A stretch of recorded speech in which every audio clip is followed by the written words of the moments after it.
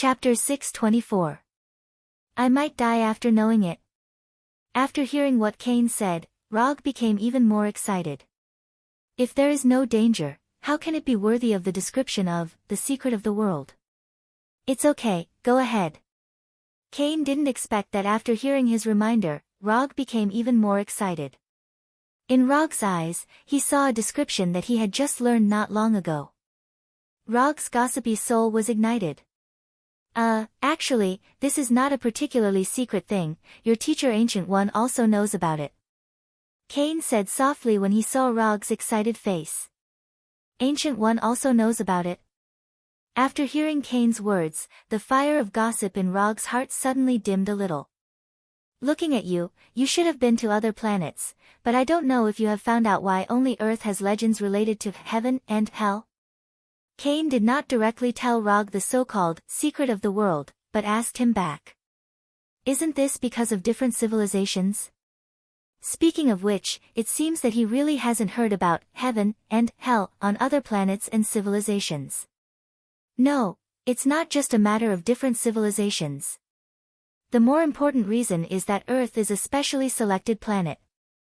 Cain was silent for a few seconds, and then slowly said, if the universe we are in is a dimension, then, heaven and hell are parallel dimensions to our dimension. Under normal circumstances, if a life of one dimension wants to enter another dimension, it only needs to choose a relatively suitable place to complete the crossing between dimensions. You have the blood key, you should know this. Hearing this, Rog nodded, indicating that he understood. However, heaven and hell did not do this, they would only choose Earth as the entrance to our dimension. The reason why this abnormal situation occurs is because we, or all the creatures on Earth, are just livestock raised in captivity by heaven and hell. They select our souls like goods and use our souls to strengthen their power. Then, they use the strengthened power to invade Earth. In order to harvest more souls, they left a so-called legend on Earth, making us willingly offer our souls to them. Back then, I discovered this point, so I began to build blood race cities, expand the scale of the blood race, and prolong the short and fragile lives of humans. When humans break free from the shackles of life, the number of souls they can harvest will naturally decrease, and Earth will have more power to resist their invasion. Unfortunately, I wasn't strong enough at the time and couldn't resist the attack of heaven. As a result, the first city that I built with my own hands was completely sealed. Human beings have never had true freedom. This planet is a cage that imprisons our bodies and souls. This is the so-called secret of the world that you want to know.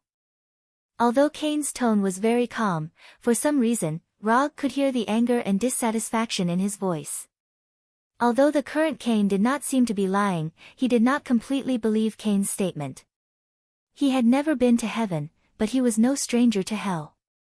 Mephisto and the demons in hell did have the habit of using human souls to enhance their own strength, but this behavior, in his opinion, was more like an enhancement of their own strength, not a preparation for invading Earth. Your teacher, Ancient One, is now the main barrier protecting Earth from the invasion of other dimensions. If you want to know if what I said is true, you can ask her and she will tell you the answer. After saying that, Cain used his newly grown right hand to tear off his left hand and handed it to Rog. The blood key can open the door to hell, and my left hand can open the passage to heaven. If you want to go, you can go and take a look yourself. Looking at the left hand that Cain handed over, which was still dripping with blood, Rog hesitated for a moment. Then, he summoned a small metal box and asked Cain to put his left hand in it. If there is a chance, I will definitely go to heaven to take a look. After putting the metal box back into the psychic scroll, Rog said to Cain. At this moment, he thought of a very important question. Wait, before you unlocked the seal, you already had a corpse hand sacred artifact. You just said that your left hand can open the passage to heaven, then what you are giving me now, is it any different from the one you left to your descendants before? Rog didn't want any fake goods in his collection. After hearing this secret, is that all you care about? Cain suddenly felt that he was really out of touch with the times. He couldn't understand Rog's brain circuit at all. It doesn't matter whether heaven and hell want to invade Earth or not. As long as Earth still has Sorcerer Supreme, there is no need to worry too much about this. So, is the left hand you just gave me different from the previous sacred artifact corpse hand? Rog has full confidence in Ancient One's strength, so he is not worried about whether Earth will be invaded by other dimensions. And even if Ancient One is gone, there are other hidden big shots on Earth. If hell and heaven really invade Earth, these big shots will naturally come forward to solve it. There is no difference, this is the sacred artifact corpse hand you want.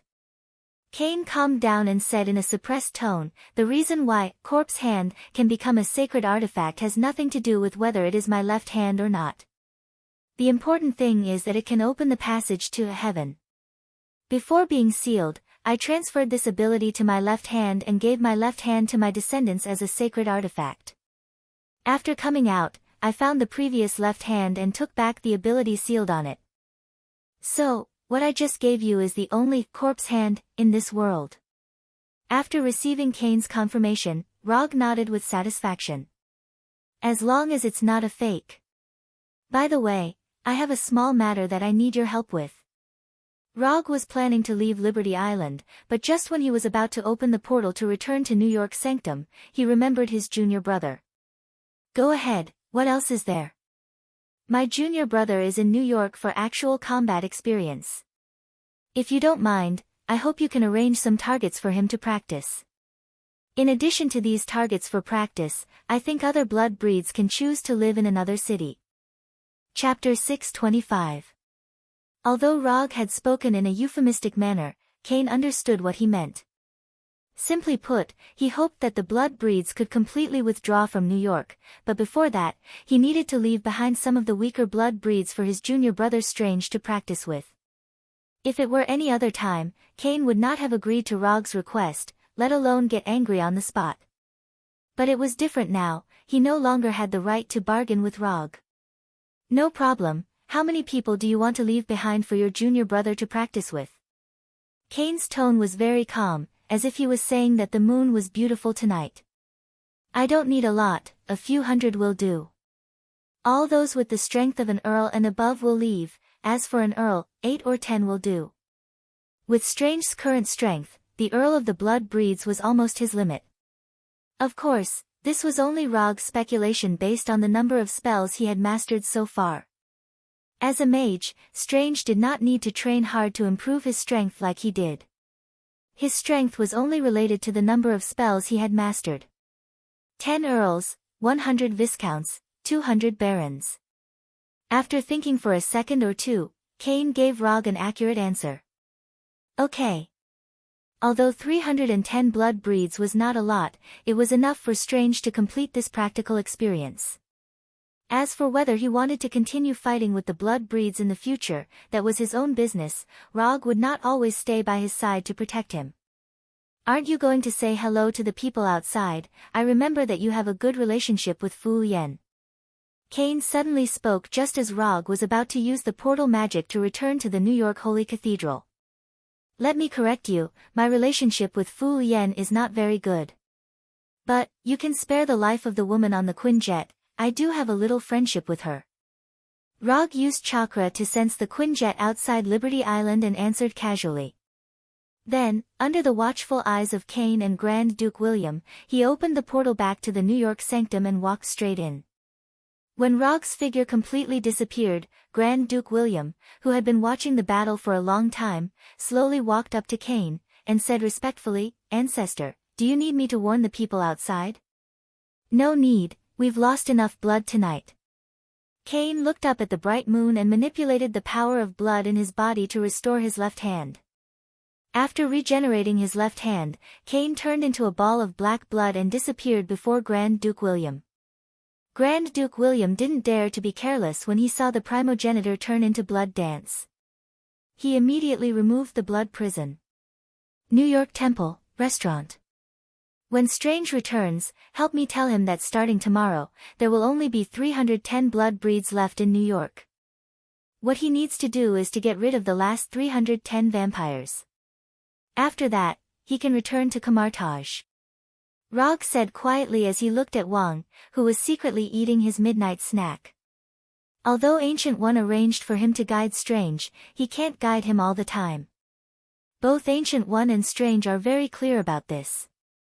It's basically enough to take Strange to fight for a few days and give him some combat advice. Strange is an extremely talented sorcerer. Otherwise, he wouldn't have been able to take over the Time Stone and the title of Sorcerer Supreme from Ancient One in the future. Therefore, to Log, helping Strange prepare a training environment that was suitable for his current strength was the last bit of help he could provide. Okay, I got it.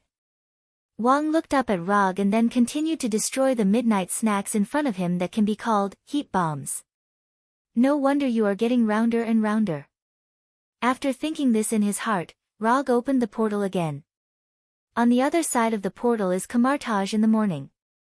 Before returning to Konoha, he plans to meet Ancient One and confirm the secret of the world mentioned by Cain. Although Cain is unlikely to deceive him in that situation, especially when he knows that he is a student of Ancient One, he still doesn't believe Cain's statement 100%. Cain is a vampire, an old vampire who has lived for who knows how many years. What he said can be believed, but not all of it. In the hall where it is basically impossible to have any visitors at ordinary times, Rog saw Ancient One. To be precise, he saw Ancient One who was making tea and reading a book. Ancient One didn't seem to be surprised at Roger's arrival, and he even prepared a steaming cup of honey tea for him. Sensei. After saying hello to Ancient One, Rog sat opposite her and took a sip of the honey tea. After putting down the honey tea that had basically no change in taste, he told Ancient One about the secret of the world he learned from Cain's mouth and asked Ancient One about its authenticity. You should already have your own judgment about the answer to this question. What Cain said is basically right, but things are not as bad as he thought.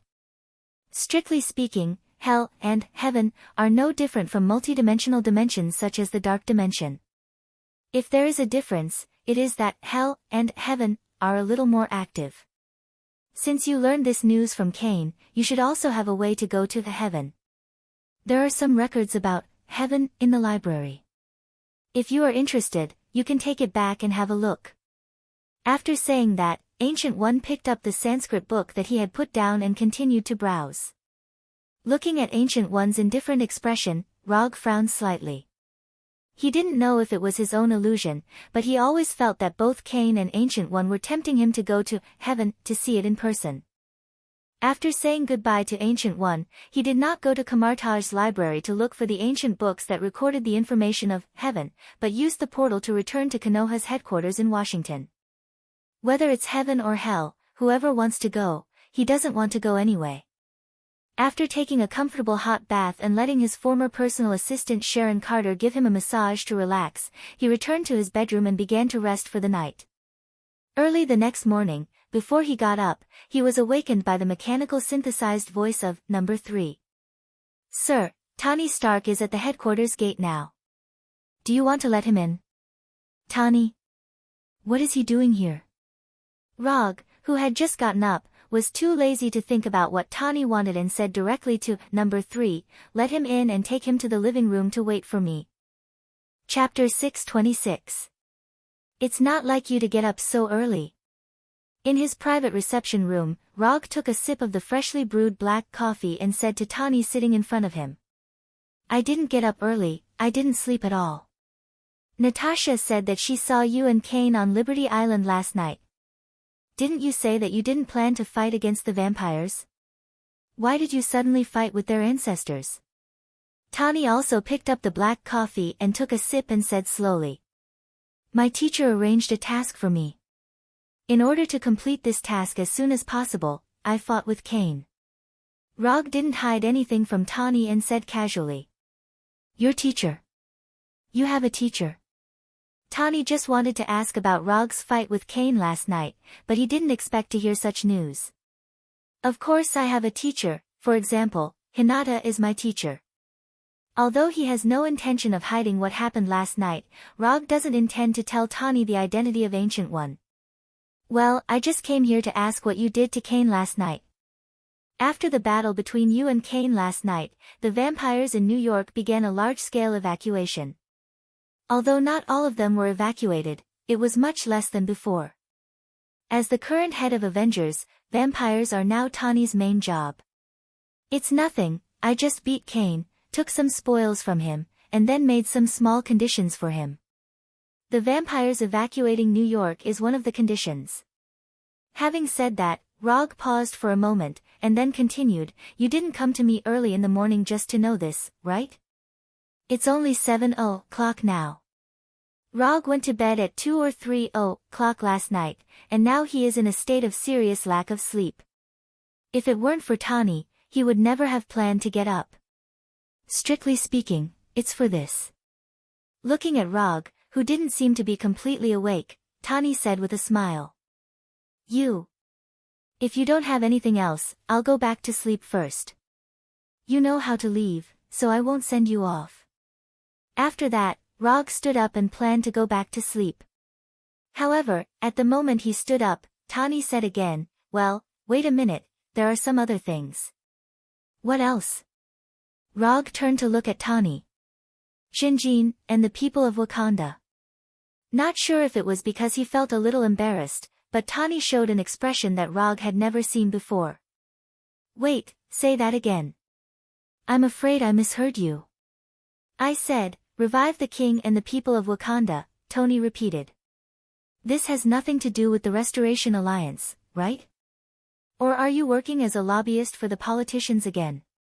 Looking at Tony's expression, Roger revealed a disappointed expression. It shouldn't be. How did the dignified Iron Man become like this? It's not wrong to say that I'm a lobbyist, but it's not what you think. Rog sat down again and motioned to Tawny to continue. Xinjin is my personal request.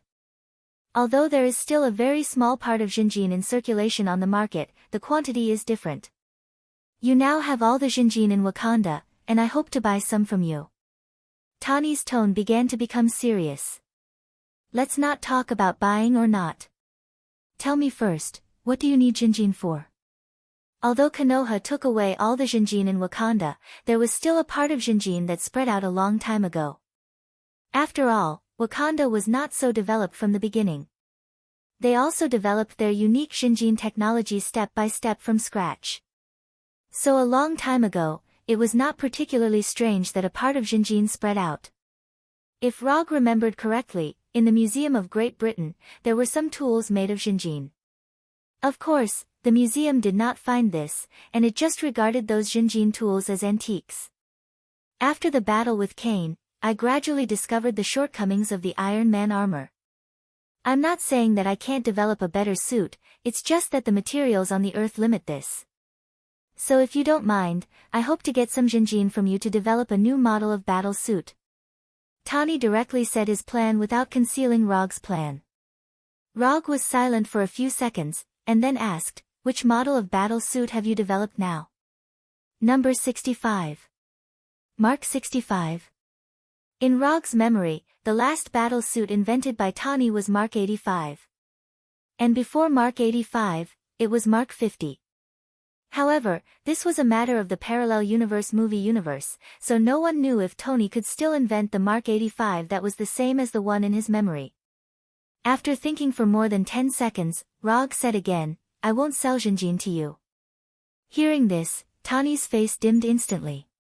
How much do you need? Just report the number directly, and I'll have someone send it to the headquarters. Tawny wanted to continue to say something, but he didn't expect Rog to give him an unexpected answer. You. Tawny didn't know what to say for a while. Don't talk about me, it's just some Xinjin, don't worry about it. If someone else came to buy Xinjin, Rog would only let him go out and turn left to leave Konoha. But Tawny is different, anyway, they are still friends. In the entire Avengers, only Tawny and Hulk are his true friends. The problem of Xinjin is solved, let's talk about the people of Wakanda, this shouldn't be your personal request, right? Rog looked at Tawny and said slowly. This is an official request. It's not the White House or the military, it's the request of dozens of countries. You have taken Xinjin, and the land of Wakanda has been given to the werewolves. The people of Wakanda have helped your werewolves build a country that belongs to them. They have already paid enough, so if you don't mind, those countries hope that you can release the people of Wakanda and give them the most basic respect for human rights. Tani also knew that this request was somewhat unreasonable, but there was no other way. The Avengers needed the support of other countries, so he could only bite the bullet and say this to Rog. If I don't release them, will those countries decide to form a joint force to suppress me? Human rights respect, that's a nice way to put it.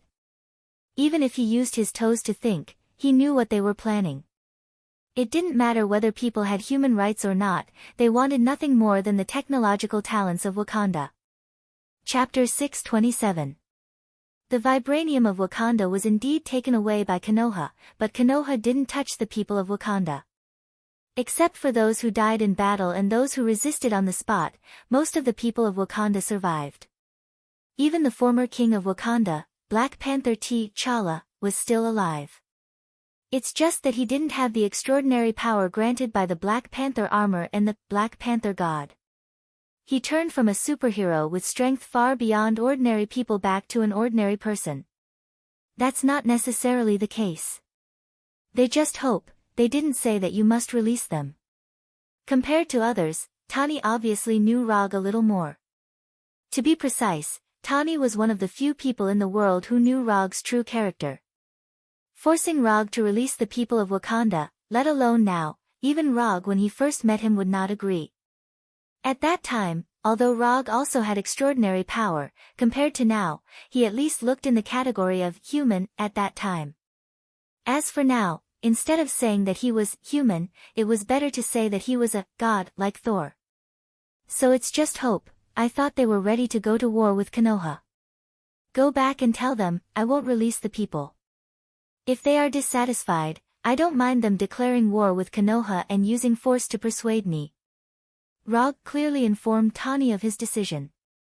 As for how Tani would convey his decision, he didn't particularly care. Speaking of which, since the last battle of Wakanda, Konoha didn't seem to have any large-scale operations on Earth for a long time. After chatting with Rog for a while, Tani left Konoha in his Audi sports car that already had an automatic driving function. Watching Tani's sports car disappear at the gate of Konoha, Rog said to the ubiquitous number 3, send a message to number 2, ask him to prepare 10 tons of vibranium, and send the vibranium to the headquarters before noon tomorrow.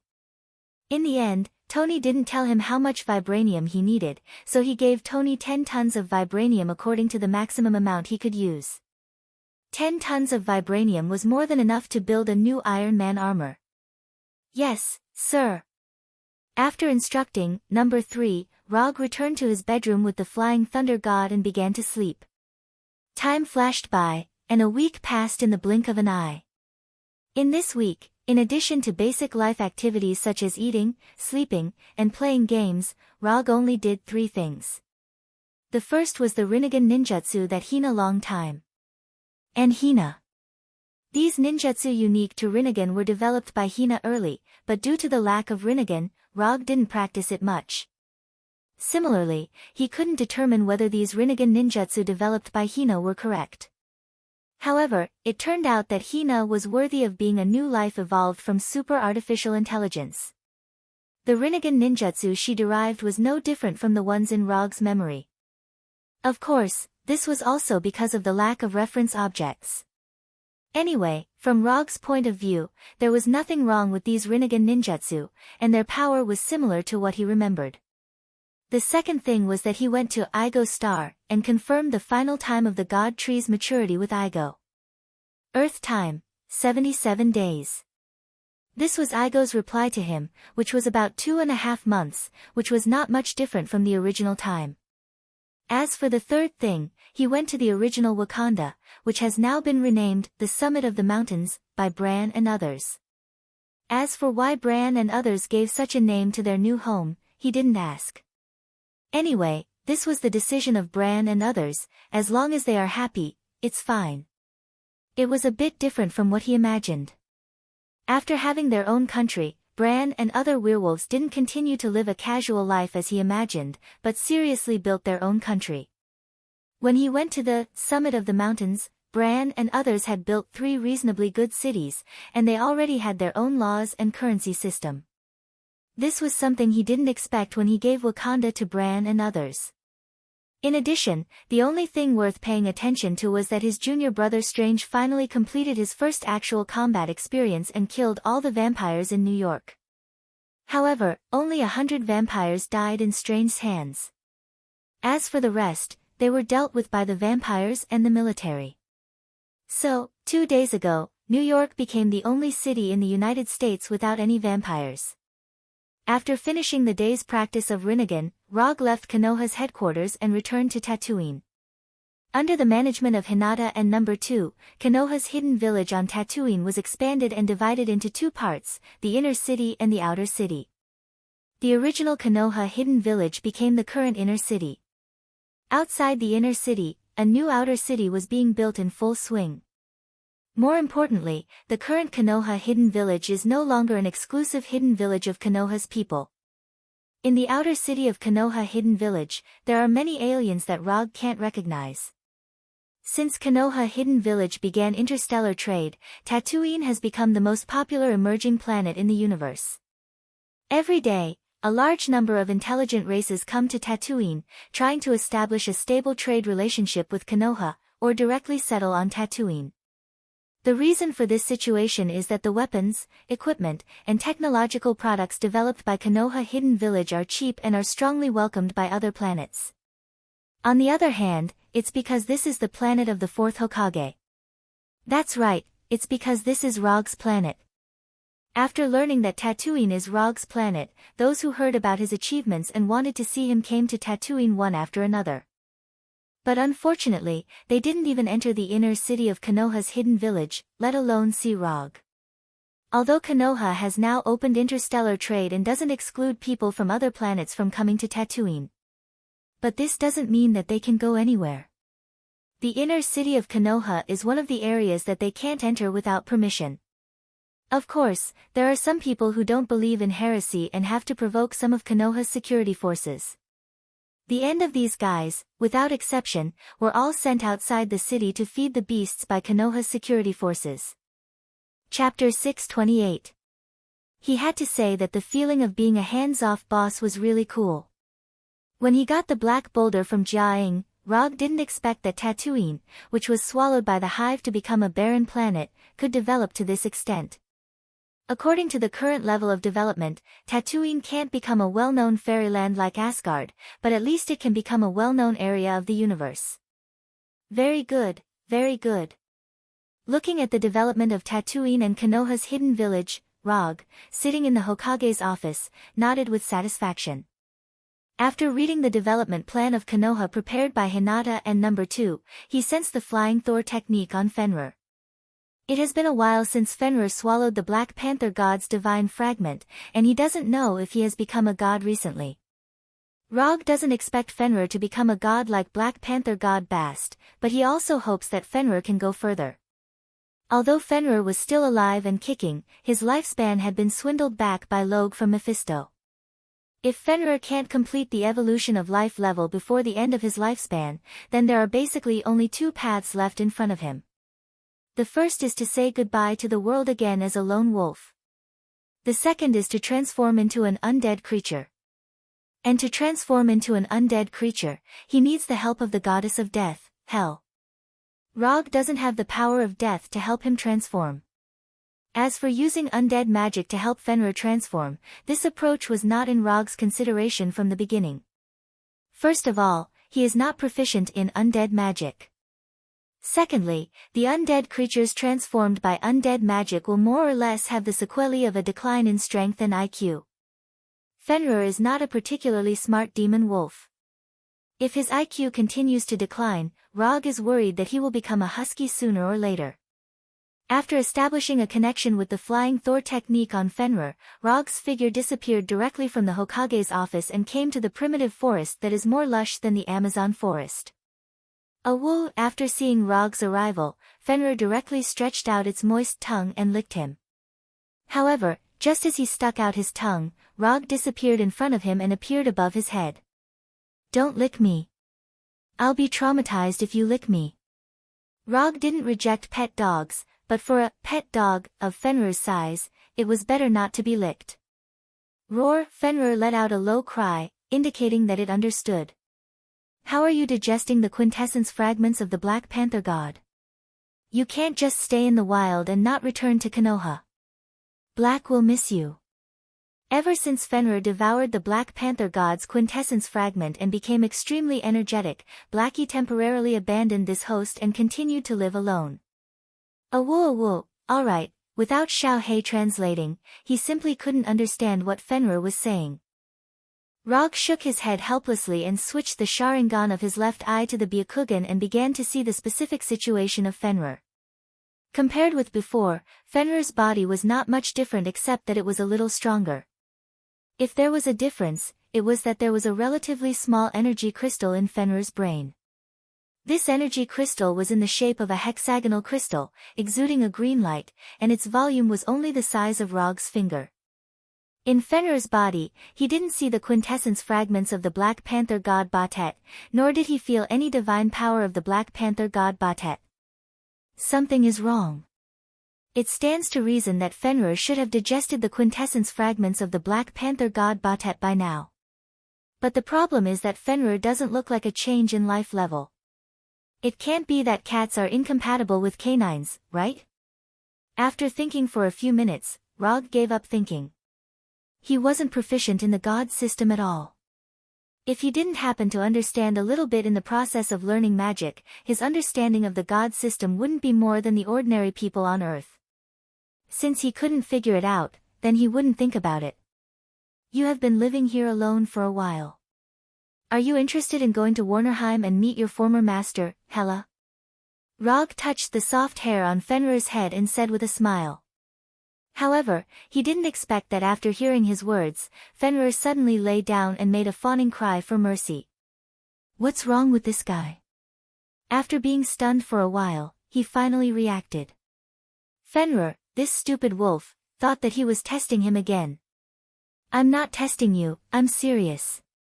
I don't know what's going on with your current situation. Hela is your former master, she may know how to deal with your current problem. After hearing his explanation, Fenrir stood up again and let out an excited howl. Okay, then it's decided. I'll take you to Warnerheim in a few days and see how to solve your problem. After patting Fenrir's big head, Rog returned to the Hokage's office with the Flying Thunder God. The matter with Fenrir has come to an end for the time being, so the next thing is naturally to consult Hinata's opinion. Although Hinata basically won't violate his decision if he asks. But this kind of thing, it's better to respect Hinata's decision. This has nothing to do with identity, strength, gender, or anything, it's purely a respect from the heart. Hinata's office is next to the Hokage's office. Her current identity is not the Hokage's assistant, but the Minister of Administration and the Elder of Konoha Hidden Village. The administration was originally an institution to assist the Hokage in managing Konoha's government affairs, but because Rog ignored the specific affairs all year round, these things were handed over to Hinata. It's worth mentioning that the artificial intelligence system, No. 2-inch of Konoha Hidden Village is also a member of the administration. In terms of organization, it belongs to the Deputy Minister of the Administration. This kind of thing is an abnormal phenomenon on Earth, but in the universe, it's nothing. The ruler of the Kari Empire, one of the 3 empires in the universe, the Supreme Intelligence, is a life computer, and World Mind, the master behind Xander's new star regiment, is also a super life computer. Therefore, the fact that the artificial intelligence, number 2, is the deputy minister of the administration of Konoha Hidden Village is not particularly strange for people of other planets. In other words, if Konoha Hidden Village, which has opened interstellar trade, doesn't even have such a super artificial intelligence, that's abnormal. After all, the energy and computing ability of flesh and blood creatures have limits, and special existences such as artificial intelligence are the best assistants of flesh and blood creatures in the era of interstellar civilization. Chapter 629. Warnerheim.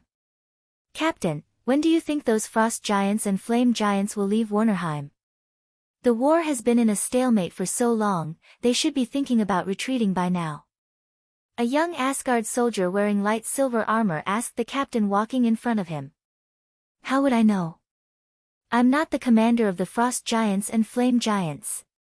The captain with a huge scar on his face replied helplessly. Ever since the goddess of death Hela brought the Frost Giants and Flame Giants to Warnerheim, Warnerheim was completely lively. It wasn't just Warner Protoss that was dragged into the quagmire of war, even Asgard's army was dragged into the quagmire of war. What was even more troublesome was that the goddess of death Hela's army didn't care if they were facing Warner Protoss's army or Asgard's army, they would launch wild beast-like attacks.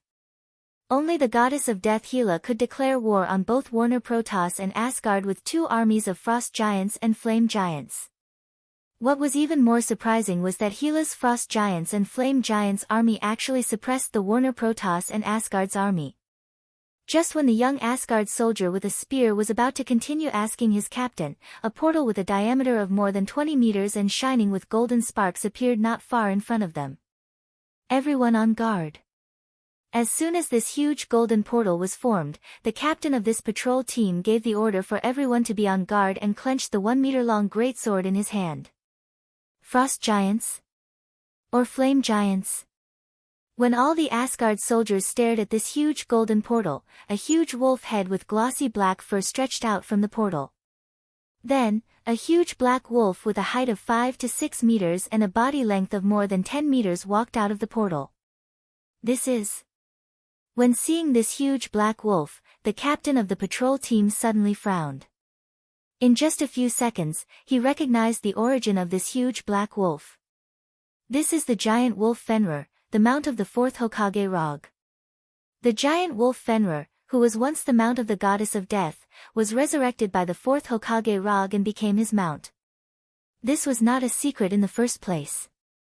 Furthermore, after reviving Fenrir, Rog also rode Fenrir to participate in Jotunheim's crusade against the goddess of death, Hel.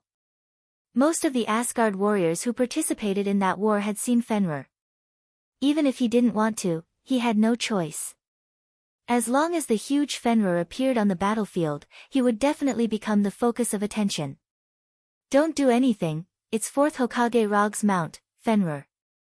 After hearing the captain's warning, the other Asgard soldiers in the patrol team let out a sigh of relief.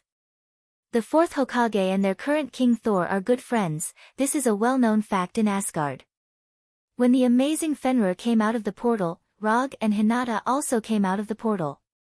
Rog originally planned to ride Fenrir, but after thinking about it, he dispelled the idea. He and Hinata just came to Warnerheim to relax, not to fight, there is no need to ride Fenrir. And always using Fenrir as a mount is not conducive to Fenrir's mental health growth. Asgard's patrol team. As soon as he stepped out of the portal, Rog saw the Asgard patrol team with less than 10 people. Why are you here? I remember that the nearest camp should be more than 10 kilometers away, right? Rog came to the patrol team's captain and asked in confusion. When opening the portal, he deliberately chose a location far away from the camp. As a result, he didn't expect to run into Asgard's patrol team as soon as he came out. Sir, you are right, the camp is indeed more than 10 kilometers away. The recent battle has been a bit stalemate, so the general asked us to expand the scope of the patrol.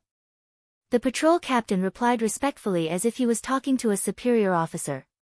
Although Rog doesn't have any position in Asgard now, the patrol team's captain still doesn't dare to be disrespectful to him. This has nothing to do with whether Rog and Thor are good friends or not, it's purely because of his terrifying strength. No matter when, a strong person is worthy of respect. So that's how it is. Sir, do you want to go to the camp? If necessary, we can help you lead the way. The patrol team's captain continued. No, I just came here to take a look, you can continue to patrol, don't worry about me. After saying that, Rog waved to Fenrir and disappeared in front of the patrol team with Hinata and Fenrir. After leaving the forest where the patrol team was located, Rog used chakra perception. Although he has been to Warnerheim several times, every time he came, it was basically a battle. The only exception was when he went to seek help from Hela. After using chakra perception to confirm the location of the nearest city, his body flashed with a brilliant aurora-like light. In a few seconds, these brilliant lights completely enveloped them. Quantum transmission. The brilliant aurora-like light flashed, and the figures of Rog and others completely disappeared. Red Rock City. This is the nearest city that appeared in Rog's perception. And in this city, he didn't perceive any life signals of frost giants and flame giants. This means that this city is still under the rule of Warner Protoss. Rog didn't directly teleport Hinata and Fenrir to the city, but teleported to the vicinity of Red Rock City. Fenrir, get down. Before entering the city, he needs to help himself and Fenrir disguise themselves. He has a good reputation in Asgard, which means that his reputation in Warner Protoss is very bad.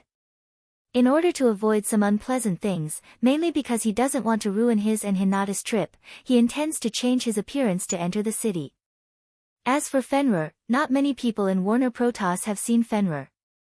But the problem is that Fenrir's size is too big, and letting him enter the city in his true form is not small. When Fenrir lay on the ground and pointed his big head at Rog, Rog raised his right hand and put his palm on Fenrir's head. Ninjutsu, Orc Transformation. Boom! A huge white smoke appeared out of thin air and completely enveloped Fenrir. When the smoke dissipated, Fenrir, who was severely reduced in size, appeared in front of Rog. Regarding how to solve the problem of Fenrir's too big body, Rog finally gave up the idea of using magic and studied ninjutsu instead. Chapter 630. Orc Transformation. This is just a name that Rog casually came up with. Anyway, this ninjutsu will only be used on Fenrir, he won't use it on anyone else. If you want to use this ninjutsu, there is a prerequisite, and that is to use it with your summon beast. Through the connection between yourself and the summon beast, you can help the summon beast who doesn't know ninjutsu to use the transformation jutsu. This is the effect of orc transformation. Beast refers to the summon beast. Human refers to the ninja who uses the jutsu. Transformation is the effect of this jutsu. Simple and crude name, simple and crude effect. After Rog and Fenrir used the orc transformation together, Fenrir's body size changed from more than 10 meters to more than 1 meter, looking no different from an ordinary wolf in the wild. After confirming that there was nothing wrong with the shrunken Fenrir, Rog used the transformation jutsu. Boom! After the white smoke dissipated, he turned into Minato. Okay, let's go. Although Minato's appearance is not as good as his original appearance, Rog didn't care too much about this. And Hinata isn't the kind of superficial person who cares about appearances. Not to mention that he just turned into Minato, even if he turned into Danzo, Hinata wouldn't mind at all. But at that time, it will be Rog himself who will mind. After changing his appearance, he took Hinata and the shrunken Fenrir to Red Rock City. After paying a few gold coins at the city gate, they successfully entered the city famous for its Red Rock, Oregon. Since he took Hinata to Warnerheim for a tour, Rog certainly didn't forget to make some preparations in advance. Red Rock is one of the unique resources of Warnerheim. Compared with ordinary rocks, Red Rock has a certain affinity with magic and is suitable for building magic-related buildings such as mage towers or large magic formations. Because of the outbreak of war everywhere, Red Rock City, which is far away from the front line, inevitably has some atmosphere. Not long after entering Red Rock City, Rog and the others encountered 3 heavily armed patrol teams. It seems that the people of Warnerheim are not doing well recently. Rog said with a sigh. The ones who suffer the most in war are always these ordinary people. Hinata turned to look at the lifeless residents of Red Rock City and said slowly. Awu, Fenrir also expressed its opinion. Forget it, this is not something we can interfere with. After that, Rog held Hinata's hand and walked towards the business district of Red Rock City. Traveling was basically inseparable from the 4 basic principles of eating, drinking, and playing. If they weren't here for sightseeing, then going to the business district was definitely a good choice. Unlike the cities on Earth, Red Rock City, or rather, most of the cities in Warnerheim, retained a more pure style. The buildings in the city weren't very tall, and the shops weren't very big either. This was especially true for the taverns and weapon shops, which made Roger feel like he had returned to the Middle Ages in Europe. Of course, in terms of time, it should be the Middle Ages in Europe that referenced the style of Warnerheim.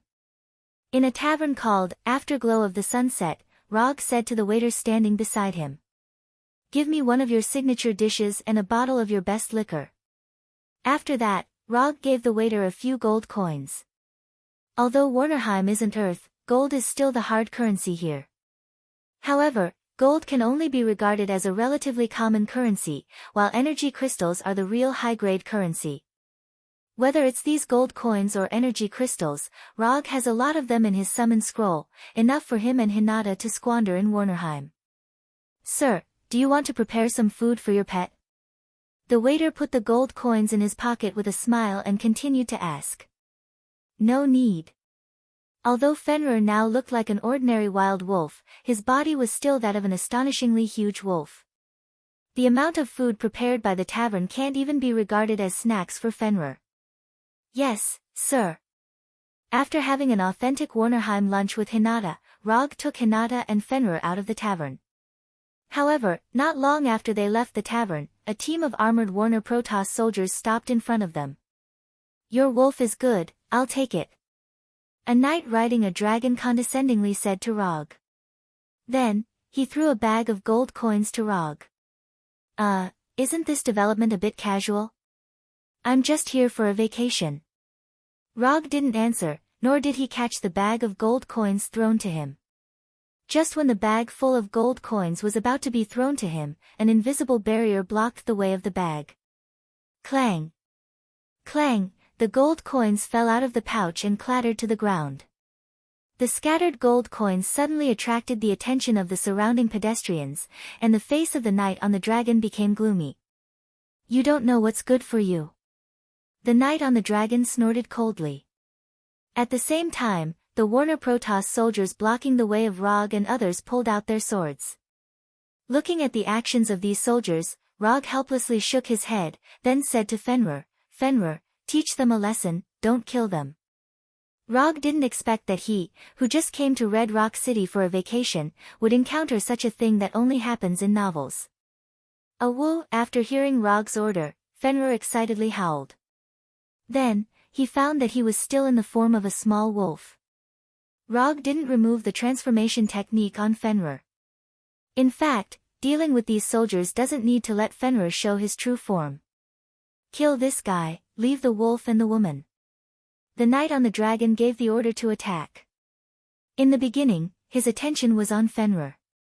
When he seriously looked at Rog, he found Hinata standing behind Rog. So, his target changed from Fenrir to Fenrir and Hinata. Has the knight education of Warner Protoss fallen to this point?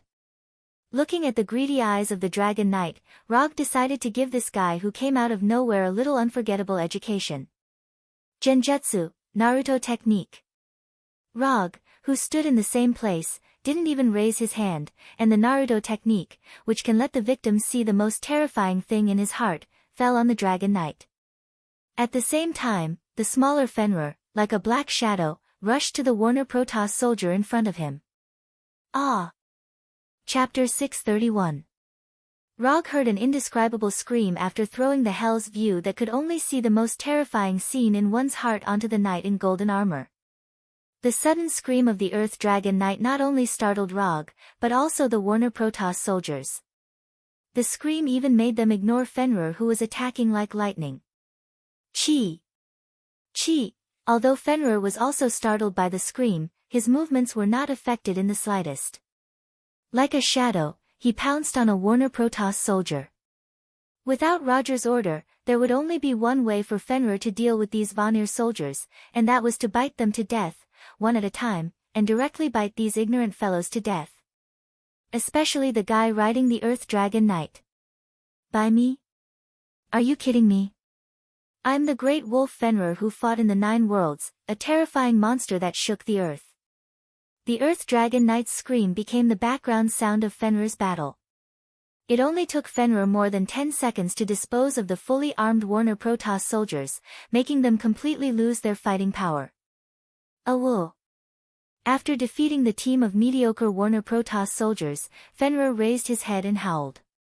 Then, with a look of disdain, he returned to Rog's side. It wasn't until Fenrir returned to his side that Rog removed the illusion on the Earth Dragon Knight, putting an end to that incomparably miserable cry.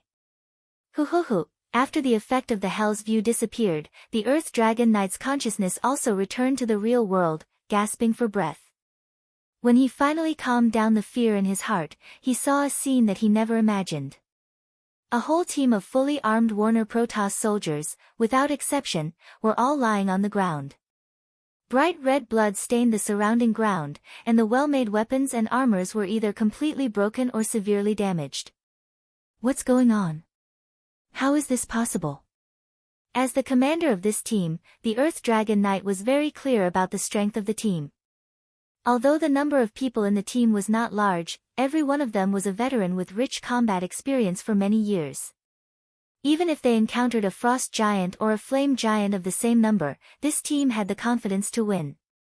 Although the Earth Dragon Knight's conduct was not very good, his eyesight was not bad. Just by glancing at the wounds on these soldiers, he judged that Fenrir was the only one who did it. The wounds on these soldiers were all caused by the bites of wild beasts, and without exception, they were all attacked once. Was it all done by that wolf? Thinking of this, the Earth Dragon Knight looked at Fenrir and Log with a grave expression. If a tamed magical beast already possessed such terrifying strength, then what kind of strength would the person who tamed this magical beast possess? The Earth Dragon Knight unconsciously swallowed his saliva. This is troublesome. Although the Earth Dragon Knight didn't say a word, his expression revealed his panic and fear at this time. After looking at Rog and Fenrir for a few seconds without saying a word, the Earth Dragon Knight made a move that any normal person would do. Run! Run immediately! The Earth Dragon Knight didn't hesitate, his right hand suddenly exerted force, and directly pulled the reins of the Earth Dragon, trying to ride the Earth Dragon away from here. The moment he pulled the reins, Rog whistled at Fenrir. Although Fenrir didn't stay with Rog for a long time, in any case, he was Rog's psychic beast. The moment he heard Rog's whistle, Fenrir understood his meaning. Woo-woo. Fenrir didn't howl to the sky like before, but bared his teeth and let out a low cry. Fenrir's low cry wasn't loud, and it might not be heard if one was a little further away. But in the next second after he let out a low cry, that nearly 2 meters tall and 5 to 6 meters long drake suddenly fell to the ground as if it had met its natural predator. No matter how the knight on its back urged it to move, it didn't move at all. You want to leave without saying a word, isn't that a bit impolite? If it was any other time, Rog wouldn't have bothered to pay attention to an existence like the Earth Dragon Knight. But now, he didn't intend to let this guy off so easily. The armor on the Earth Dragon Knight wasn't ordinary goods. The workmanship was excellent, and the material was rare. More importantly, it was a set of enchanted armor. And on the chest position of the armor, there was a certain family emblem engraved. This guy was a noble child, and a descendant of a powerful family. It wasn't difficult to infer this from the arrogance this guy showed just now, as well as the team he brought with him. The Warner Protoss soldiers lying on the ground weren't ordinary goods, but regular soldiers. Don't look at how they only lasted for more than 10 seconds in front of Fenrir, that was because the difference in strength between them and Fenrir was too great. What do you want?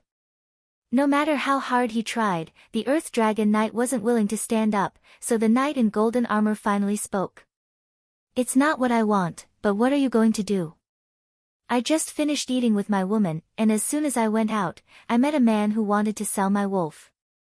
If I didn't agree, this guy would kill me, and take away my woman and my wolf. You tell me, if you encountered such a thing, what would you do? Rog said as he walked toward the Earth Dragon Knight. When he passed by the soldiers lying on the ground, he jumped lightly, crossing the soldiers and the bloodstains on the ground. I can compensate you, no matter what you want, I can compensate you. The Earth Dragon Knight immediately said, for fear that he would anger Rog if he spoke too slowly.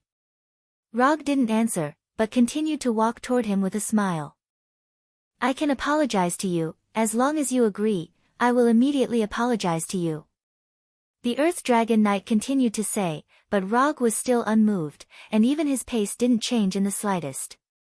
You can't touch me, the female Thor Victigny and Weigelf are my cousins. If you dare to touch me, they won't spare you." The Earth Dragon Knight almost shouted this sentence. Victigny and Weigelf? Rog stopped moving forward, and looked at the Earth Dragon Knight with a smile. "Is there no one else in Warner Protoss? How come it's these two sisters again?" Seeing that Rog finally stopped, the Earth Dragon Knight finally breathed a sigh of relief.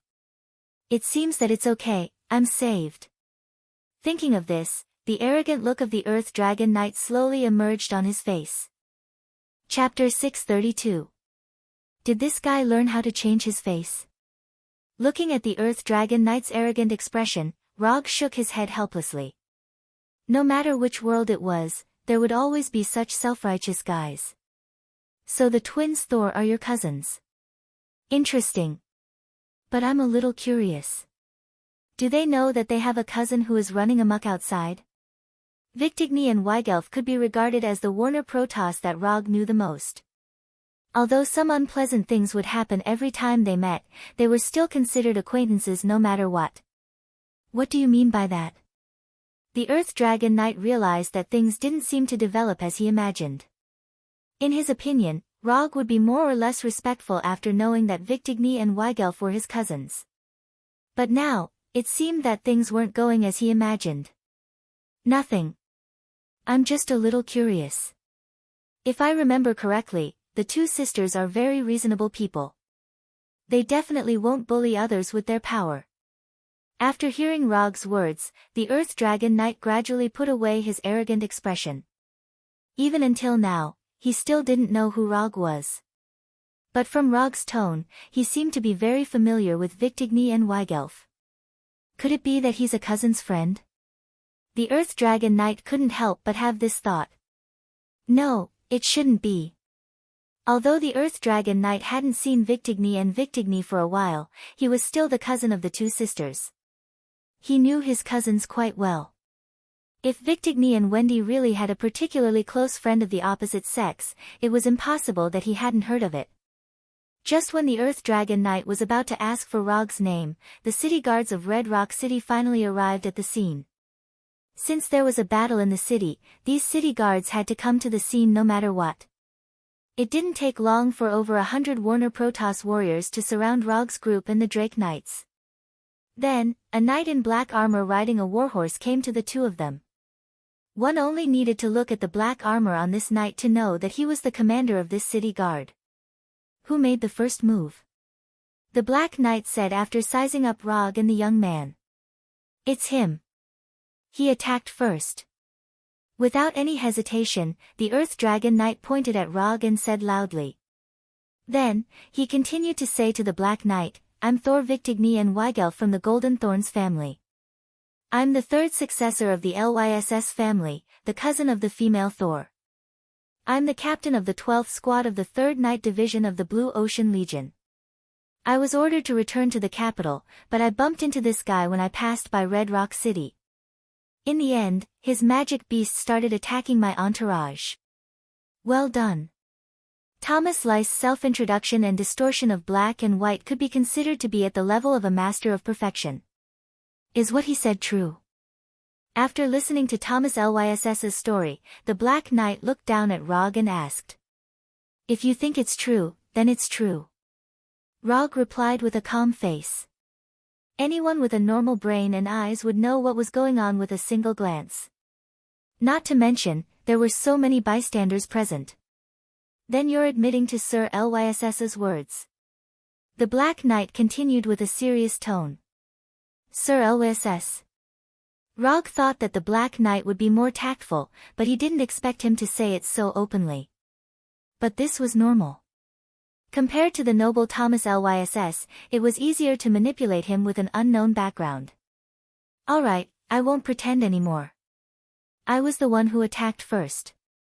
I had lunch today and was in a good mood, so I let my magic beast attack a group of regular soldiers to liven things up. When he mentioned the regular army, Rog purposely emphasized his words. Since you've admitted to your atrocities, then follow me to the city guard station. Men! Take them away.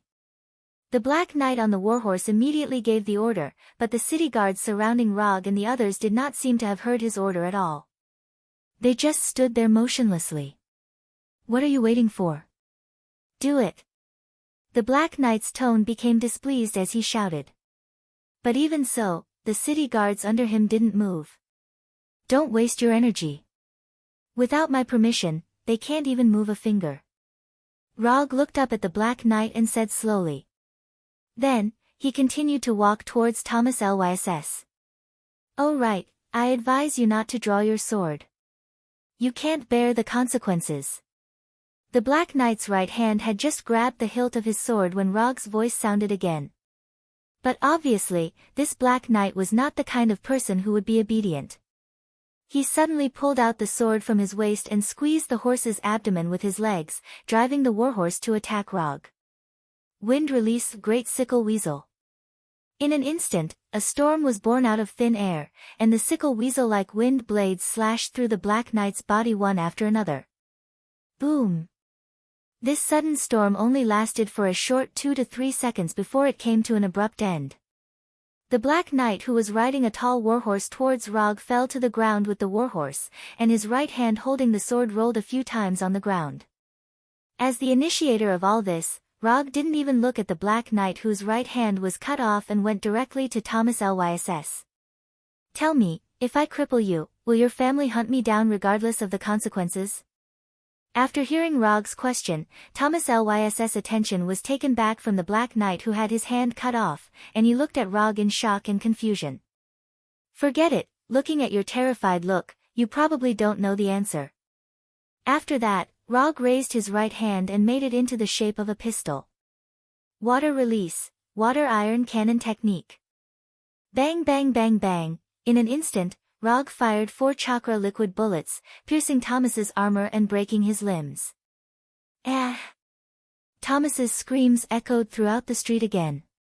After doing these things, Rog ignored the screaming Thomas and the Black Knight who had his hand cut off. He came to Hinata and Fenrir's side and used quantum teleportation to leave Red Rock City. When the beautiful aurora-like radiance completely disappeared, the city guards who had been immobilized by him regained the right to move. His journey to Red Rock City ended much earlier than he had expected. His originally good mood had been dampened quite a bit. Chapter 633. Warner Protoss's Royal City, the City of Honor. At this time, a week has passed since the episode in Red Rock City. During this week, Rog took Hinata and Fenrir to several well-known cities under the rule of Warner Protoss and had a pleasant physical and mental journey. And Warner Protoss's Royal City, the City of Honor, was the last stop in his plan. After breaking all 4 of Thomas's limbs, Logue received a bounty from the Lays family of the Golden Thorns as he wished. And he wasn't the only one who was wanted, Hinata and Fenrir were also on the list. Although the wanted notice of the 3 of them spread to all the cities under the rule of Warner Protoss, it didn't cause any trouble for his trip. Transformation Jutsu once again proved its value. Rog turned himself into the appearance of Jiraiya. Of course, it was the young Jiraiya, not the old lecherous and wretched guy. And Hinata, at his request, turned into the 5th Hokage, the legendary Sannin, the young Tsunade Haim. As for Fenrir, he used the Orc transformation jutsu to turn into a tall red toad with black stripes. As for its own toad form, Fenrir appropriately expressed its own opinion. But because of the language barrier, his suggestion was temporarily put on hold. So, a different traveling group appeared in Warnerheim. A white-haired young man with a proud blonde girl sitting on the back of a huge red toad, traveling to various well-known cities in Warnerheim. At first, Rog was a little worried that the huge red toad Fenrir transformed into would be a bit too unusual. But it turned out that in a country with a long history and has opened the universal era, huge creatures are not unusual. Apart from having to pay a higher entrance fee for Fenrir, the red toad that Fenrir had transformed into didn't encounter any problems. Are you sure you don't want to see the 2 sisters Vigtigny and Weigelf? I heard that someone captured them more than once. Since Hinata heard the names of Vigtigny and Weigelf from Tomas, their names were mentioned almost every day by Hinata. Especially after knowing that Rog defeated and captured them twice, Hinata teased Rog from time to time. What's more, in a city she traveled to before, Hinata also bought several popular novels that had no factual basis at all. The story of the fourth Hokage and the twin girls Thor, too, becoming a ninja starts by defeating the female Thor, Ninja Don't Wave. Rog didn't expect that Warner Protas's novels were no worse than Earth's. And unlike the novels on Earth, Warner Protas's novels not only don't have the so-called 404, but the important plot also comes with its own illustrations. This is too much. Warner Protas's Cultural Supervision Department's workload is seriously not enough. Since Hinata bought these novels, Rog found that he completely lost the right to explain. No matter what he said, Hinata would look at him with the kind of, "Oh, so that's how it is," look. After trying several times, he gave up the intention to explain. "Do whatever you want, I didn't do it anyway. I, Rog, am not afraid of a crooked shadow. Then, if you don't mind, I'll go to their house tonight." Since it's useless to explain, then he'll do the opposite. Rog doesn't believe that Hinata will really agree to let him stay at Victigny's house for the night. "Okay, if you want to go, then go." Looking at the young Tsunade Haim, Hinata gritted her teeth and said with a smile. Rog felt that he seemed to have gone a little too far on the edge of death. "Hey, look, there's a bald head outside." Rog, who has experienced many battles, of course, won't be so easily fooled and immediately changed the topic. After enjoying a luxurious lunch in this famous tavern in the capital, Rog and Hinata left the tavern and took Fenrir, who had nothing to do in the mount parking area. The waiter of the tavern certainly didn't forget to prepare food for Fenrir. It's just that what was placed in front of him were some toad meals that were in line with his current identity. After strolling around King City's commercial district for the whole afternoon, Roger and the others finally returned to the hotel. Even if he has the strength close to the Heavenly Father level, shopping is still a bit too painful for a man. Now, Roger felt that he was more tired than fighting with Thanos. And Hinata, who also shopped for an afternoon, was full of energy playing with her spoils today. Just when Rog was thinking about whether he should go to the hotel bar for a drink, a knock suddenly sounded on the door. After opening the door, he saw a hotel waiter in a fine uniform. "Mr. Jiraiya, hello, sorry to disturb you. There will be a small auction tonight at the auction house next door. If you don't mind, you can go and take a look with the madam. This is the invitation to the auction." After that, the waiter handed a black invitation and auction booklet to Rog with both hands. "Okay, I got it." After receiving the auction invitation and auction booklet from the waiter, Rog closed the door and opened the auction booklet to take a look. These auction items are good. Although he doesn't know the history of Warner Protas, the introduction in the booklet still made him quite excited. "There's an auction tonight, and it looks good. Are you interested in taking a look?" After returning to the bedroom, Rog handed the invitation and booklet in his hand to Hinata, who was trying on clothes. "You decide, I'm fine with anything." Compared with the auction, Hinata was obviously more interested in the clothes and jewelry she just bought. "Then let's go and take a look. Anyway, I have nothing to do."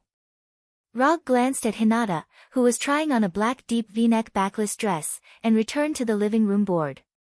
At night, Rog, who changed into the traditional Warnerheim clothes, and Hinata came to the auction house next to the hotel and walked into this particularly large and famous auction house. The name of the auction house is very ordinary, called the Lost Treasure House. However, behind this ordinary name, the auction house had a legendary history.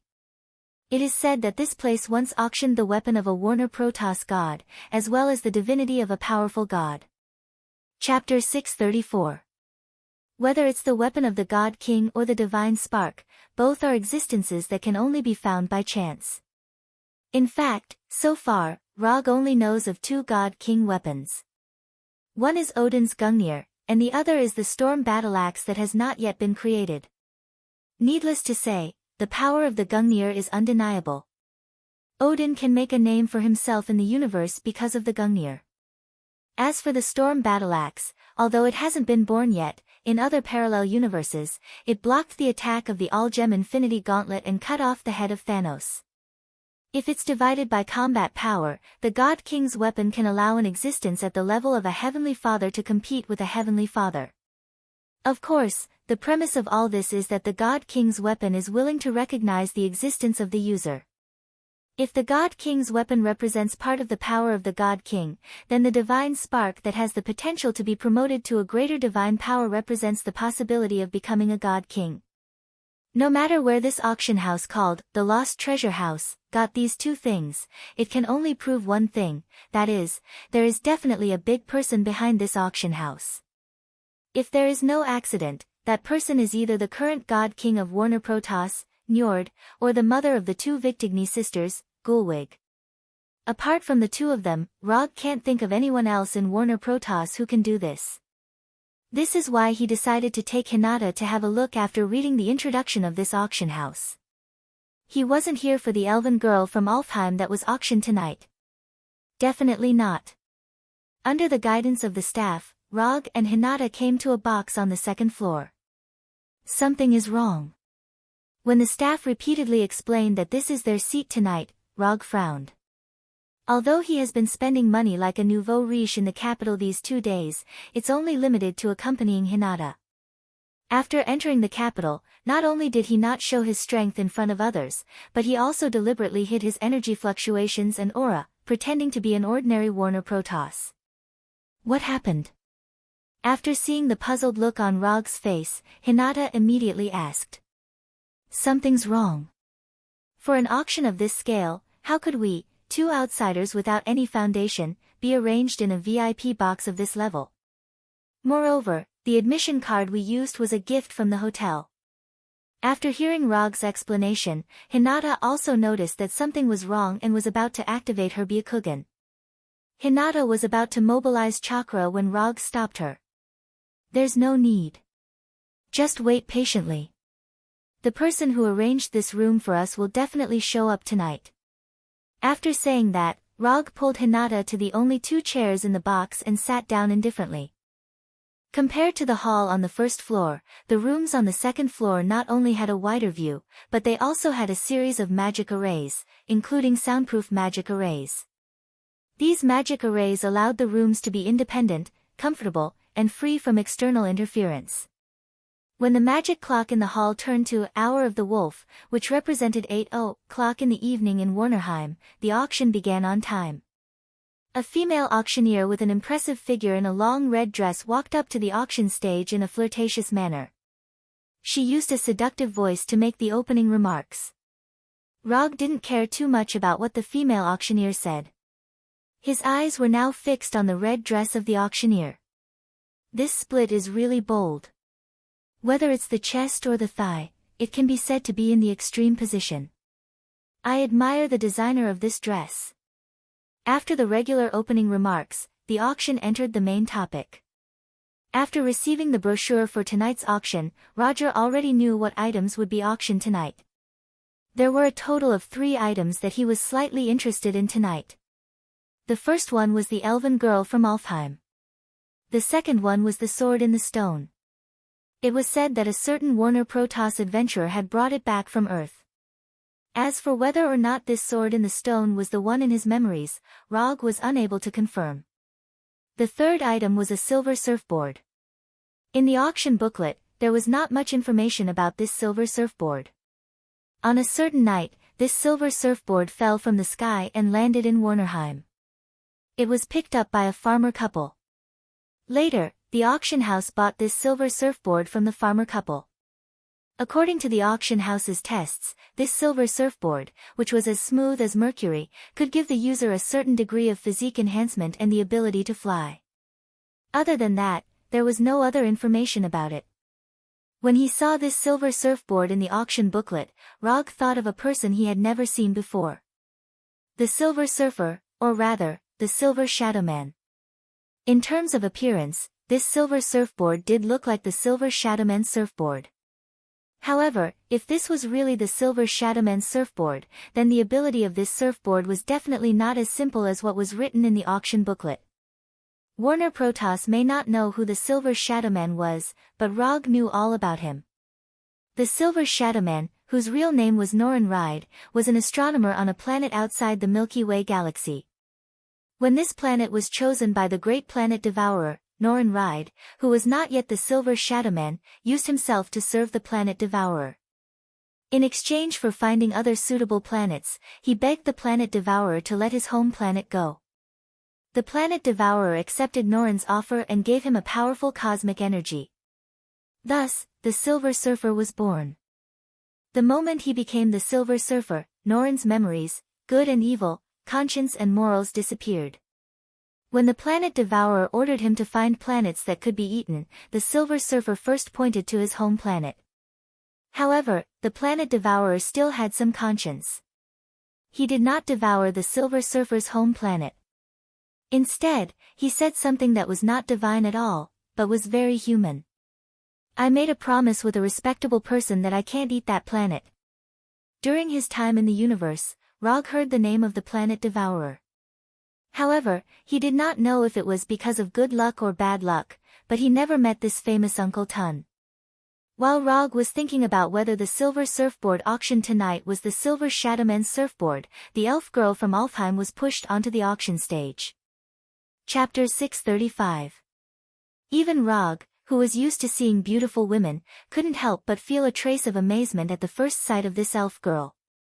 Light blonde hair that was slightly curled, a face that all male creatures would want to protect, and that delicate body that was just right to match her face perfectly. Is this the elf of Alfheim?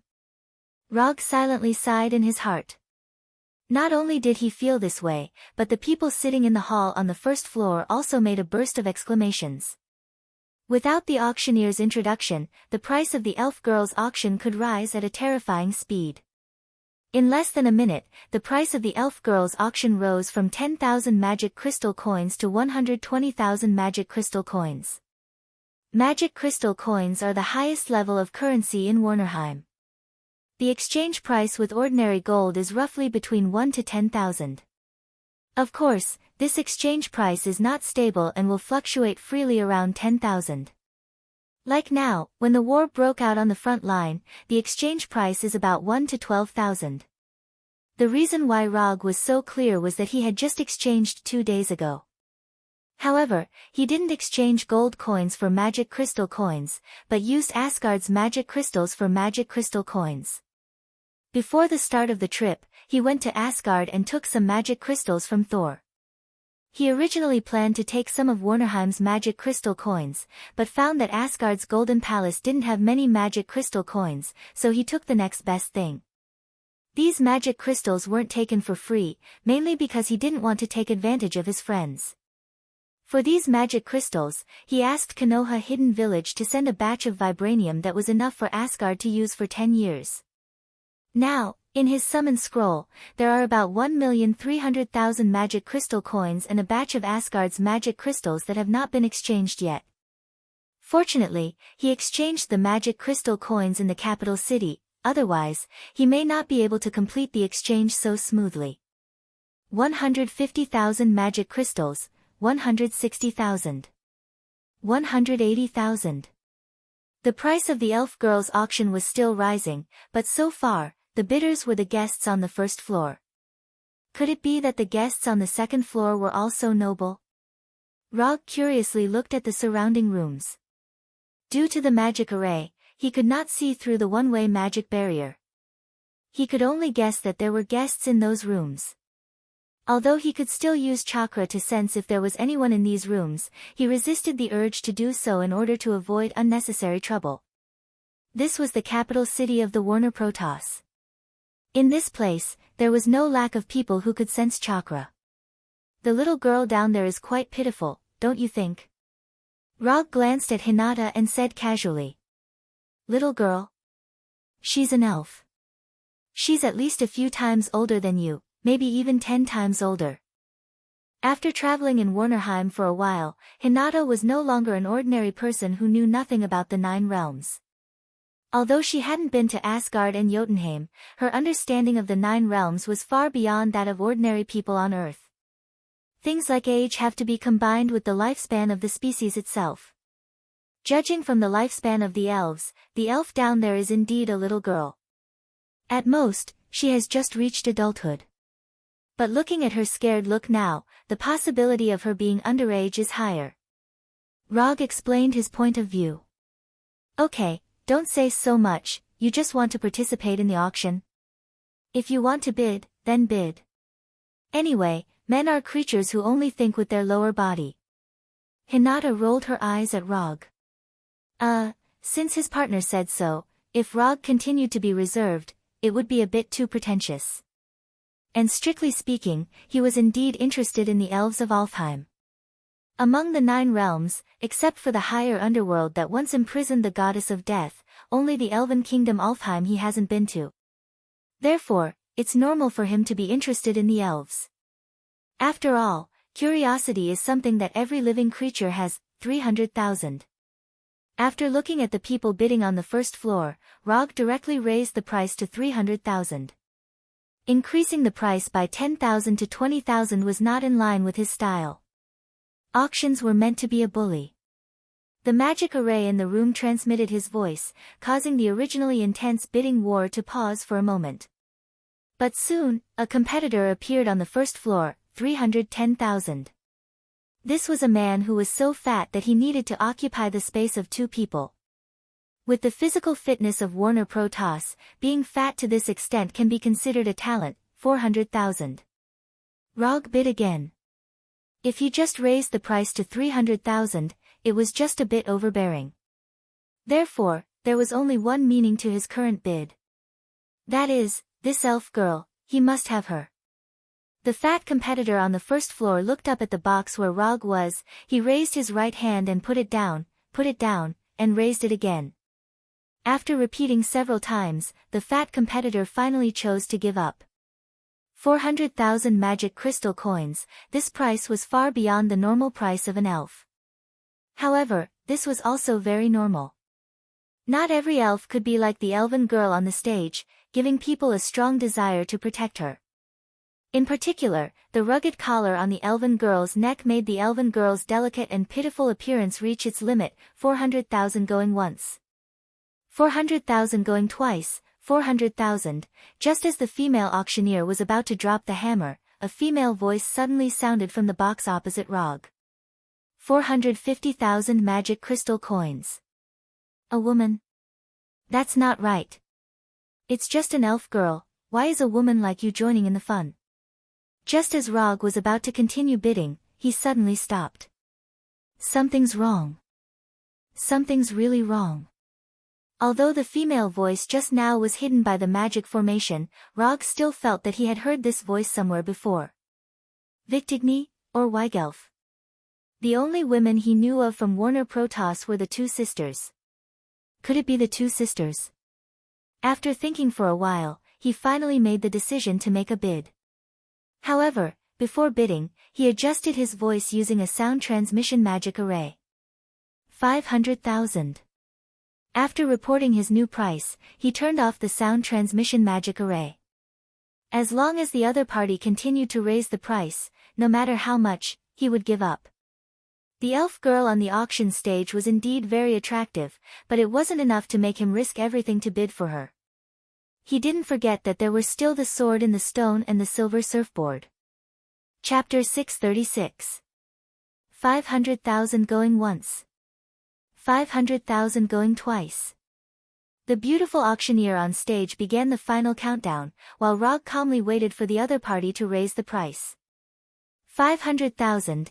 At this point, the auctioneer glanced at the box on the second floor that had just raised the price. However, the box opposite Rog did not have any reaction. Going thrice, sold. Clap. The auction mallet fell, and the elven girl's auction officially ended. Damn. The other party did not play by the rules. Rog did not expect that in the end, he would still win the elven girl and spend an extra 100,000 magic crystal coins. Well done. Although the price had been raised, he did not take it to heart. Isn't it just 500,000 magic crystal coins? I don't care. In his psychic scroll, there were 1,300,000 magic crystal coins. However, this was not all of his assets. He did not exchange all of his Asgard magic crystals for magic crystal coins. He only exchanged a third of it. Therefore, his total assets now were about 5 million magic crystal coins. Although 500,000 for an elven girl was a little expensive, it was not to the extent that it made his heart ache. Moreover, other than these magic crystal coins and magic crystals, he had an even more valuable item. Divinity. To be precise, a third of the divinity. The Black Panther god Bastet's divinity was divided into 3 fragments, and he had 2. One of them was fed to Fenrir, while the other was kept in his psychic scroll. Although he did not have a special understanding of the god system that collected the power of faith, he speculated that the Black Panther god Bastet's divinity potential was between weak and intermediate divine power. Weak, intermediate, strong, supreme, this was the classification of divine power used by most god systems. Among them, strong divine power was roughly equivalent to the king of gods, while supreme divine power was equivalent to the creator gods. Although the Black Panther god Bastet had died under the joint attack of him and Professor Doom, the Black Panther god was still a god that had protected Wakanda for thousands of years. It was not particularly strange for his divinity to be at the level of weak or intermediate divine power. Not long after, the elven girl with a red necklace around her neck was sent to the room Rog was in. He took out 5 magic crystal cards that each represented 100,000 magic crystal coins and handed them to the smiling waiter. He then took the chain from the waiter's hand. Bang! After transferring the chakra to the collar through the chain, he directly shattered the vile collar. Don't talk. Go to the side. I'll ask you if I have any questions. Glancing at the elven girl who was still in a state of shock, Rog once again set his gaze on the auction stage. Legendary magic sword, Hill Lord's heart, Medusa's eye, star adamantine. One by one, the items were put up for auction, and then one by one, they were taken away. Rog wasn't particularly interested in weapons, equipment, or magic materials. He didn't lack weapons now, and he wasn't interested in doing magic research, so these auction items didn't have any attraction to him. After waiting patiently for a while, the second item that he was interested in finally appeared. The sword in the stone. It was an ordinary-looking one-handed sword. He didn't know if the auction house was just playing with the atmosphere or if they really got the sword and the stone together. The sword in the stone that appeared on the auction stage was inserted into a huge stone. Was this thing really the sword in the stone? Rog didn't know much about the sword in the stone.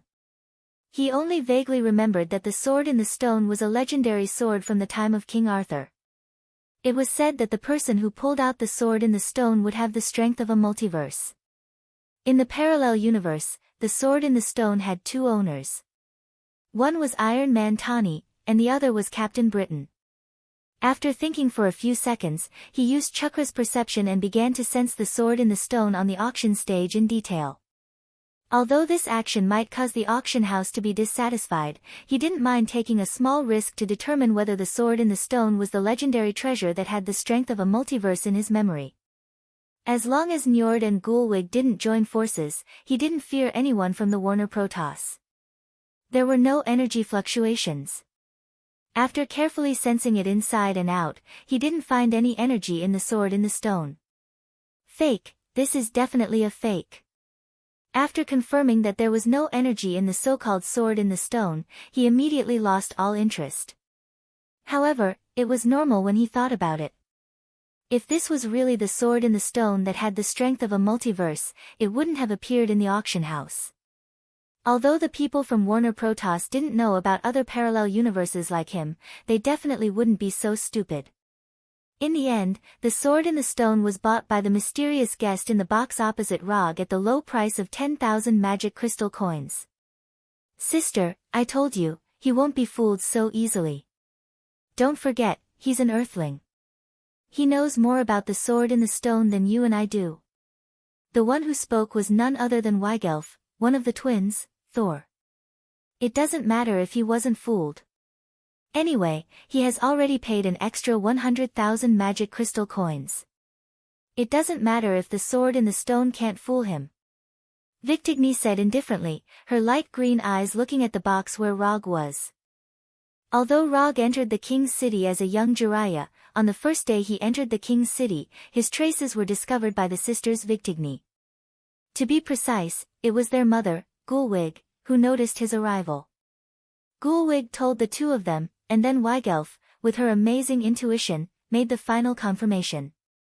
Time passed little by little, and finally, the silver surfboard suspected to be the Silver Shadowman was carried to the auction stage. When the mercury-like silver surfboard floated next to the auctioneer, Rog once again used chakra perception. Unlike the sword in the stone, this time, he perceived a terrifying energy in the silver surfboard.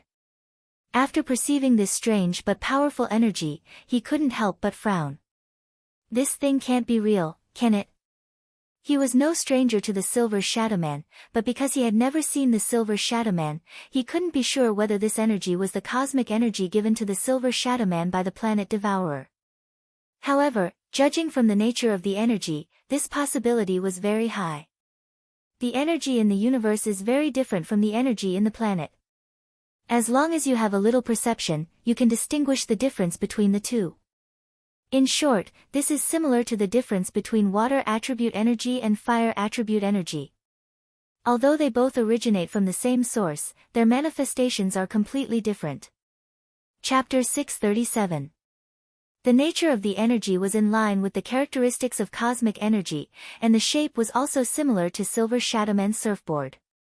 If he was not mistaken, this thing should be Silver Shadowman's surfboard.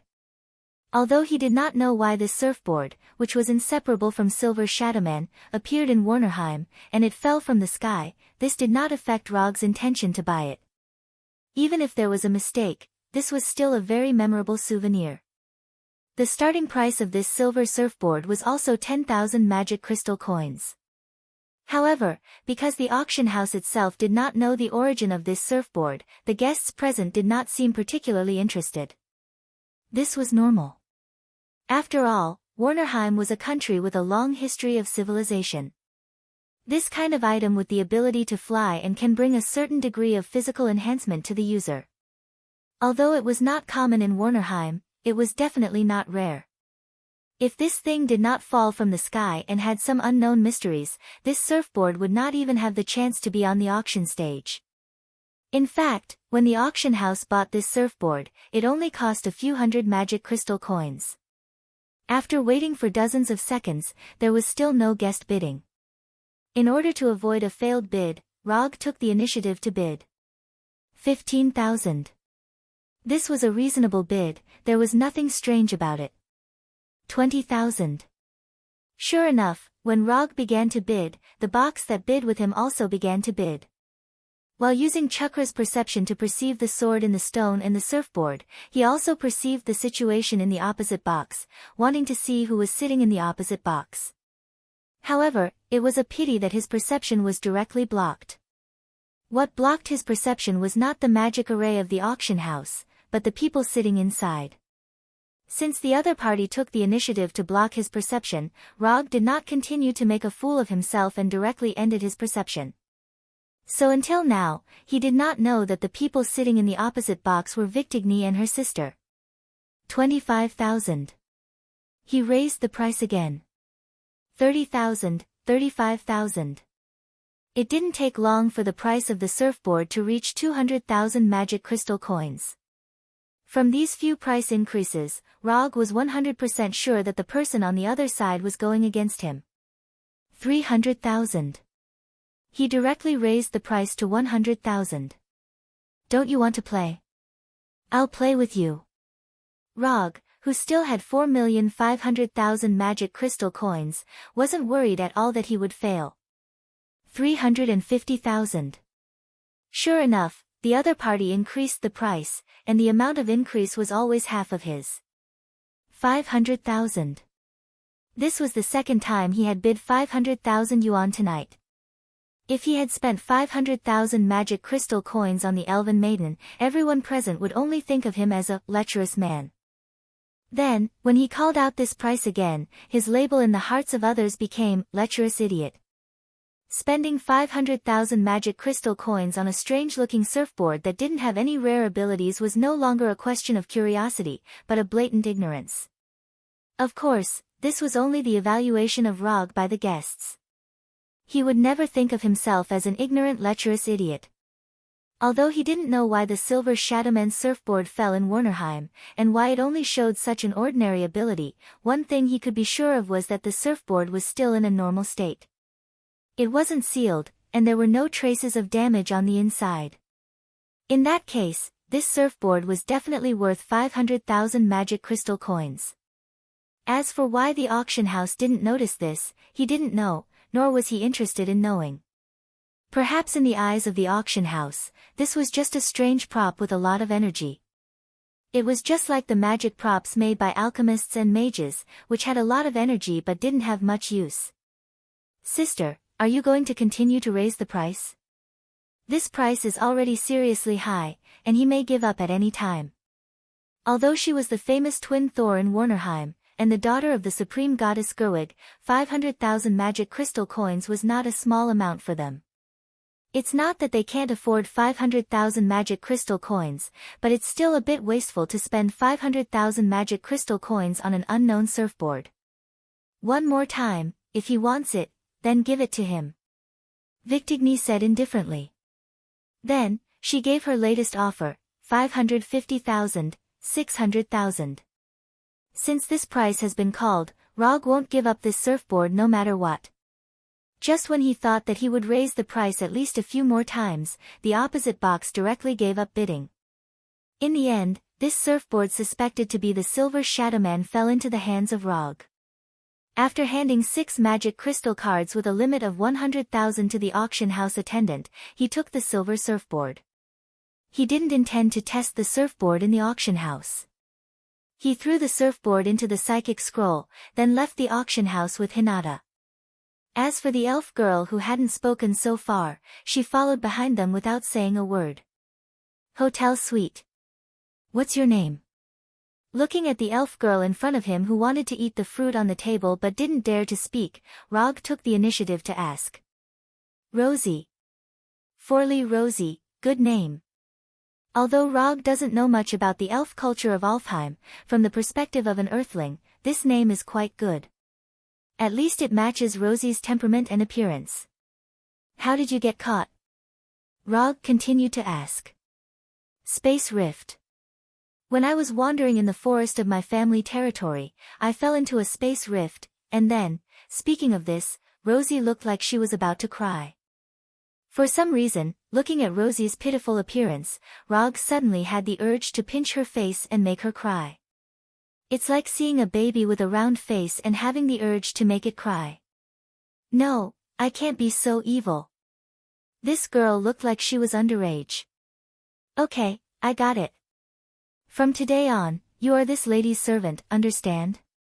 After saying that, Rog pointed to Hinata who was sitting next to him and got a supercilious look from her. Understood. I will be a reliable servant. Rosie said solemnly, but judging from her appearance, she shouldn't have any experience in this area. If he's not mistaken, Rosie's background shouldn't be very ordinary, maybe she's an elf noble. But this doesn't matter. Since he bought her from the auction house, she is his personal property. After sending Hinata and Rosie away, Kuroto summoned the surfboard from the summon scroll. Chapter 638. The silver surfboard floated quietly in front of Rog, maintaining a distance of about 10 centimeters from the ground. Looking at the mercury-like surfboard, Rog did not hesitate and stood on it. The first feeling when he stepped on the surfboard was like stepping into a shallow puddle. Rog could clearly feel the slight fluctuations on the surface of the surfboard, and he could also feel the sturdiness under his feet. Just when he planned to control chakra to flow into the surfboard, the mercury-like liquid on the surface of the surfboard seemed to have a life of its own as it spread up his feet. Just when the mercury-like liquid was about to reach his instep, Rog immediately used chakra to stop the spread of the silver liquid. He had no interest in becoming a silver person like Silver Shadowman. For someone like him who was obsessed with cleanliness, letting the silver liquid spread to his body was no different from jumping into the disgusting river of Ganges that was full of strange things. This kind of thing, forget about doing it, just thinking about it would give him goosebumps. However, what he didn't expect was that when he used chakra to stop the silver liquid from spreading, the silver liquid actually showed a clear resistance and spread up in a more aggressive way. Interesting. The silver liquid showed its dominance, but Rog was even more domineering than it. In the beginning, he planned to try to tame the surfboard in a gentler way. But now, he changed his mind. With a thought, the vast ocean-like chakra in his body instantly became extremely active. In less than a second, the silver liquid was completely suppressed and turned from its initial liquid state to a solid state. When the surfboard under his feet no longer had the mercury-like flowing posture, he let his consciousness follow chakra into the surfboard. In Rog's perception, the energy in the surfboard was like a small universe, magnificent and boundless. After perceiving this scene, he was 100% sure that the surfboard under his feet was Silver Shadowman's surfboard. This kind of high-level energy that is completely in line with the nature of cosmic energy is definitely not something that anyone can control. To be precise, it is not something that can be mastered by existences below the Heavenly Father level. In terms of energy level, this cosmic energy is only slightly inferior to the energy of Infinity Stone.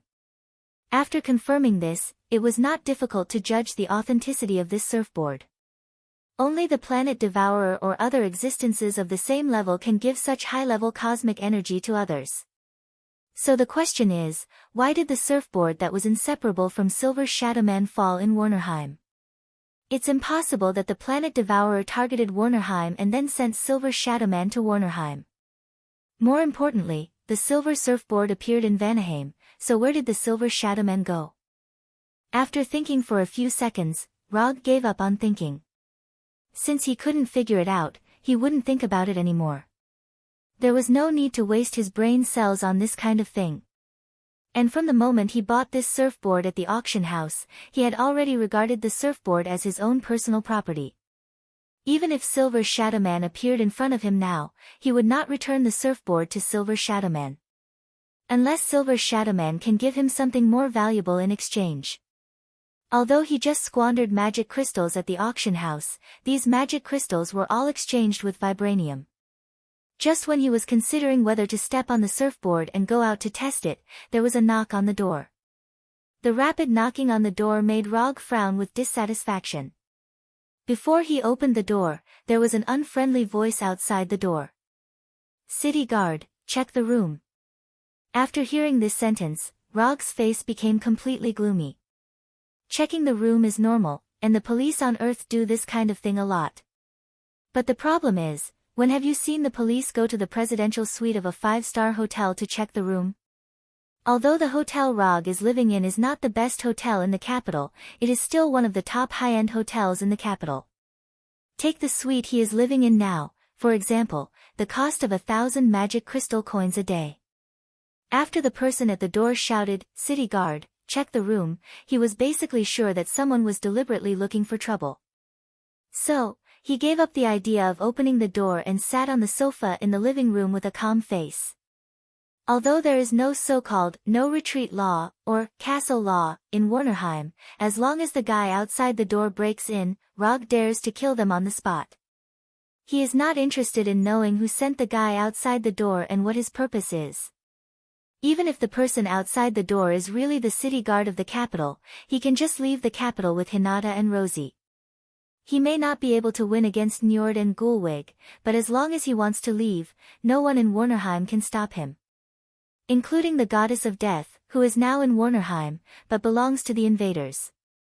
The knocking on the door continued, and Rosie, who has been changed by Hinata, came out of the bedroom timidly.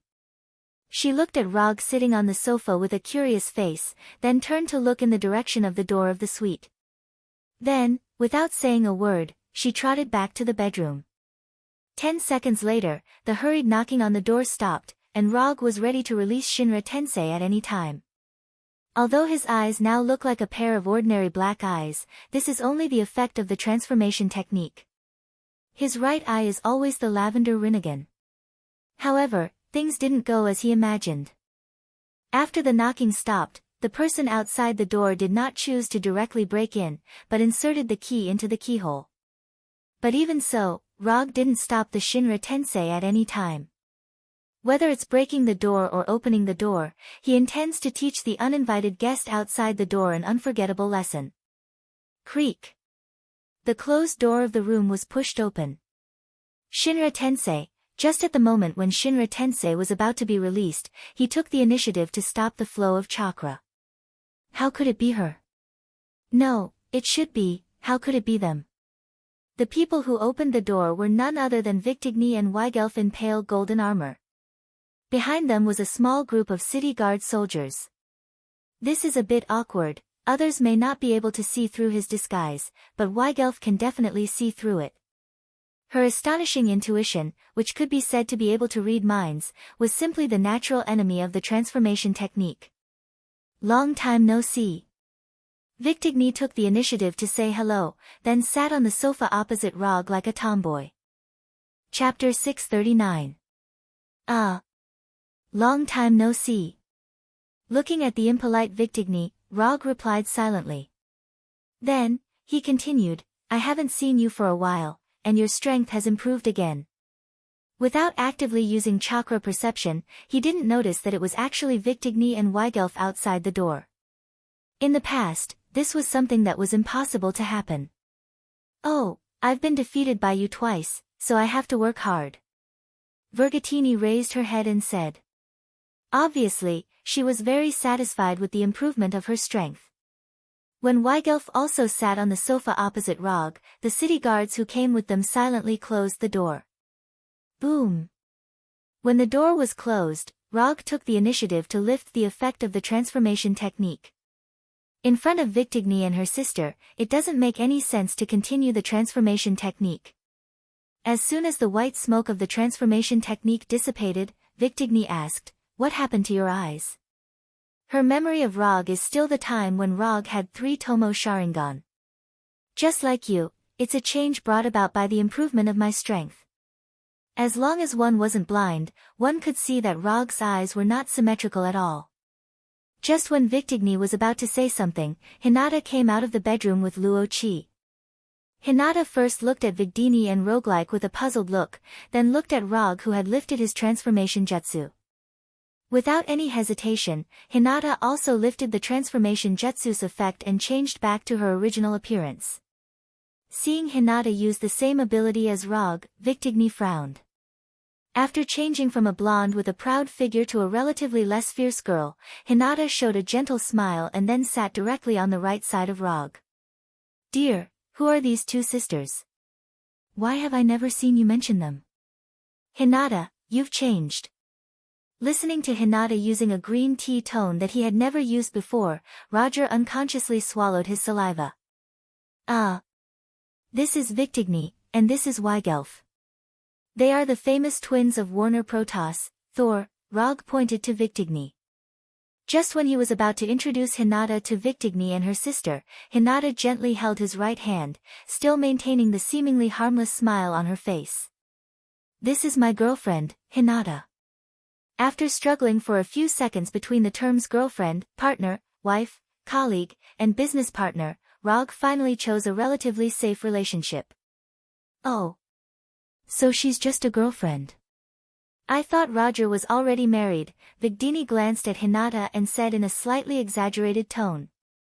This development isn't very good. Looking at the current environment, Rog's mind appeared in Shiraba's mind. No, I can't let things continue like this. Just when he was about to directly change the topic, Hinata spoke. Rog, you've been in the capital for so long, but you didn't introduce your sister to me. You made me think that elder sister was really like what was written in those novels. After saying that, Hinata deliberately raised her right hand and shyly hammered Rog's shoulder. Hiss, there's no need to use gentle fist. Hinata's gentle fist, chakra, entered Rog's shoulder and pierced several chakra points on his shoulder and right arm like red-hot iron needles. It's all my fault, Rog said with a smile while enduring the pain. Rog can control his expression very well, but Victigny and Hinata don't have his composure. Especially after Hinata deliberately mentioned the novels, Victigny and Hinata's faces instantly turned red. As the heroines in the novels, how can they not know how those novels are written? Although they are female Thor, they are the most powerful group of women in the Warner Protoss. But even so, they have no way to completely eliminate the circulation of those damn novels. This was just like what a great person from China had said. The people love to read and see, but you don't like it, who do you think you are? Although there are many gods in Warnerheim, there is number 404 God. And even if there is 404 God, it can't stop the people from liking it. I didn't expect sister to be so sharp-tongued at such a young age. Victigny, who acted like a tough woman as soon as she entered the door, no longer hid her momentum at this time. In other words, she took the initiative to vent her amazing oppressive power. In front of Rog, Victigny was defeated. But it can't be denied that Victigny is an existence who has awakened her divine power. She is the female Thor in Warnerheim and a commander in the army. Her oppressive power, not to mention ordinary people, even many senior generals in the Warner Protoss can't stand it. Sister is old, it's inevitable that she will be more irritable. Hinata didn't take Victigny's oppressive power to heart and also broke out her own momentum. Although she hasn't experienced many battles, don't forget that her ninjutsu talent is above Rog. If you want to use momentum to oppress her, not to mention Victigny, even Rog can't do it. Suddenly, the living room of the suite became a battlefield for Victigny and Hinata. That. Do you want to persuade your sister? Rog doesn't dare to stop Hinata now. Otherwise, Hinata won't let him have an easy time tonight. So, he can only use magic to whisper to remind Weigelf, who is also blushing. Humph. Weigelf snorted with a nasal sound, then released her own momentum and joined Victigny's side. What the hell? It's endless. Just when Victigny joined forces to release their momentum and tried to bully Hinata, Rog didn't continue to stand by and released his own momentum without reservation. Buzz. At the moment when Rog fully released his momentum, with the hotel as the center, all creatures within a few kilometers felt a palpitation as if they were being stared at by an ancient beast. This kind of palpitation as if facing a natural enemy made most people tremble slightly involuntarily. Except for those who have enough strength, most people felt an inexplicable pressure of death. When it comes to momentum, Rog really has never been afraid of anyone. From the time he only knew the Flying Thunder God until now, he had seen all kinds of enemies.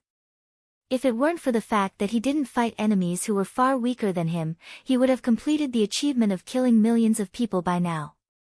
When Rog's momentum also joined in, Victigny decisively took back their momentum and ended this meaningless competition. Chapter 640. When both Victigny and Weigelf retracted their momentum, Rog and Hinata also did the same. The atmosphere in the room finally returned to normal. Plop. The boring momentum competition was over, but things didn't end there. As the only normal person in the room, Rosie fell back uncontrollably after they finished their momentum competition, and her face showed uncontrollable fear. He actually forgot about this little girl. It wasn't until now that Rog remembered that he just bought an elf girl with little fighting power. Looking at the shivering Rosie, Rog cast a mind-calming spell on her, freeing the poor little girl from the fear that came from her life instincts. After calming down, Luo Qi slowly stood up and said in a timid voice. However, as soon as she opened her mouth, Victigny interrupted her. Victigny stood up, stretched out her right hand, pointed at Hinata, who was trying to play the role of a green tea, and said fiercely, "I want to duel with you." What? Hearing Victigny's sudden duel proposal, both Rog and Hinata were taken aback. Not only did they not keep up with Victigny's train of thought, but even Weigelf showed a puzzled look. What's this, is she going against Hinata? Just when Rog was about to stop Victigny, Hinata, who had been maintaining her green tea smile, stood up and said in an unquestionable tone, "I accept your duel." After seeing Hinata's rare serious look, Rog knew that there was no way to be kind tonight. Although Hinata usually has a gentle and lovely appearance, like a caring big sister next door, only Rog, who has been in contact with Hinata for a long time, knows how decisive she can be when she's serious.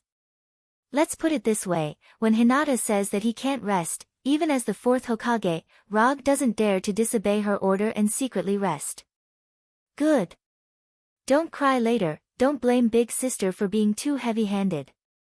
Victigny didn't expect that Hinata would actually accept her duel proposal, and a look of confidence appeared on her face. Looking at Victigny and Hinata, who were completely at each other's throats, Rog shook his head helplessly. A duel is a duel, the sooner it's over, the sooner it's over. Otherwise, there would be no end to this matter. Although it's late at night, under the arrangement of Victigny, they successfully got the permission to use of the Colosseum. Roger did not follow the three of them into the arena that looked similar to the Colosseum in ancient Rome. He said slowly, "I'll wait for you outside. Don't worry, I won't bully your girlfriend." Victigny raised her eyebrows and said to Roger, "I'll be back soon," Hinata said with a smile. When the three of them disappeared from the entrance of the arena, Roger jumped on Fenrir's back. Gua gua, because of the effect of the transformation technique, Fenrir's wolf howl turned into a toad's cry. However, whether it was a wolf howl or a toad, Rog couldn't understand it. Lying on the back of Fenrir, who had transformed into a red toad, Rog looked up at the moon in the night sky, which was different from the one on Earth. The moon on Earth is bright white. The moon in Warnerheim is the so-called blood moon, and the moonlight will constantly change between crimson and blood red with the change of date. Not long after, there was a fierce thunder sound in the Colosseum. Just by listening to the sound, Rog couldn't tell whether it was Victigny's attack or Hinata's attack. Although Victigny awakened the lightning god's power, Hinata is also good at lightning release. To some extent, Hinata is like a weakened version of Rog. Except for the lack of Sharingan, Mokuton, Rinnegan, and other Kekkei Genkai, Hinata is not much different from Rog. In terms of the mastery and development of ninjutsu, Hinata is even stronger than Rog. The battle in the Colosseum didn't last long. After about 10 minutes, the three reappeared in front of Rog. Looking at Hinata and Victigny, who didn't have any injuries, Rog didn't ask about the result of the duel. He directly said goodbye to the two sisters and returned to the tavern with Hinata and Fenrir. Sitting on Fenrir's back, Hinata leaned her head on Rog's shoulder and said in a normal tone, "Aren't you curious about the result of our duel?" "There's nothing to be curious about. When you accepted the duel, I knew that the winner would be you." "Why?" "She's the famous female Thor, okay. Others don't know you, but don't I know you? She's indeed a female Thor, but you're also a ninja. You don't do things that you're not sure about. Moreover, you're someone who was personally guided by me. I know very well what kind of strength you have." Rog hugged Hinata's slender waist and said slowly, "Victigny's strength is indeed good, but unfortunately, her opponent is Hinata, so there's no need to think about the final result. Actually, she's also quite good, but a little silly." After hearing Hinata's description of silly, Rog smiled helplessly. Silly is not a good word, but Rog knows Hinata very well. From Hinata's point of view, this is a pretty good evaluation. At least it proves that Hinata recognizes Victigny. Yes, it's recognition. If it's not someone recognized by Hinata, she won't give such a silly evaluation, and she won't even make an evaluation. She will only silently label her as a waste or garbage in her heart.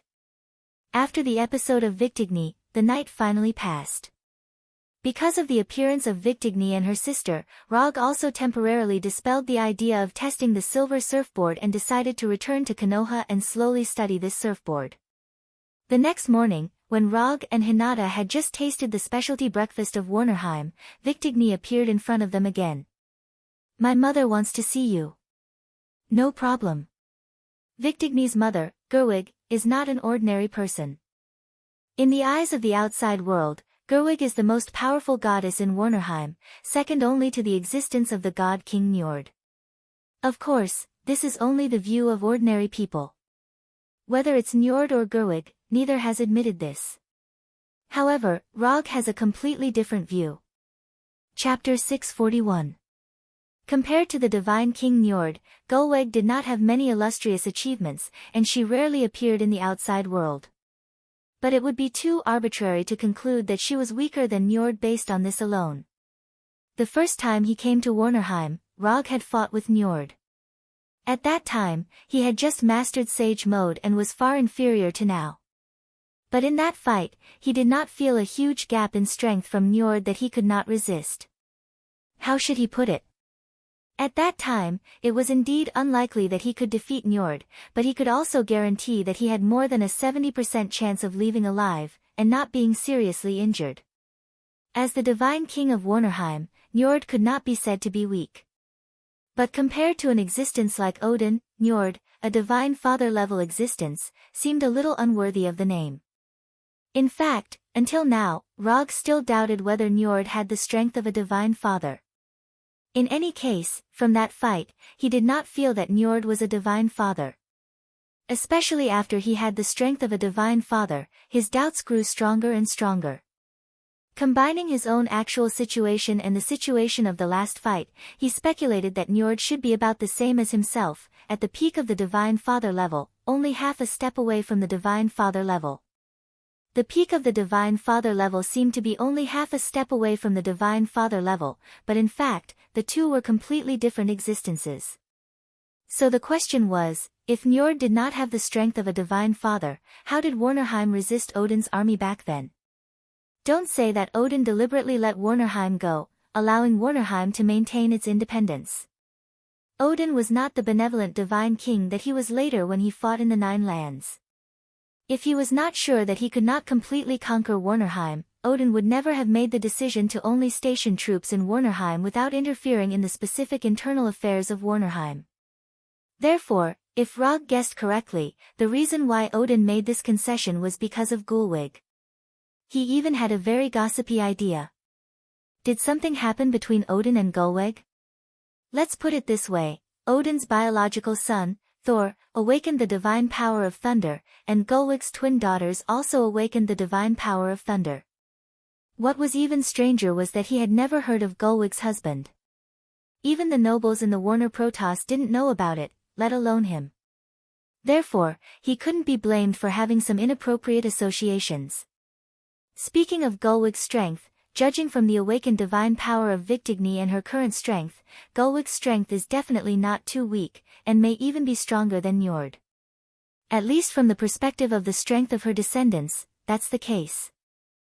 The three Storm brothers are direct descendants of Njord, but in terms of strength, they are completely inferior to Victigny and her sister. Unlike ordinary creatures, the strength of the gods themselves directly determines the potential of their descendants. So from this point of view, Gulwig's strength may be above Njord. It's even possible that Gulwig is the divine father that allowed Warnerheim to maintain its independence. Of course, all of this is just Rog's guess. Whether Gulwig is a divine father or not, he can only confirm it after meeting her. Under the leadership of Victigny, Rog boarded the carriage to Gulwig's palace. He didn't bring Hinata and Fenrir. In fact, Gulwig only invited him alone. On the way to the palace, Victigny maintained a rare state of silence. He did not ask Log any questions, nor did he explain anything to him. In this silent atmosphere, the carriage slowly drove into Gulwig's palace. Victigny didn't take Rog to see Gulwig, but left the job of guiding him to the palace maids. The moment he entered Gulwig's palace, Rog realized what is called extravagance. He can be regarded as a person who has seen big scenes, but after seeing Gulwig's palace, he couldn't help but take a breath of cold air. Gulwig's palace is not decorated magnificently, but Rog can see that from the beginning of the palace gate, the interior of the palace is all used with precious materials in Warnerheim. Even the load-bearing pillars of the palace are enchanted materials that are worth more than gold. Simply put, Gulwig's palace was like a building built with countless magic arrays. If he is not mistaken, even the floor of the palace is enchanted with several magic. Dustless technique, cleaning technique, durability improvement. After sitting in this not particularly large main hall and waiting for more than 10 minutes, Rog finally saw the most famous and powerful goddess in Warnerheim, Gulwig. "Greetings, Your Royal Highness." Rog didn't salute, but nodded slightly. It's their business if others want to salute Gulwig, anyway, he doesn't have such a habit. Not to mention Gulwig, even when he saw Ancient One, he just nodded his head in greeting. "You are the fourth Hokage, right? You are really talented." Gulwig, wearing a white dress and a few simple jewelry, looked at him seriously, and then sat on the main seat. Your Royal Highness is overpraising me. Since Gulwig entered the main hall of the cave, he has begun to perceive Gulwig's strength. Although he was not presumptuous enough to directly use chakra perception to perceive seriously, he tried his best to perceive the aura that Gulwig might leak out. But soon, he found out that he was thinking too much. Without using chakra perception, he couldn't feel any energy fluctuations from Gulwig's body. If you only observe with your eyes, Gulwig gives people the feeling that she is a well-maintained noble woman, the kind that has no strength to truss a chicken. If your strength is overpraising, then the young people in Warnerheim are not even qualified. Gulwig said with an impeccable smile and tone. Well, I don't know what your Royal Highness is looking for me today. Rog directly changed the question, trying to take back the initiative of the exchange. But it was apparent that Gulwig didn't intend to let him succeed so easily. She said something that he didn't expect. What do you think of Victigny and Weigelf? If you had to choose one of them to be your wife, who would you choose? Did I just miss any information? How did it suddenly become this topic? That, they are both very good. Figure, appearance, strength, background, are impeccable. Chapter 642. It's just that I already have a girlfriend, so, Rog thought for a moment and ultimately refused to make a choice. This wasn't because he was worried about offending Victigny or Weigelf, but because he simply couldn't understand what Gulwig was planning to do. Gulwig was the strongest goddess among the Warner Protoss, and possibly even the most powerful god. In front of such an existence, any decision had to be made with caution. Moreover, it was impossible for someone of Gulwig's strength and status to urge him to get married. There's a conspiracy. There's definitely a conspiracy. You're dishonest. You say you have a girlfriend, but that might not be what you think in your heart, right? Gulwig looked at Rog with a smile and continued in an impeccable manner. Maybe you don't know me well. I'm a devoted man. Ever since Gulwig appeared, Rog realized that he couldn't control the conversation at all. I'm still very clear about a man's thoughts. Don't try to lie in front of a woman who's at least 100 times older than you. It won't work. Gulwig said with a smile. Then, just as Rog was about to explain something, she continued, let's be frank. If Victigny and Weigelf were to marry you at the same time, would you be willing? As long as you're willing, I can arrange a wedding for you immediately. Damn. What is this girl trying to do? Rog had to admit that he couldn't keep up with Gulwig's train of thought. Or rather, he couldn't accept Gulwig's straightforward way of talking. Rog shook his head helplessly at the sight of Gulwig, who was a perfect match for the word goddess in terms of looks, figure, and status. Your Highness, just say it. What are you planning to do? Are you trying to rope me in, make me work for you, or just help you complete something? But to be honest, I look down on you for using your own daughter as a bargaining chip. Rog's expression became serious. You're the only one in Warnerheim who dares to talk to me like this. With that, Gulwig raised her right hand, and a light blue barrier was instantly formed, enveloping the entire hall. Your Highness, aren't you looking down on me a little too much if you think you can trap me with a barrier of this level? After casually sensing the mana fluctuations of the barrier, Rog knew that this barrier wouldn't be able to trap him. He might not be able to break it in 1 or 2 seconds, but it would take him at most 5 or 10 seconds. This barrier isn't used to trap you. It's only used to prevent others from hearing what we're about to say. Gulwig explained. Then, she released her aura and energy waves. The moment Gulwig released her aura, Rog frowned slightly. Heavenly Father tier. Gulwig was actually a heavenly father. From the looks of it, you should be very clear about the strength of a god king. If I'm not wrong, you're only 1 step away from becoming a god king. Heavenly Father was just a term in the manga. In this world, only Rog knew of this term.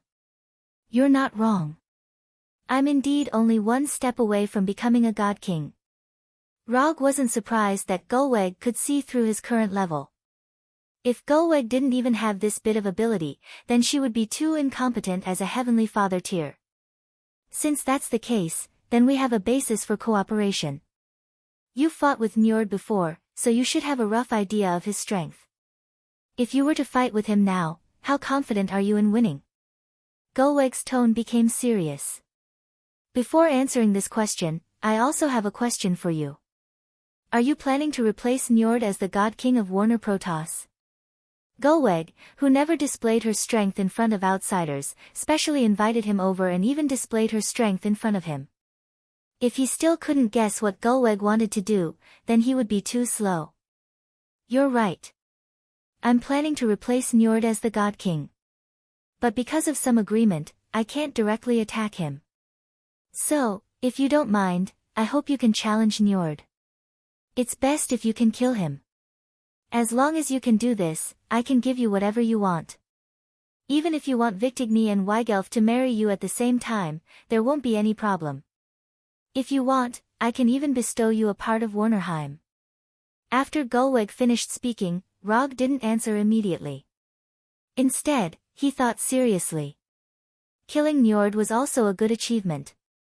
But the problem was that he didn't really want this achievement. The main reason was that the reward Gulweg offered wasn't too attractive to him. Victigny and Weigelf were indeed very beautiful, had good figures, and weren't weak. But how should he put it? He was a dedicated man. And his intuition told him that if he really married Victigny and Weigelf, then his future would definitely be miserable in all senses of the word. Let's not talk about the reward first. I want to know, if I really kill Njord, will the spoils he leaves behind belong to you or me? The spoils Rog was talking about were of course not Njord's weapons and equipment, but the origin power left behind after a Heavenly Father or an inferior Heavenly Father died in an abnormal state. This was similar to killing a god who absorbed the power of faith to obtain a godhood. It was just that Njord didn't rely on the power of faith to become a god, so what was obtained after killing him was his origin power. If you can kill Njord, the origin power he leaves behind will of course be yours. Gulweg was already a Heavenly Father. Although Njord's origin power was precious, it wasn't to the point where she had to have it. Okay, I can help you kill Njord, but I want detailed information about his weapons, moves, combat habits, and so on. The more detailed, the better. Also, I have a little obsessive-compulsive disorder. When I accept a commission, I'm used to signing a commission scroll with the client. With that, Rog summoned a commission scroll that he had never used before. The commission content is to write that I'll help you kill Njord. As for the reward, I want the highest browsing rights in your royal library for a month. Rog stated the reward he wanted and handed the commission scroll to Gulweg. Victigny and Weigelf were pretty good, but compared to precious knowledge, he wanted that knowledge more. That was because knowledge was power. Chapter 643. After hearing what Rog said about the reward, Gulweg's face changed slightly, and the way she looked at him changed. This was not because Rog wanted too much reward, but because it was too little. Not to mention the highest browsing authority of the Royal Library for a month, even if Rog wanted to make a copy of all the books in the Royal Library, it would not be difficult for her. Of course, to complete this, she needs to wait until she replaces Njord as the new God King of Warner Protoss. No problem, as long as you can kill Njord, all the books in the Royal Library will be open to you. After that, Gulweg took the commission scroll handed by Rog and wrote on it with her fingers. The text written with magic fell on the commission scroll and finally evolved into pale golden text. When Gulweg finished writing the commission scroll, Rog opened the commission page of the system and took a look. Sure enough, Gulweg's commission passed the judgment smoothly. Commission content: Kill Njord. Commission status: Incomplete. Commission reward: 500 ninja coins. Rog was not surprised that Gulweg's commission could pass the judgment of the system. But he did not expect that the system would give a commission reward of 500 ninja coins. If he remembered correctly, the highest reward given by the system before was only 350 ninja coins. And that time was because he stopped the goddess of death Hela from taking Asgard, so the system gave a reward of 350 ninja coins. But now, Killing Njord made the system give a reward of 500 ninja coins. This also means that in the judgment of the system, killing Njord is more difficult than stopping the goddess of death Hela. But this is normal. After all, Njord is the god king of Warner Protoss. If he doesn't even have this card, then he is too cheap. Happy cooperation. After throwing the commission scroll that had completed the mission into the summon scroll, Rog said to Gerwig with satisfaction. Although he rarely exchanges anything now, but this kind of thing, no one would complain about having too much ninja coins. The information you want will be delivered to you today. When are you going to make your move? Was it an assassination or an open challenge? If it's a challenge, I can arrange a venue for you. Gerwig continued to ask. Let's challenge him directly. Let's set the time for 1 week from now. You can arrange the location. If you're not worried about the capital being destroyed, you can arrange for it to be in the capital. Since Gerwig already had plans to replace Njord, she must have a way to make Njord accept Rog's challenge. If she couldn't even do that, then there was no need for her to plan to replace Njord. Sure. When the time comes, I will definitely give you a fair duel. Right, from now on, you can change back to your real appearance. I'll help you deal with those little troubles of yours. Since they were all partners, Gerwig didn't mind helping Rog solve some small problems. In fact, she also wanted to see what the fourth Hokage, who left a great reputation in Asgard and Warnerheim, looked like. She didn't know why, but she always felt that Rog's white-haired appearance was a bit wretched, or rather, lecherous. Seeing Rog's white-haired appearance, she always associated him with some kind of greasy uncle. Thank you, Your Highness. After saying that, Rog lifted the effect of the transformation technique and returned to his original appearance. It's much better than the white-haired appearance just now. No wonder Victigny likes you. After confirming with Gerwig that Njord indeed had the power of the God King, Rog left Gerwig's palace and returned to the hotel. After seeing Rog return to the hotel with his real appearance, Hinata looked at him curiously. There's no need to maintain the effect of the transformation technique, the wanted order has been cancelled. Since Gerwig had spoken, Rog naturally didn't bother to continue to maintain the appearance of young Jiraiya. Although Jiraiya was quite good when he was young, compared with his real appearance, there was still a big gap. In the field of handsome, only Minato could barely be his opponent among the Hokage. What did Gerwig say to you? It's not something like a marriage or a political marriage, is it? How to say it, a woman's sixth sense is sometimes more accurate. No, she just entrusted me to challenge Njord and kill him by the way. Gerwig intends to replace Njord as the new God King of Warner Protoss. Rog sat on the sofa and briefly explained the matter of the commission. There was nothing to hide. If nothing unexpected happens, soon the whole Warnerheim will know that he wants to challenge Njord. Such a big commission, what reward did she give you? Hinata continued to ask. The highest browsing authority of the Royal Library is limited to 1 month. That's it, nothing else. That's it. Rog, you're not honest. You know, the Byakugan can actually see through people's hearts. After saying that, Hinata pointed to her unopened Byakugan. Are you kidding me? How can I not know the effect of the Byakugan? You just want to know if Gerwig used Victigny and Weigelf as conditions? Since you want to know so much, then I'll stop talking. After seeing that Rog didn't speak, Hinata came to the sofa and lay down like a kitten, and put her head on Rog's thigh. Are you sure? I heard that Njord has been the God King for a long time, even thousands of years. Touching Hinata's soft black hair, Roger replied with a relaxed expression, if you want to say that you're 100% sure, then I'm definitely not, about 50% sure, 50%? So low. After hearing Rog's answer, a look of worry appeared on Hinata's face, 50% sure, kill without injury. Rog explained that he had a 50% chance of winning.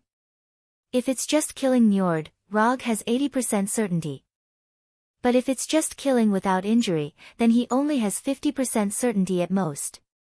Rog-san, you're a bit immodest, Njord is the God King, you can't underestimate your opponent like this. You have to be cautious, cautious, and cautious.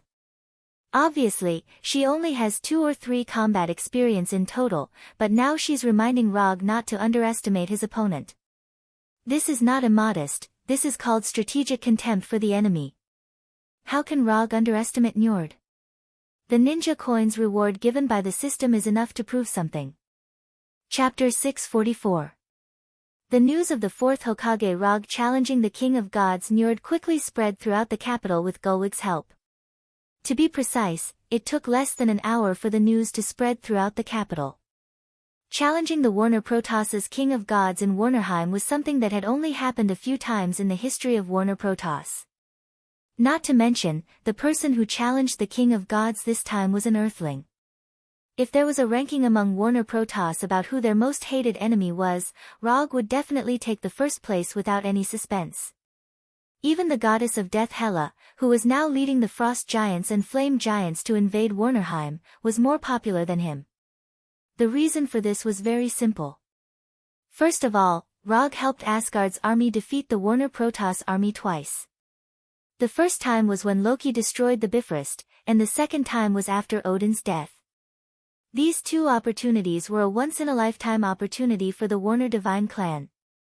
Unfortunately, these 2 opportunities were stopped by Rog. In addition to these 2 times, Warner Protoss also blamed Rog for the goddess of death Hela's invasion of Warnerheim. After knowing that Asgard had once fought with the goddess of death Hela in Jotunheim and defeated her, many Warner Protoss had an idea that didn't make sense but fit their mentality. They believed that it was Rog who helped Asgard defeat the goddess of death Hela, which led to Hela's invasion of Warnerheim. If Rog hadn't helped Asgard, Hela would have definitely defeated Asgard's army and become the monarch of Asgard. This way, Hela wouldn't have been able to rule Jotunheim and Muspelheim, let alone bring the Frost Giants and Flame Giants to invade Warnerheim. Therefore, everything that Warnerheim was suffering now was Rog's fault. What was even more difficult to understand was that there were only a few Warner Protoss who accepted this explanation. Therefore, Rog became the most hated person in the entire Warner Protoss. After knowing the thoughts of these Warner Protoss, Rog's only reaction was that no wonder Warnerheim had always been inferior to Asgard. When they encountered problems, they didn't look for the reason themselves, but blamed others instead. It was unreasonable for such a race to be better than Aseri. Although Logue did not take these thoughts of the Vannas to heart, he had to admit that this idea, which was shared by most of the Vannas, had caused him a lot of trouble. Although Gulwig stopped the Golden Thorn's arrest warrant, she couldn't stop people's thoughts. Therefore, Rog, who was living in the hotel, suffered a lot of unnecessary disturbances. This included, but was not limited to, people who always tried to break into his suite, or booked all the rooms around his suite, and then attacked him with noise from morning to night. Even his mount, Fenrir, suffered a lot of unnecessary harassment.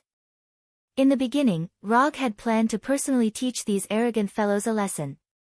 But before he could do it, Hinata stopped him. Under Hinata's suggestion, Rog asked Gulwig for a manor in the suburbs of the capital, and then took Hinata and Fenrir to live there. After moving into this manor that belonged to Gulwig, the unspeakable harassment finally stopped. But this also brought a problem, and that was, Gulwig's reputation among the people became a little bad. Gulwig's move to let Rog live in the manor also caused a small problem. That is, the cooperation between them became known to everyone. Although people didn't know the specific content of the cooperation between them, everyone now knew that the reason why Rog challenged Njord was Gulwig's arrangement. This also caused Gulwig to suffer the most serious reputation crisis in history. Just when Rog was curious about how Gulwig was going to restore her reputation, Gulwig made a move that made him look sideways. Gulwig, who rarely made a move in the Warner Protoss, showed her overbearingness without hiding it.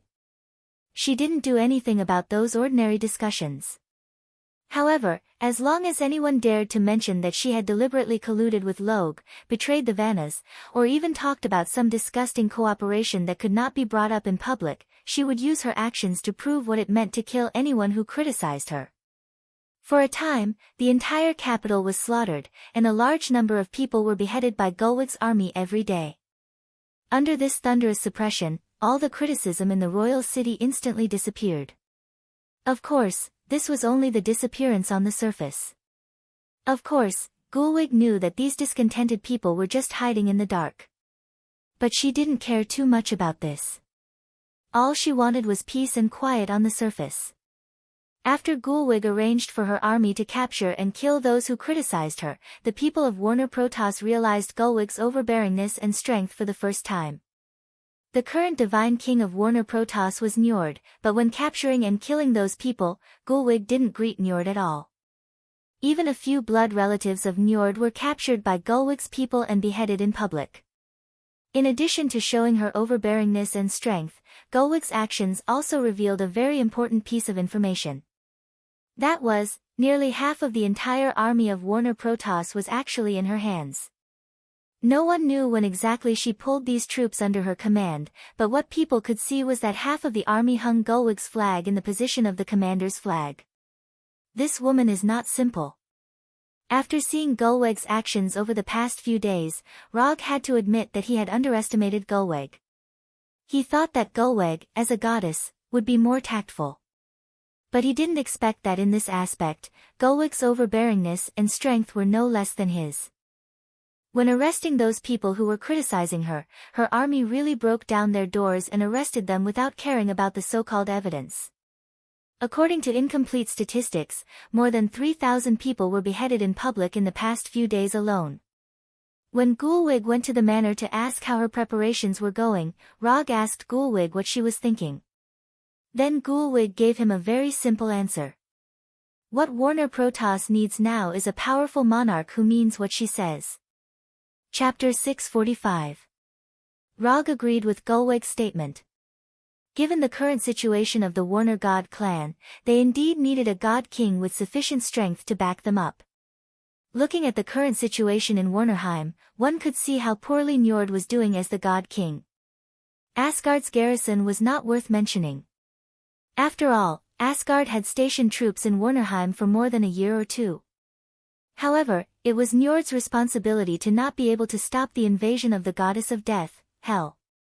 It was important to note that the goddess of death's army did not only attack Warner Protoss's territory and army. Even Asgard's garrison was attacked by Hel's army. Asgard's garrison took away part of the pressure, and Njord should have been able to stop Hel's army smoothly. However, the reality was that even with the help of Asgard's garrison, Warner Protoss's army was still being beaten back. Now, the territory that Hel had taken away was close to one-third of Warnerheim's territory. What was even more troublesome was that until now, Njord still could not come up with any effective way to stop Hel. Other than the matter of the army, in the years that Njord had been the god king, Warner Protoss's culture and individual combat strength had shown a trend of decline year by year. In this regard, Njord's approach was a bit like Odin's rule over Asgard. However, the problem was that Odin did not want Asgard to be militaristic, because Asgard had enough strength to resist the invasion of foreign enemies. He did not want to start the so-called benevolent rule under the premise that he did not have enough strength to protect himself. Njord began to teach people to put down their bloodthirst and use benevolence to solve disputes in a situation where Warner Protoss did not have enough strength. This kind of culture would only cause Warner Protoss to be less and less aggressive. Previously, Warner Protoss blamed Hel's invasion of Warnerheim on Rog because of this reason. The invaders had already attacked their home, and they were still thinking about why others would invade them instead of invading others. Any race with a little bit of bloodthirst and pride would not consider this question first. They would just pick up the weapons in their hands and fight. Whether they could win or not aside, they would at least let the enemy know that even if they could not beat them, they would still take a bite out of them. Don't even think about taking down my home so effortlessly. Even if I die, I won't let you have an easy time. If the people of the Vanaheim gods had such courage, they would not have been so cowardly, let alone driving Hela's army out of Vanaheim. But it's a pity that the current Warner Protoss did not have such bloodthirst. Otherwise, Rog would not dare to take Hinata and Fenrir to Warnerheim for a vacation. You know, there are more people here than on Earth who want him dead. Time passed in a blink of an eye, and a week passed quickly. When the agreed time for the challenge arrived, Rog took Hinata and Fenrir, who had recovered his true form, to the royal hunting ground specially arranged by Gulwig. The royal hunting ground was dozens of kilometers away from the capital. There was no need to worry about any damage to the capital. When Rog and Hinata rode Fenrir to the royal hunting ground, which was not open to ordinary people, was already crowded with people. There were more than 300,000 people gathered in the royal hunting ground. Most of them were residents of the capital. Of course, there were also a small number of people who came from other cities. In the past week, a simple super-large arena had been built. It was a large circular ring with a diameter of 1 kilometer. Around the ring, there was a 500-meter-wide isolation belt. Outside the isolation belt was the audience area. Of course, it was impossible for Gulwig to arrange seats for all the audience. As long as there is a small area in the direction of the capital, there are 6 high platforms that can accommodate a total of 1,000 people. Fenrir will accompany you, I will be alone. Rog said to Hinata, who was sitting behind him. Although Fenrir is a good mount, he's a ninja, and it's not suitable for him to fight on a mount. And according to his plan, his battle with Njord will end quickly. It will end faster than everyone expected. Okay. Hinata answered silently, and at the same time, glanced at the crowd that was watching them with an unhappy expression. She didn't like the way these people looked at Rog. Or, she hated these people's overconfidence. Just wait for me here. After saying that, Rog jumped down from Fenrir's back and walked alone toward the exaggerated ring. However, just as he walked through the 500-meter-wide isolation belt and was about to climb the ring that was only half a meter higher than the ground, he suddenly stopped. Then, he stretched out his right hand, and under everyone's gaze, he summoned the 4th Hokage's white Haori. Boom! The white smoke dissipated, and the 4th Hokage's Haori appeared in front of him out of thin air. Just as the Haori was about to fall under the influence of gravity, he grabbed the Haori and gently flung it back, putting on the Haori that was familiar to the people on Earth. Since it's the 4th Hokage challenging the Warner Protoss's God King, how can the 4th Hokage's iconic Haori be missing? Seeing Log put on his Haori as if there was no one else around, the audience started looking at him with even more disdain. Although the audience didn't recognize the words on the Haori, they didn't like Rog's arrogant behavior. If looks could kill, he would have died countless times by now. Feeling the murderous eyes coming from all directions, he pretended to enjoy it and took a deep breath. This feeling was very good. Then, his figure disappeared directly, and he used the body flicker technique to come to the center of the ring.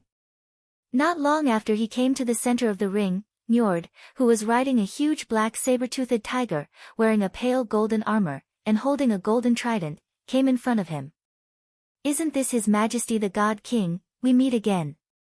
After seeing Njord's arrival, Rog took the initiative to greet him. He didn't know if Gerwig did it on purpose or not, but in this ring, there was a super-large sound transmission magic that could let the conversation between them pass to everyone's ears without missing a word.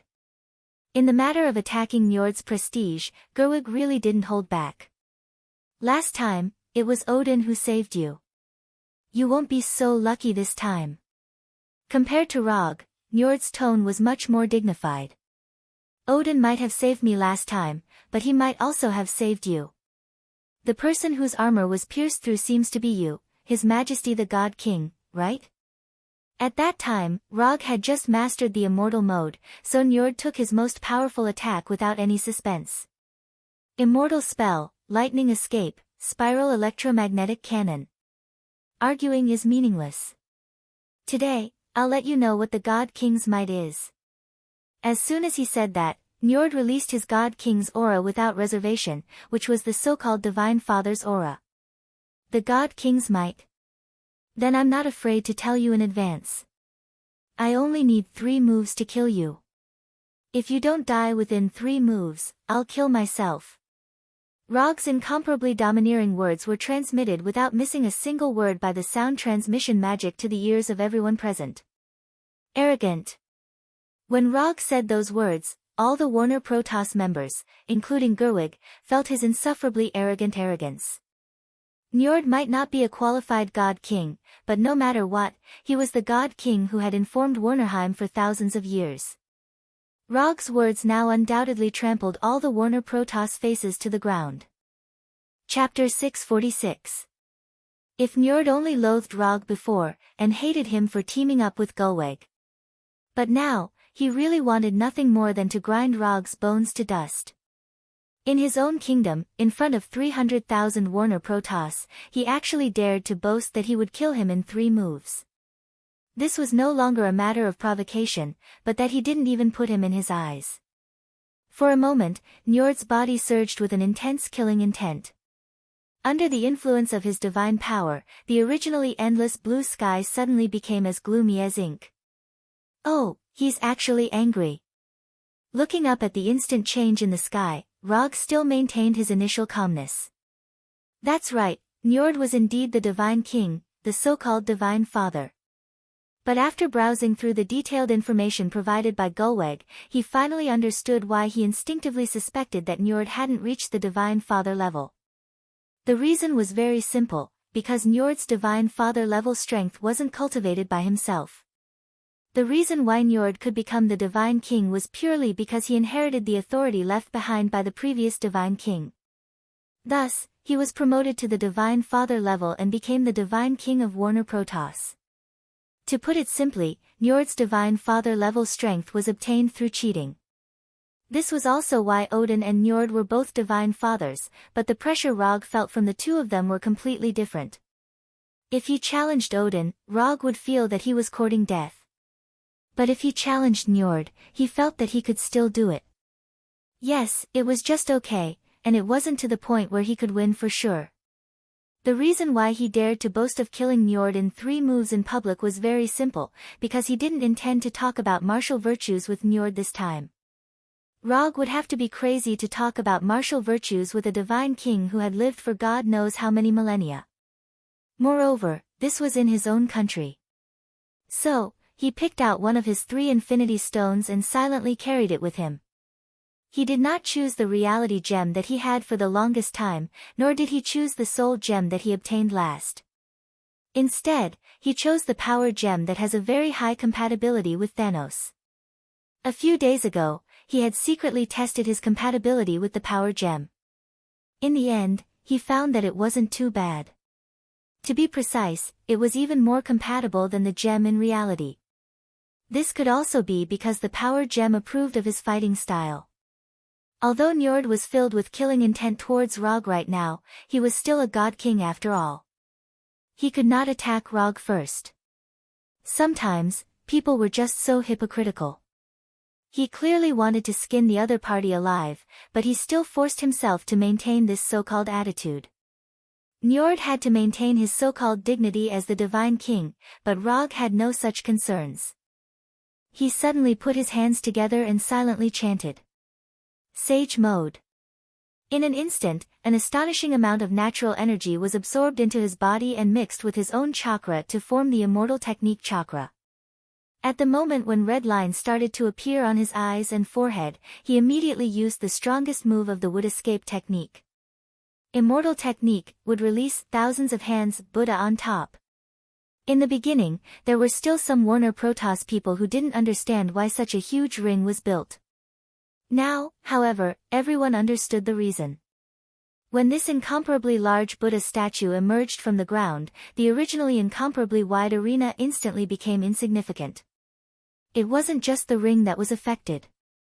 Even the spectator area outside the isolation belt was affected. This was also because Rog deliberately controlled the size of the Buddha statue in consideration of the environment. Otherwise, he could have created an amazing Buddha statue with a base diameter of more than 10 kilometers. Instead of just making a Buddha statue with a base diameter of less than 2 kilometers like now. But whether it was 2 kilometers or 10 kilometers, for Warner Protoss people whose average height was less than 2 meters, it was equally shocking. Seeing this terrifying Buddha statue that took only 1 or 2 seconds to form, the audience finally understood why Rog dared to challenge Njord in Warnerheim. People who could display this kind of move, in their view, were no different from the real Divine King. Not only were the audience shocked by the Buddha statue, but even Njord also showed an expression of disbelief. He couldn't understand how Rog, who could barely fight with him a few years ago, could grow to this point in such a short time. How did he do it in just a few years? Warner Protoss people, who had an average lifespan of thousands of years, obviously had a different concept of time than Earthlings. Not to mention that they had such a long lifespan, even Earthlings with an average lifespan of less than 100 meters couldn't understand. After summoning the Buddha statue, Rog didn't immediately control the Buddha statue to attack. Instead, he took out the power gem that emitted a faint purple light from his shirt pocket and held it tightly in his right hand. The power gem that ordinary people couldn't touch directly didn't cause any damage to him. If a 100% Sage body and Sage mode couldn't be recognized by the power gem, then not many people in the world could use the power gem. Looking at Njord, who didn't have any intention of leaving or hiding in the wreckage of the ring, Rog's face showed a smile. Njord lost. Although he didn't control the Buddha statue to attack, he was already sure that Njord lost. He just said in front of everyone that if he couldn't kill Njord in 3 moves, he would kill himself. It was actually a psychological tactic. He wanted to kill Njord in 3 moves. People who heard this sentence would first think that his 3rd move was the most powerful and terrifying attack. But in fact, he would directly use his most powerful attack in the 1st move and solve all problems in 1 move. The reason why he said 3 moves was to mislead Njord. And it turned out that his misdirection was effective. Njord, who was riding the huge saber-toothed tiger, didn't have any intention of dodging or leaving. Obviously, he planned to take his 1st move and calculate how powerful his remaining 2 moves would be. But Njord didn't expect that in Rog's plan, the remaining 2 moves didn't exist at all. 1 move, life and death. Under his control, the power gem's energy poured into the Buddha statue, making the originally green Buddha statue shine with a purple light. Looking at the purple light that suddenly appeared on the Buddha statue, Gulwig suddenly remembered something.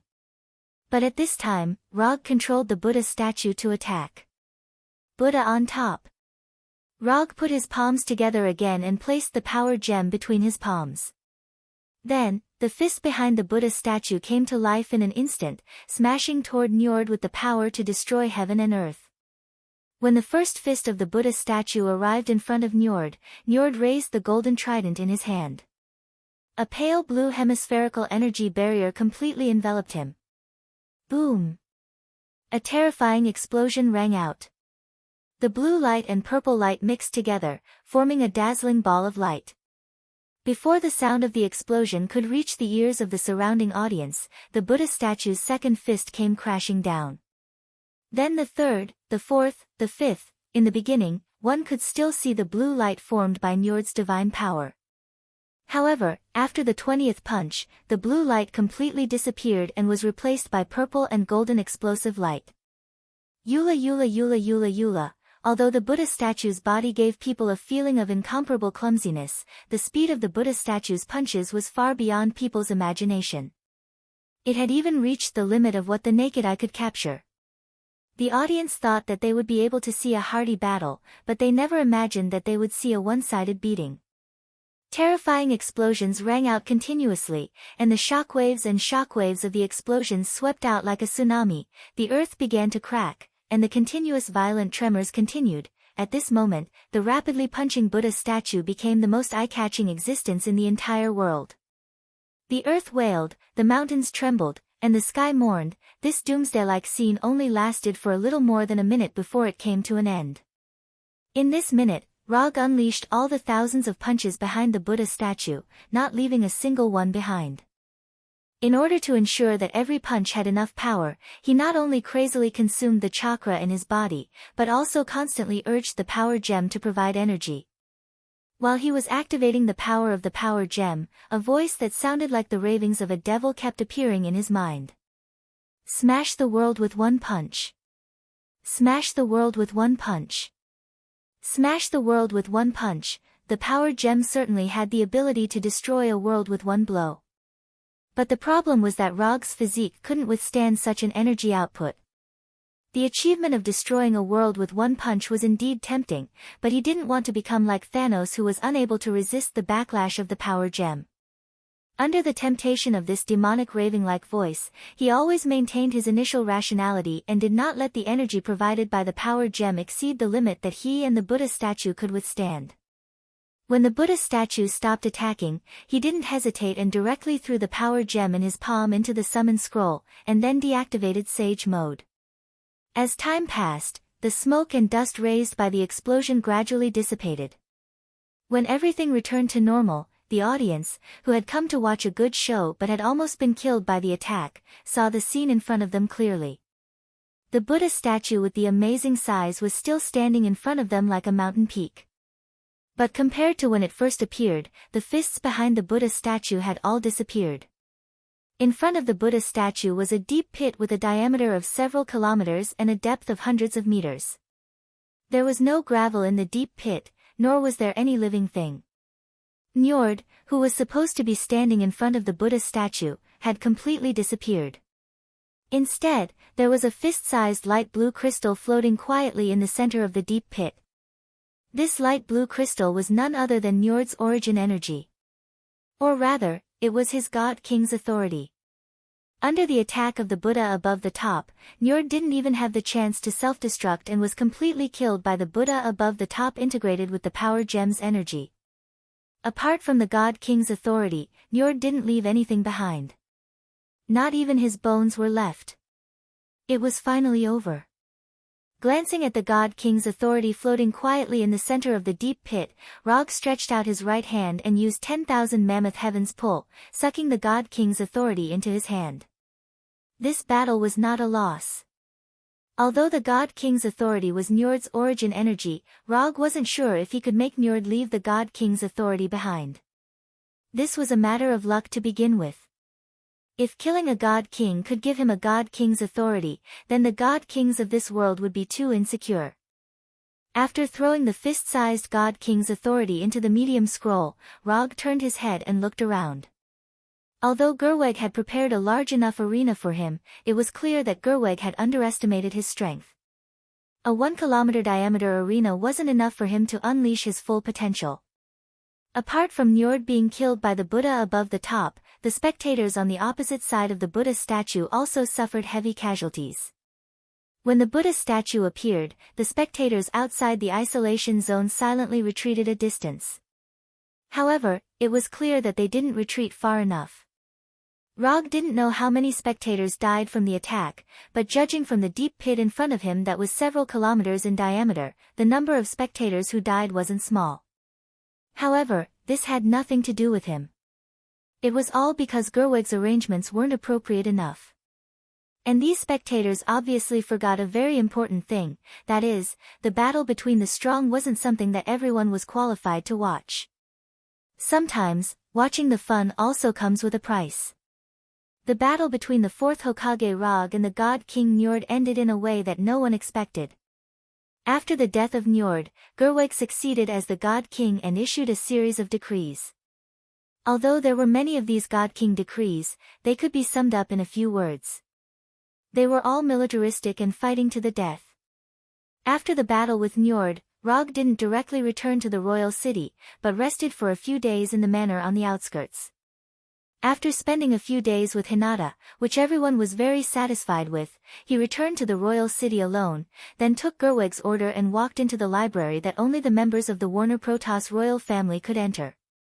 Although he asked Gerweg for a month's browsing permission, Rog didn't stay in the library for a month.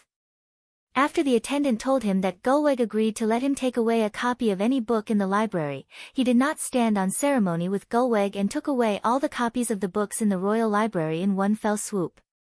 As a result, he didn't spend much time in the library. In total, he spent less than 5 days in the library. Chapter 647. After taking away all the copies of the books from the Warner Protoss Royal Library, Rog left the capital with Hinata and Fenrir. Although no one from Warner Protoss dared to express dissatisfaction in front of him, and even the people he met on the street were respectful to him. But he still lost the intention to stay in the capital to play. Traveling was always like that. Before you come, you always feel that the destination is full of scenery. But as long as you go to the destination or stay for a while, you will feel that this place is just like that. This is how Rog feels now. So after getting the reward he deserved, he directly left with Hinata and Fenrir. As for the elf girl Rosie who was auctioned by him, she was sent back to Konoha in advance. If it was calculated based on the length of the journey, Kuroto and Hinata's journey was already over. However, before returning to Konoha, he still had a small matter to deal with, that is, the abnormality after Fenrir swallowed the Black Panther god Batet. In Fenrir's head, there is still a hexagonal crystal that is neither a godhead nor an energy core. As Fenrir's master, he needs to help Fenrir solve this problem before returning to Konoha. After all, this is also the obligation of a poop picker. Less than half a day after leaving the capital, Rog confirmed the location of Hel, the goddess of death, and used the portal magic to directly come to Hel's army camp. At this time, Hel was in the camp of the main army composed of frost giants and flame giants. Only when Hel was the commander of the army, frost giants and flame giants, two races with completely different energy attributes, could peacefully coexist in the same camp. The appearance of the golden light portal immediately attracted the attention of frost giants and flame giants. But before they had time to surround it, they saw Fenrir coming out of the portal. As well as Rog and Hinata, who were sitting on Fenrir's back. Although the flame giants didn't know Fenrir, they recognized Rog sitting on Fenrir's back. This is the fierce person who killed their former king. Rog did not care about these frost giants and flame giants, and directly drove Fenrir toward Hela's main tent.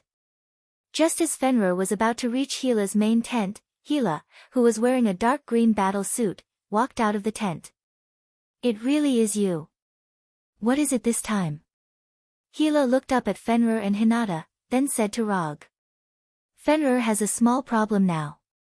I'm not sure what's going on, and I don't have a solution. So, if you don't mind, I hope you can help me take a look. After that, Rog let Fenrir lie down and pointed at Fenrir's head. I fed him a small piece of divinity, and then a strange crystal appeared in his brain. Rog explained the ins and outs of the matter. Godhead? Ha ha ha ha ha. As expected of you. Only you can do such a thing. Ha ha ha ha. After hearing Rog's words, Hela laughed without restraint. Ah. She laughed like a queen. After laughing at Rog, Hela pointed to Hinata standing behind him and said, Who is she to you? Girlfriend or wife? Rog did not expect Hela to ask this question. He, who had been trained by Hinata to have a desire to survive, did not even think about it and directly said, Her name is Hinata, now girlfriend, wife in the future. Oh. You have good taste, and so does she. After that, Hela took back her gaze from Hinata and went straight to Fenrir. Seeing his former master come to him, Fenrir wanted to express his enthusiasm. However, when he saw Rog beside him, he decisively dismissed the thought. He laid on the ground without moving, not daring to show any signs of intimacy. Hela raised her right hand and gently stroked Fenrir's head, then controlled the divine power of death to surge into Fenrir's head. Hela's perception lasted for more than a minute before it ended. After retracting her right hand, she slowly said, Fenrir is not much of a problem. It's just that his current body can't support him to condense his own godhead. Fenrir was resurrected by you. You should know that Fenrir is not a complete life, and his soul is still in an incomplete state. If I'm not wrong, you should have reached some cooperation with the Lord of Hell, Mephisto, and used part of Mephisto's power to finally resurrect Fenrir. Normally, there is no problem with this method of resurrection, but the Fenrir resurrected in this way is not a complete Fenrir. But you don't have the divine power of death, so it's normal that you can't notice this. Hela explained Fenrir's current state. Although she did not say it, Rog could already see that Hela had a way to repair Fenrir's soul. What do you want? Rog said directly. Do you still have the godhead fragment that Fenrir swallowed? If you do, I want that godhead fragment. If you don't, then you can only follow my army for a while. Hela said the reward she needed. For her who has almost touched the threshold of Divine Father, although the godhead fragment of the Black Panther god Batet is not particularly useful, it is still a good reward. I just have one more. After saying that, Rog used the psychic technique to summon the remaining Godhead fragment.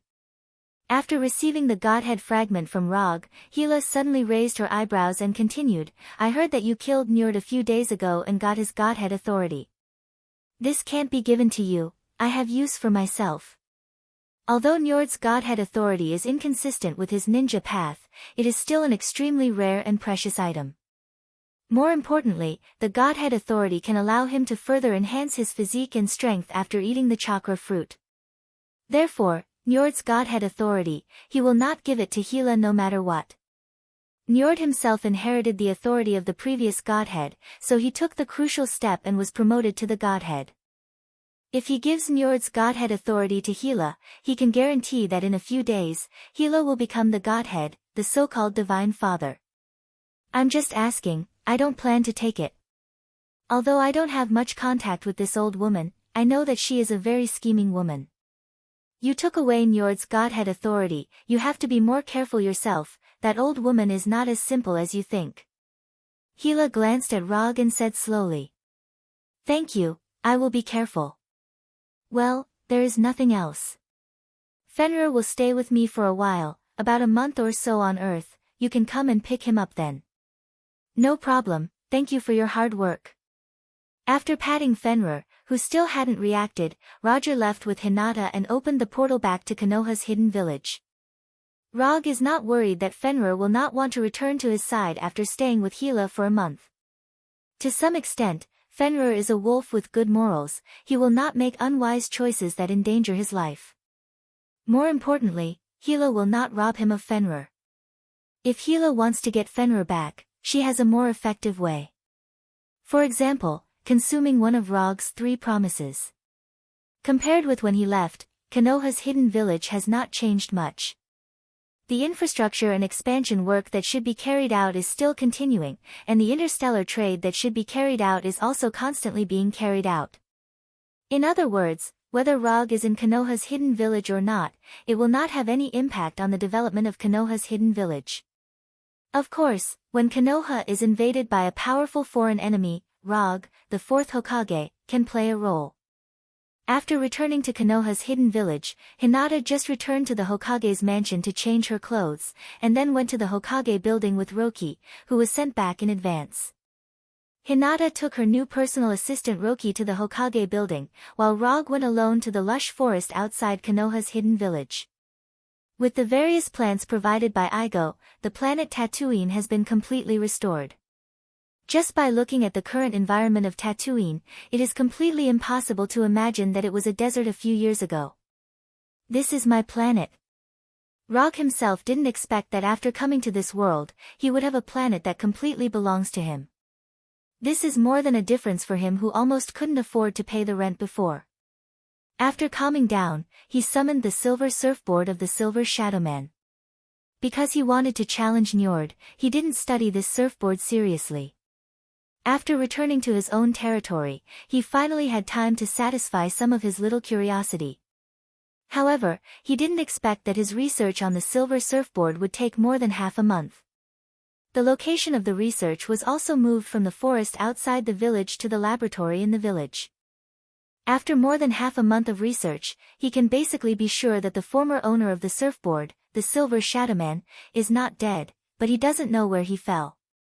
In addition, through the study of the cosmic energy on the surfboard, he found a way to devour all the energy of a planet in just 2 or 3 days. How to say it, this method of devouring is very similar to Uncle Devourer. Unlike his Sage mode, which only integrates natural energy, the method of devouring energy developed on the surfboard is directly aimed at completely destroying a planet. All the matter and energy on the planet are reduced to the purest cosmic energy. Then, it is eaten in one bite. This method of devouring makes him unconsciously think of the truth-seeking ball. The truth-seeking ball can also devour everything formed by the nature of yin and yang, the 5 elements, and return everything to nothingness. However, compared to the truth-seeking ball, the method of devouring the planet provided by the surfboard is much simpler and more crude. In addition to the method of completely devouring the planet developed from the surfboard, Rog's biggest gain is to figure out how to transform cosmic energy into natural energy. It may not be appropriate to call it natural energy. To be more precise, it should be to transform cosmic energy into forms such as heat, gravity, or kinetic energy that are common on the planet. Quickly devouring the planet and transforming cosmic energy into other forms are the most important gains of his research over the past half a month. In addition, there are only 2 gains left, knowing that the Silver Shadow Man is not dead and that the surfboard can constantly absorb energy from the universe. These studies are of no help to his ninja strength, but they allow him to see some things that can only be seen at the Heavenly Father level. The gains obtained from the surfboard, plus Njord's God King authority. With the existence of these 2 things, he is confident that after eating the chakra fruit, he will quickly gain a foothold at the Heavenly Father level. If possible, he can even try to advance to the single universe level and the multiverse level. Of course, all of this has to wait until he eats the chakra fruit and improves his strength, physique, soul, and status to the peak of the Heavenly Father level. After finishing his research on the surfboard, he began his carefree life as a hands-off shopkeeper. Because of the existence of the silver surfboard, he now has fewer opportunities to use the superlight rock technique. Compared with the silver surfboard, the superlight rock technique is far inferior in speed and flexibility. Not to mention that the silver surfboard can also become a cosmic energy charger at some point. Half a month later, he went to Warnerheim again and took back Fenrir from Hela. At the same time, he learned about the recent situation in Warnerheim. It has to be said that after Gulweg succeeded as the God King, Warner Protoss finally had a little bit of the God race. The situation that was originally dominated by Hela returned to a state of parity under the command of Gulweg. And this is still under the condition that Asgard's garrison is not taken into account. If Asgard's garrison is included, Warner Protoss can be regarded as beating Hela's forces back again and again. Rog did not intervene in the war in Warnerheim and returned directly to Konoha with Fenrir. According to Hela, she has completed Fenrir's soul and promoted Fenrir from a demonic beast to a demigod. Yes, only a demigod. In the end, Fenrir failed to be promoted to the realm of godhood and godhood. However, compared to before, Fenrir still had a huge change. The most obvious change was that Fenrir changed from a black wolf to a silver wolf, and it was a silver wolf that could speak human language. As for how Hela did it, Rog didn't know. However, he was still very satisfied with Fenrir's new image. At Fenrir's request, he sent Fenrir to the werewolf kingdom on Earth, the summit of the peaks, and let Fenrir become the guardian of the werewolves. This was also the path that Black Panther god Bast had chosen to become a god. The only difference was that Black Panther god Bast chose to guard the Wakanda people at the time, while Fenrir chose to guard the werewolves. For Rog's practice of sending a demigod creature to Earth, his magic teacher, Ancient One, did not express any dissatisfaction. However, his junior brother, Strange, had some small opinions. However, Strange's opinion was directly ignored by Rog. Strange was still young and had not yet taken over the position of Sorcerer Supreme from Ancient One. After he became the Sorcerer Supreme, he would know that there were all kinds of monsters on Earth. Fenrir was a little demigod and was nothing at all. Chapter 648. After sending Fenrir back to Earth, Rog's leisure days were officially over. Now there is more than a month left before the chakra tree fully matures. He needs to adjust himself to the best state during this time, and then eat the chakra fruit that can make him an immortal. In fact, other than adjusting his condition, there was nothing else he could do. If possible, he also needs to raise the resonance of QB in his body to the level of complete compatibility. Although after eating the chakra fruit, the biju's help to him is not so obvious. But in any case, QB was exchanged for 2,000 ninja coins. It's not in his character to waste it like this. When Rog put all his attention on the adjustment of his state and the improvement of QB's resonance, his already amazing chakra amount is constantly increasing. It wasn't until he developed the sage body to 100% that he finally understood why Hashirama has far more chakra than ordinary people.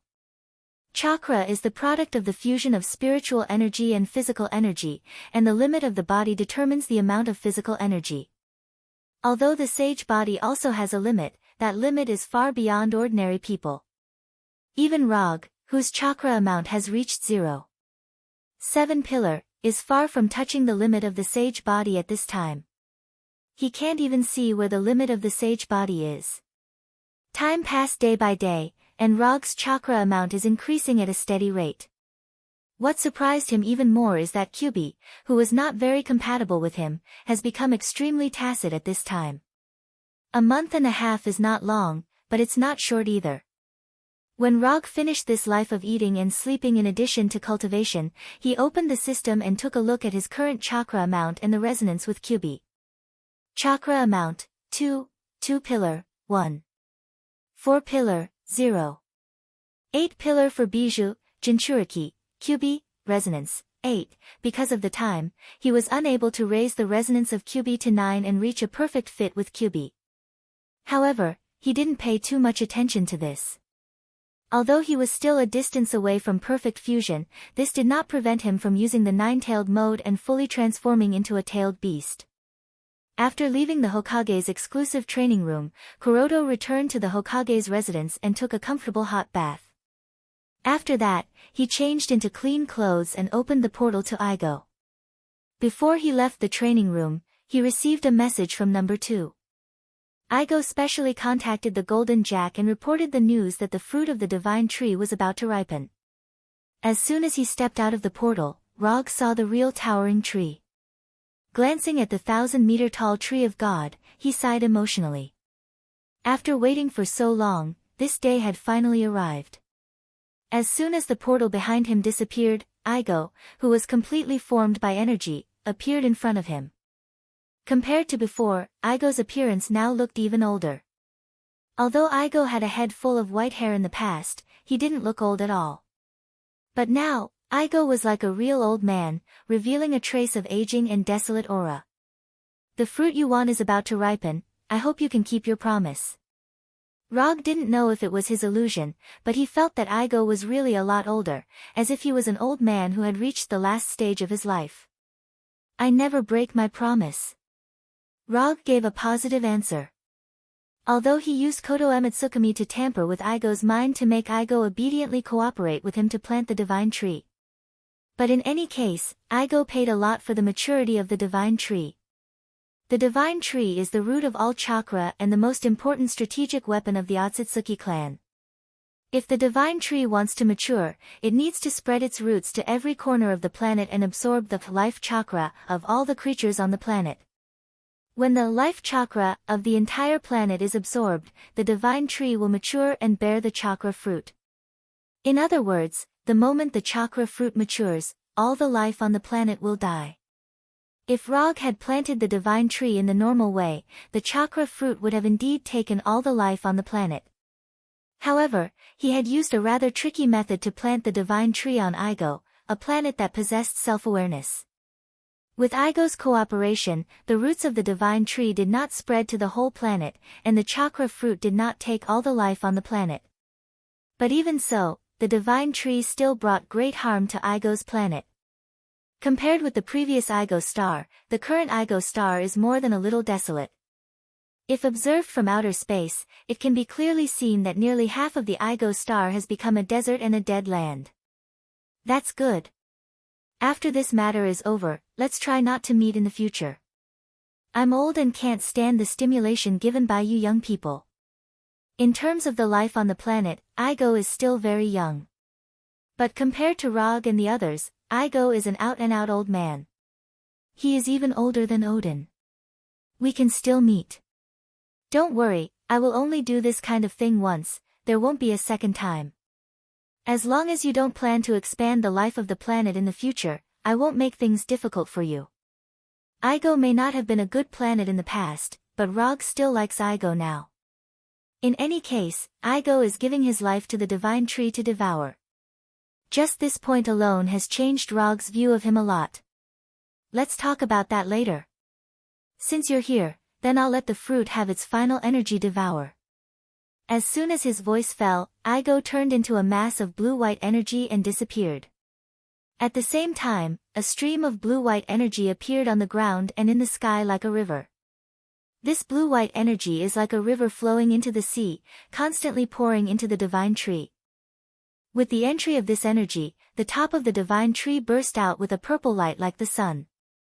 After seeing this scene, Rog didn't hesitate and used the super light rock technique to fly to the top of the divine tree. As the blue-white energy continued to pour in, the purple light at the top of the divine tree became more and more dazzling. When Rog flew to the top of the divine tree, the purple light was so dazzling that even he couldn't open his eyes. This dazzling purple light didn't last for too long. In less than a minute, the light gradually dimmed. When the light completely disappeared, Rog came to the top of the divine tree like a platform and walked toward the small chakra fruit. Compared to the huge body of the divine tree, the chakra fruit is so small that it makes people wonder if the fruit is ripe or not. Looking at this purple fruit that is not much bigger than the palm of his hand, Rog hesitated for a moment. Then, he stretched out his right hand and plucked the fruit. The moment he plucked the chakra fruit, the 1,000-meter-tall divine tree suddenly shook violently. Under Rog's gaze, this mountain-like divine tree quickly withered. In just a few seconds, it withered to the point where it was blown away by the wind. Rog didn't know if this is a normal phenomenon after a fruit has ripened, but he didn't care too much about it. Instead, he focused on the chakra fruit in his hand. From its appearance, the chakra fruit is a bit like a purple apple. Just by looking at its appearance, Rog couldn't see anything special about this chakra fruit. But when he used the chakra perception technique to seriously sense the fruit in his hand, he felt an indescribable terrifying chakra. Unlike the so-called 7-attribute chakra, the chakra in the fruit doesn't have any attributes. It is just a pure primitive chakra. It should be right. The divine tree is the root of all chakra, so the chakra fruit of the divine tree should also be the purest and most original chakra. After taking back his gaze from the chakra fruit, Rog once again cast the portal magic and returned to Konoha Hidden Village. Although Igo is quite pleasing to the eye now, he doesn't dare to eat the chakra fruit in front of him. Who knows what will happen after eating the chakra fruit? After returning to the training room that only he can use, he swallowed his saliva and then put the chakra fruit in his mouth. After hesitating for a few seconds, he opened his mouth and bit the chakra fruit. At the moment when the chakra fruit entered his mouth, he unexpectedly found that the chakra fruit didn't taste as bad as he thought. It could even be said that the taste was not bad. Soon, the chakra fruit was completely swallowed by him, not even the core was left. That's it. The chakra fruit was eaten, but Rog didn't feel anything different. His body didn't change, the chakra fruit didn't change, nothing changed. What's going on? It shouldn't be. The sapling of the divine tree was exchanged from the system, there should be no problem. The ripening of the fruit was also done under his watch. Igo couldn't have had the opportunity to do anything, and it's impossible for Igo to do anything. Others may not know how much importance he attaches to the chakra fruit, but Igo must be very clear. He wouldn't risk his life for that. So what's the situation now? Just as Rog was considering whether to do a detailed examination of his body, an unbearable pain suddenly came from his forehead. Fuck. Even if he has been fighting for a long time, he was stimulated by this pain and couldn't help but hold his head, and his body trembled uncontrollably. The pain from his forehead didn't stop, and there was also a burst of tearing inhuman pain in his body. If it was physical pain, it was still at a level that he could barely accept. But what happened next was completely beyond Rog's expectations and control. The chakra in his body began to operate uncontrollably. The 9-tailed beast that was sealed in his body also let out a painful howl, and frantically destroyed the seal. From the beginning, he had the 7 attributes of chakra: fire, water, wind, thunder, earth, yin, and yang. It began to develop in a direction that he had never understood before. Or rather, fusion. The 7 attributes disappeared little by little, and in their place, there was a golden chakra without any attributes. While the chakra was fusing strangely, the pain from his forehead became more and more obvious, as if someone was constantly hacking his forehead with an axe.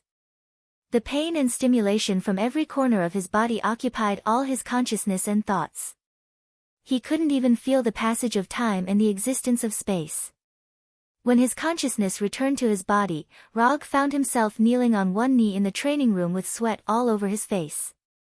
As soon as he opened his eyes, he raised his right hand and touched his forehead. Then, he didn't touch anything that shouldn't exist. Fortunately, it's not the situation he imagined. But just in case, he still used the flying Thor and returned from the training room to the bathroom of the Hokage's mansion.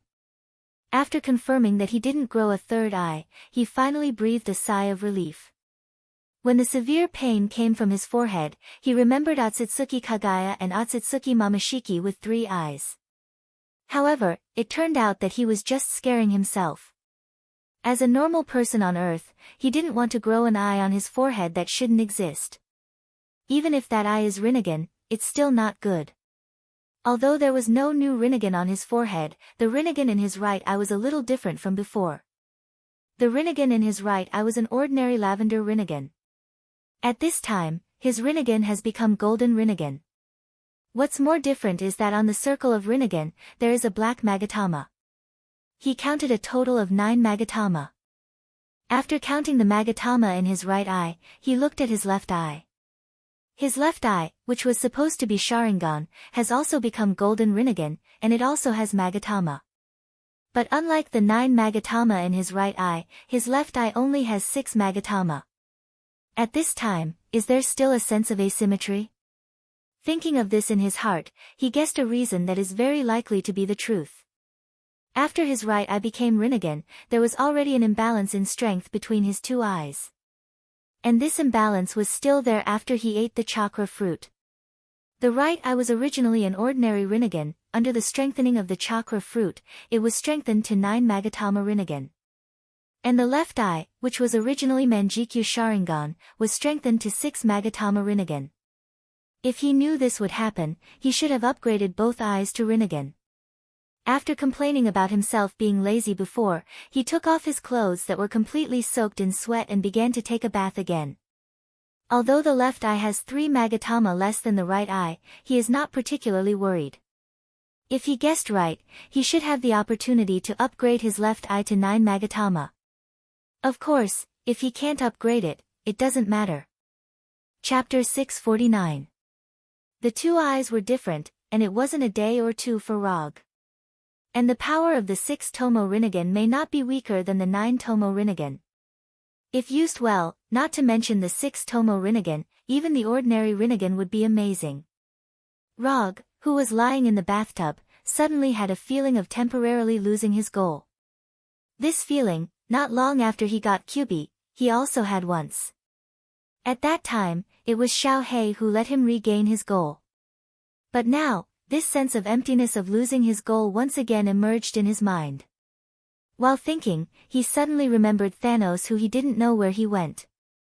Thanos was reincarnated from his Edo Tensei. Strictly speaking, Thanos is also his summon beast. But because he didn't bury a technique on Thanos, his control of Thanos is far less than the control of Punisher. Not to mention control, he doesn't even know where Thanos is and whether he is still alive. As the caster, he can indeed sense the location of the Edo Tensei. But ninjutsu is not omnipotent, and his sensing range is not large enough to cover the entire universe. Even the Punisher on Earth, he can only sense a general direction now. Counting it, there is only half a year left before the final battle with Thanos. He doesn't know if Thanos can restore himself to his normal state before the day of the final battle. Although Rog gave some suggestions to Thanos and asked him to find the help of Death, one of the 5 gods of creation in the universe, but whether Thanos can find Death, and whether Death is willing to really resurrect Thanos, no one can say for sure. In some parallel universes, Death took a fancy to Thanos, but this doesn't mean that Death in this world can also take a fancy to Thanos. Time passed a little bit, and after taking a hot bath for more than half an hour, he finally left the bathroom and changed into a clean set of clothes. Although he doesn't know the specific situation of Thanos, he still intends to implement it according to the established plan, that is, to use this half a year to completely stabilize his strength, and then have a final battle with Thanos. After enjoying an authentic Chinese meal in the Hokage's residence, Kuroto returned to the training room with the Flying Thunder God. He ate the chakra fruit, and he also got the 9 Tomo Rinnegan of Otsutsuki Kagaya and the 6 Tomo Rinnegan of Uchiha Sasuke. However, he did not fully understand the state of his body. The 2 Magatama eyes were the most obvious change. Inside the invisible body, there might be some unexpected changes that he couldn't foresee. First, he checked his chakra. Compared to his previous 7 attribute chakra, his current chakra no longer had any attributes. Its color had also changed from light blue to gold. He condensed a Rasengan in his right hand, and then he saw a golden Rasengan. Although he personally preferred the previous blue Rasengan, the gold one looked okay. It gave off a feeling that it was very expensive. After confirming that there was no damage to his meridians and organs, he allowed his consciousness to enter the 8 trigram seal. The internal space in the 8 trigram seal looked no different from before. It was still a huge cave, with a pool of water in the cave, and a closed metal door in the innermost part. The environment didn't seem to have changed, but the problem was that Kyubi, who should have stayed in the sealed door, was gone. What happened? When he was suffering from the pain caused by the chakra fruit, he vaguely felt Kyubi going berserk. But at that time, he was in extreme pain, so he didn't pay attention to Kyubi. After entering the sealed space, he suddenly remembered this matter. Rog frowned as he walked up to the seal gate. He raised his head and looked at the seal talisman that was still intact. The seal is still there, so Kyubi should still be there. But the problem is that Kyubi, who was lying on the door all day, is gone. Eating the chakra fruit will cause the disappearance of Bijou? This thought appeared in Rog's mind for the first time. But this guess was quickly thrown to the back of his mind. After opening the system and taking a look, he found that his Jinchuriki column was still there, which was unexpected. He was still Kyubi's Jinchuriki. So the question is, where did Kyubi go? I spent 2,000 ninja coins to exchange for the complete Kyubi. Thinking of the pain he suffered when he accumulated ninja coins, he directly condensed the golden chakra hand and tore the seal on the door. Then, he pushed open the tens of meters high metal door. Bang! The metal door slammed heavily on the wall of the cave, shaking a lot of huge stones. Rog ignored the falling stones and went straight into the dark cave where the fire couldn't illuminate. However, just as he moved more than 10 meters, a claw bigger than a person attacked him. Rog didn't dodge, he directly raised his right hand and grabbed one of the claws, holding the right hand that was similar to a human's hand. It turned out to be waiting for me here. After tearing the seal on the door, he felt Kyubi's chakra, and then he understood Kyubi's idea. Although Kyubi in his body is not as spiritual as Kurama, he also has his own thoughts. Although it's the instinctive thinking of a beast, it's enough to make some choices. For example, after suffering some inexplicable disaster, Kyubi chose to attack him as a Jinchuriki. Before eating the chakra fruit, Rog was confident that he could directly suppress Kyubi with Manjikyu Sharingan. Not to mention that he now has 2 Magatama Rinnegan. Without any thinking, he directly urged the eye power of Rinnegan and let these invisible eye power fall on Kyubi, who was hiding in the shadows. In less than a second, Kyubi, who had a strong killing intent towards him, was forcibly tamed by him. After suppressing Kyubi with dojitsu, he stretched out his left hand and snapped his fingers, and a cluster of flames appeared out of thin air in the cave. Under the illumination of the flames, he slowly said to Kyubi, who could fully understand what he said, "This is the last time I discuss this with you. If you still don't agree, I won't force you in the future, but you won't have any chance to perceive the outside world, so I hope you can answer me after serious consideration. Are you willing to lend me all your power without reservation?" Rog has tried many methods to improve the resonance between himself and Kyubi. But no matter how he deals with it, there is always a looming barrier between him and Kyubi. This is why he has been unable to increase the resonance to 9. After eating the chakra fruit, or to be precise, after obtaining Magatama Rinnegan, he finally knew what the problem was. He is not Naruto, and Kyubi is not Kurama with enough wisdom. It is impossible for him to achieve a perfect fit with Kyubi using Naruto's method. Kurama has the same wisdom as humans, so he can understand Naruto and is willing to be Naruto's most reliable friend. But Kyubi in front of him can't do this. Because from the beginning to the end, Kyubi in front of him is a bijou with beast instincts. There is only one way to make a beast fully recognize you and obey you, that is, to completely beat it and let it know who is the master.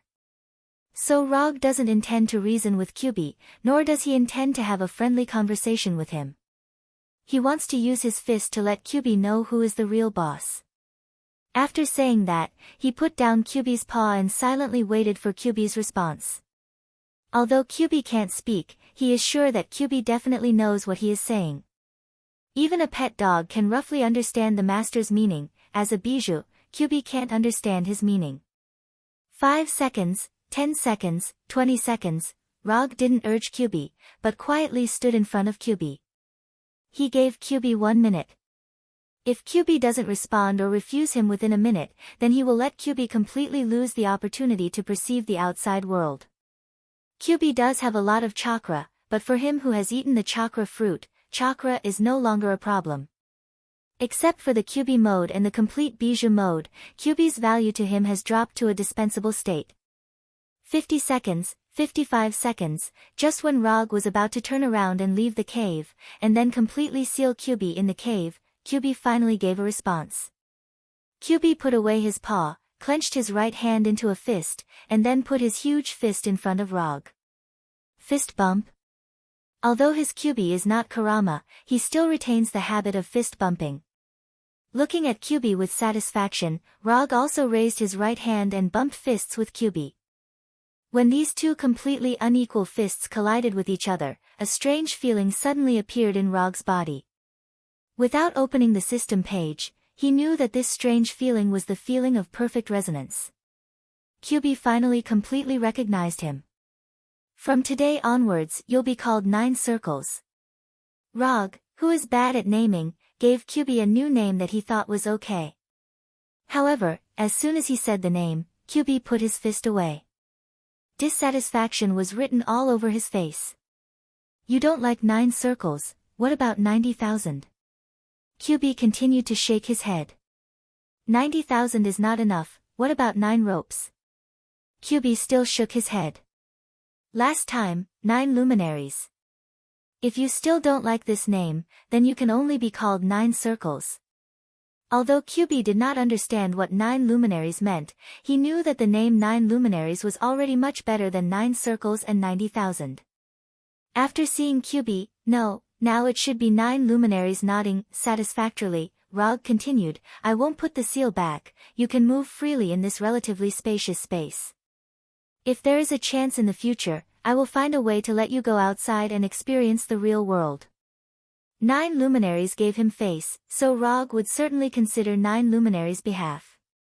Of course, it was impossible to let 9 luminaries completely leave the seal, but he could use the reality gem to create a temporary shell for 9 luminaries and let it experience the real world for a period of time in the outside world, just like what he did on Titan Star. After dealing with 9 luminaries, his consciousness returned to his body and he continued to check his condition. More than half an hour later, he finished checking his body. Excluding the strengthening of his body, there was nothing wrong with his body and he was very healthy.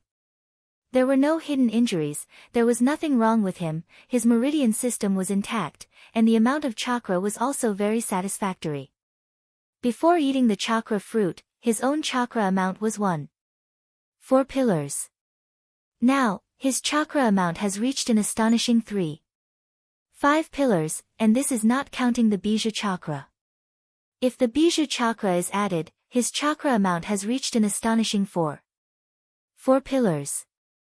In addition, he didn't know if it was his illusion, but he always felt that the golden chakra consumed less energy when using ninjutsu, and the response was faster. The consumption was less, which was a good thing. However, the fact that it had a faster response seemed to be of little use. He could use ninjutsu without any seals, and it was faster on the basis of instant cast, but the result was still instant cast. After confirming that there was nothing wrong with his current body, he began to think about the ninjutsu that Otsutsuki Kagaya had. Infinite Tsukuyomi was not needed, he had no intention of ruling the world. However, he was still very interested in ninjutsu like Yomibai, Heaven's Defense, 80 Gods Air Attack, Grey Bone, and Expansion Truth-Seeking Ball. After deciding the plan for the rest of the year, he left the training room with the Flying Thunder God and came to the Hokage building. To be precise, he came to Hinata. At this time, Hinata was looking at the display in front of her seriously and frowning from time to time. Next to Hinata was Rosie, who had been an assistant for some time. "Rog, why are you here?" As soon as Rog appeared, Hinata's gaze shifted from the display to him. "Your eyes?" Before Rog could speak, Hinata asked. "I ate the fruit," and then, as one of the only two ninjas in Konoha, Hinata was the only one who knew the role of the chakra fruit. "So that's how it is. Then if I'm not wrong, you're going to ask me to develop ninjutsu again?" "Yes, there are a few ninjutsu that I need your help with." Rog's combat power is far beyond Hinata's, but in terms of ninjutsu development ability, even 10 of him together are not Hinata's opponent. Although he can also choose to go to the system to exchange for ninjutsu, he doesn't need to look to know how expensive the ninjutsu he wants will be. Now, he has no interest in performing tasks to accumulate ninjutsu. "Rosie, you go out." Hinata didn't directly answer Rog, but asked Rosie to leave the office. When Rosie left the office and closed the door, Hinata continued, "Tell me, what kind of ninjutsu are you going to develop this time?" Chapter 650. After sorting out the language, Rog told Hinata about the Sharingan ninjutsu he wanted to learn. Of course, he mainly introduced the effects, characteristics, and some of his own understanding of these ninjutsu. As for the specific development, he can't do much. At most, he can cooperate with Hinata to do some tests on the Sharingan. "The ninjutsu you want to develop are not simple, I may not be able to develop them." After listening to Rog's description, Hinata frowned and answered. If possible, she certainly hopes that she can meet all the requirements made by Rog. But some things can't be done just because she wants to. Although Hinata has the Byakugan, she only has the Byakugan. Not to mention the Sharingan, she doesn't even know much about the ordinary Rinnegan. It doesn't matter, just do your best. Looking at Hinata's dignified expression, Rog felt that he was a bit too irresponsible as the fourth Hokage. Not to mention Tobirama, who is a master of ninjutsu research and development. Even compared to the other Hokage, his ninjutsu research and development ability is far inferior.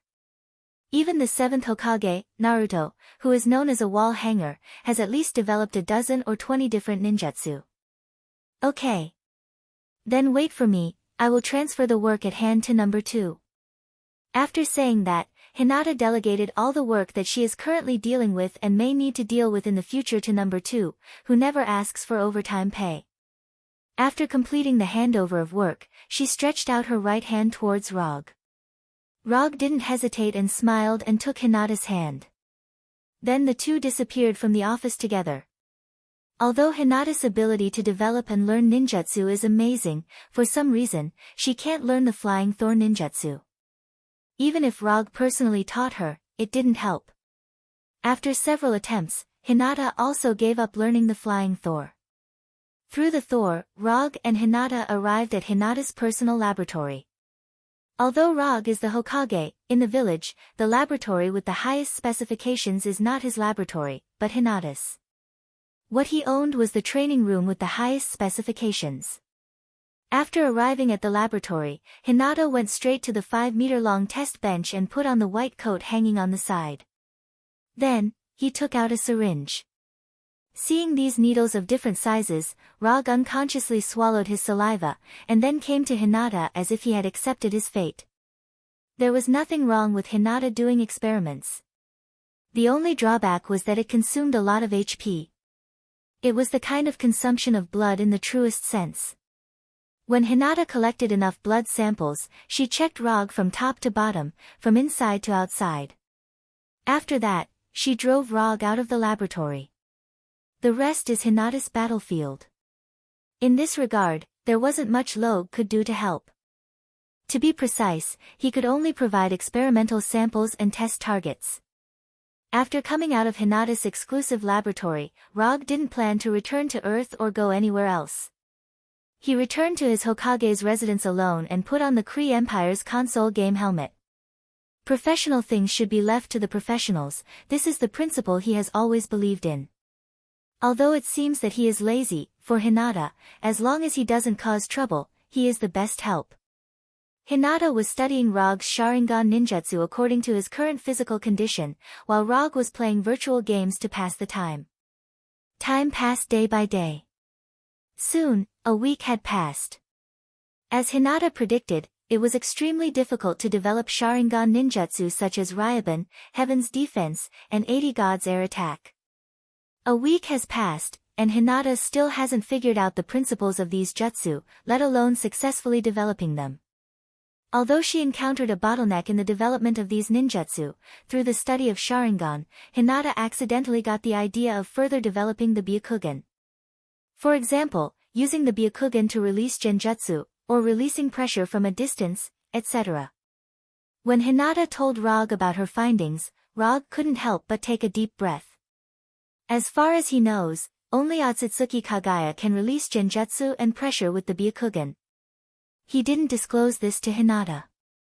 But he didn't expect that when Hinata was developing Sharingan ninjutsu, she would accidentally discover this. Hinata wouldn't show signs of developing into Otsutsuki Kagaya, right? However, if Hinata is really developing into Otsutsuki Kagaya, it seems to be a good thing. Looking at Hinata's face full of collagen and still as pure as a minor, Rog's mind was filled with some unhealthy images. After expelling these messy thoughts from his mind, he first confirmed Hinata's discovery of the further development of the Byakugan, and then let Hinata return her attention to the study of Sharingan. The further development of the Byakugan can be solved later. But the ninjutsu of Sharingan, he will need to use them in half a year. When Hinata returned her energy to the development of Sharingan and those ninjutsu, Rog also ended his decadent life that he maintained for a week and left Tatooine on his silver surfboard. Of course, before leaving Tatooine, he said hello to Hinata, lest she need to find him but don't know where to find him. Through the portal, he returned to Earth. However, he didn't return to Konoha's headquarters in Washington, nor did he return to New York where he first wandered.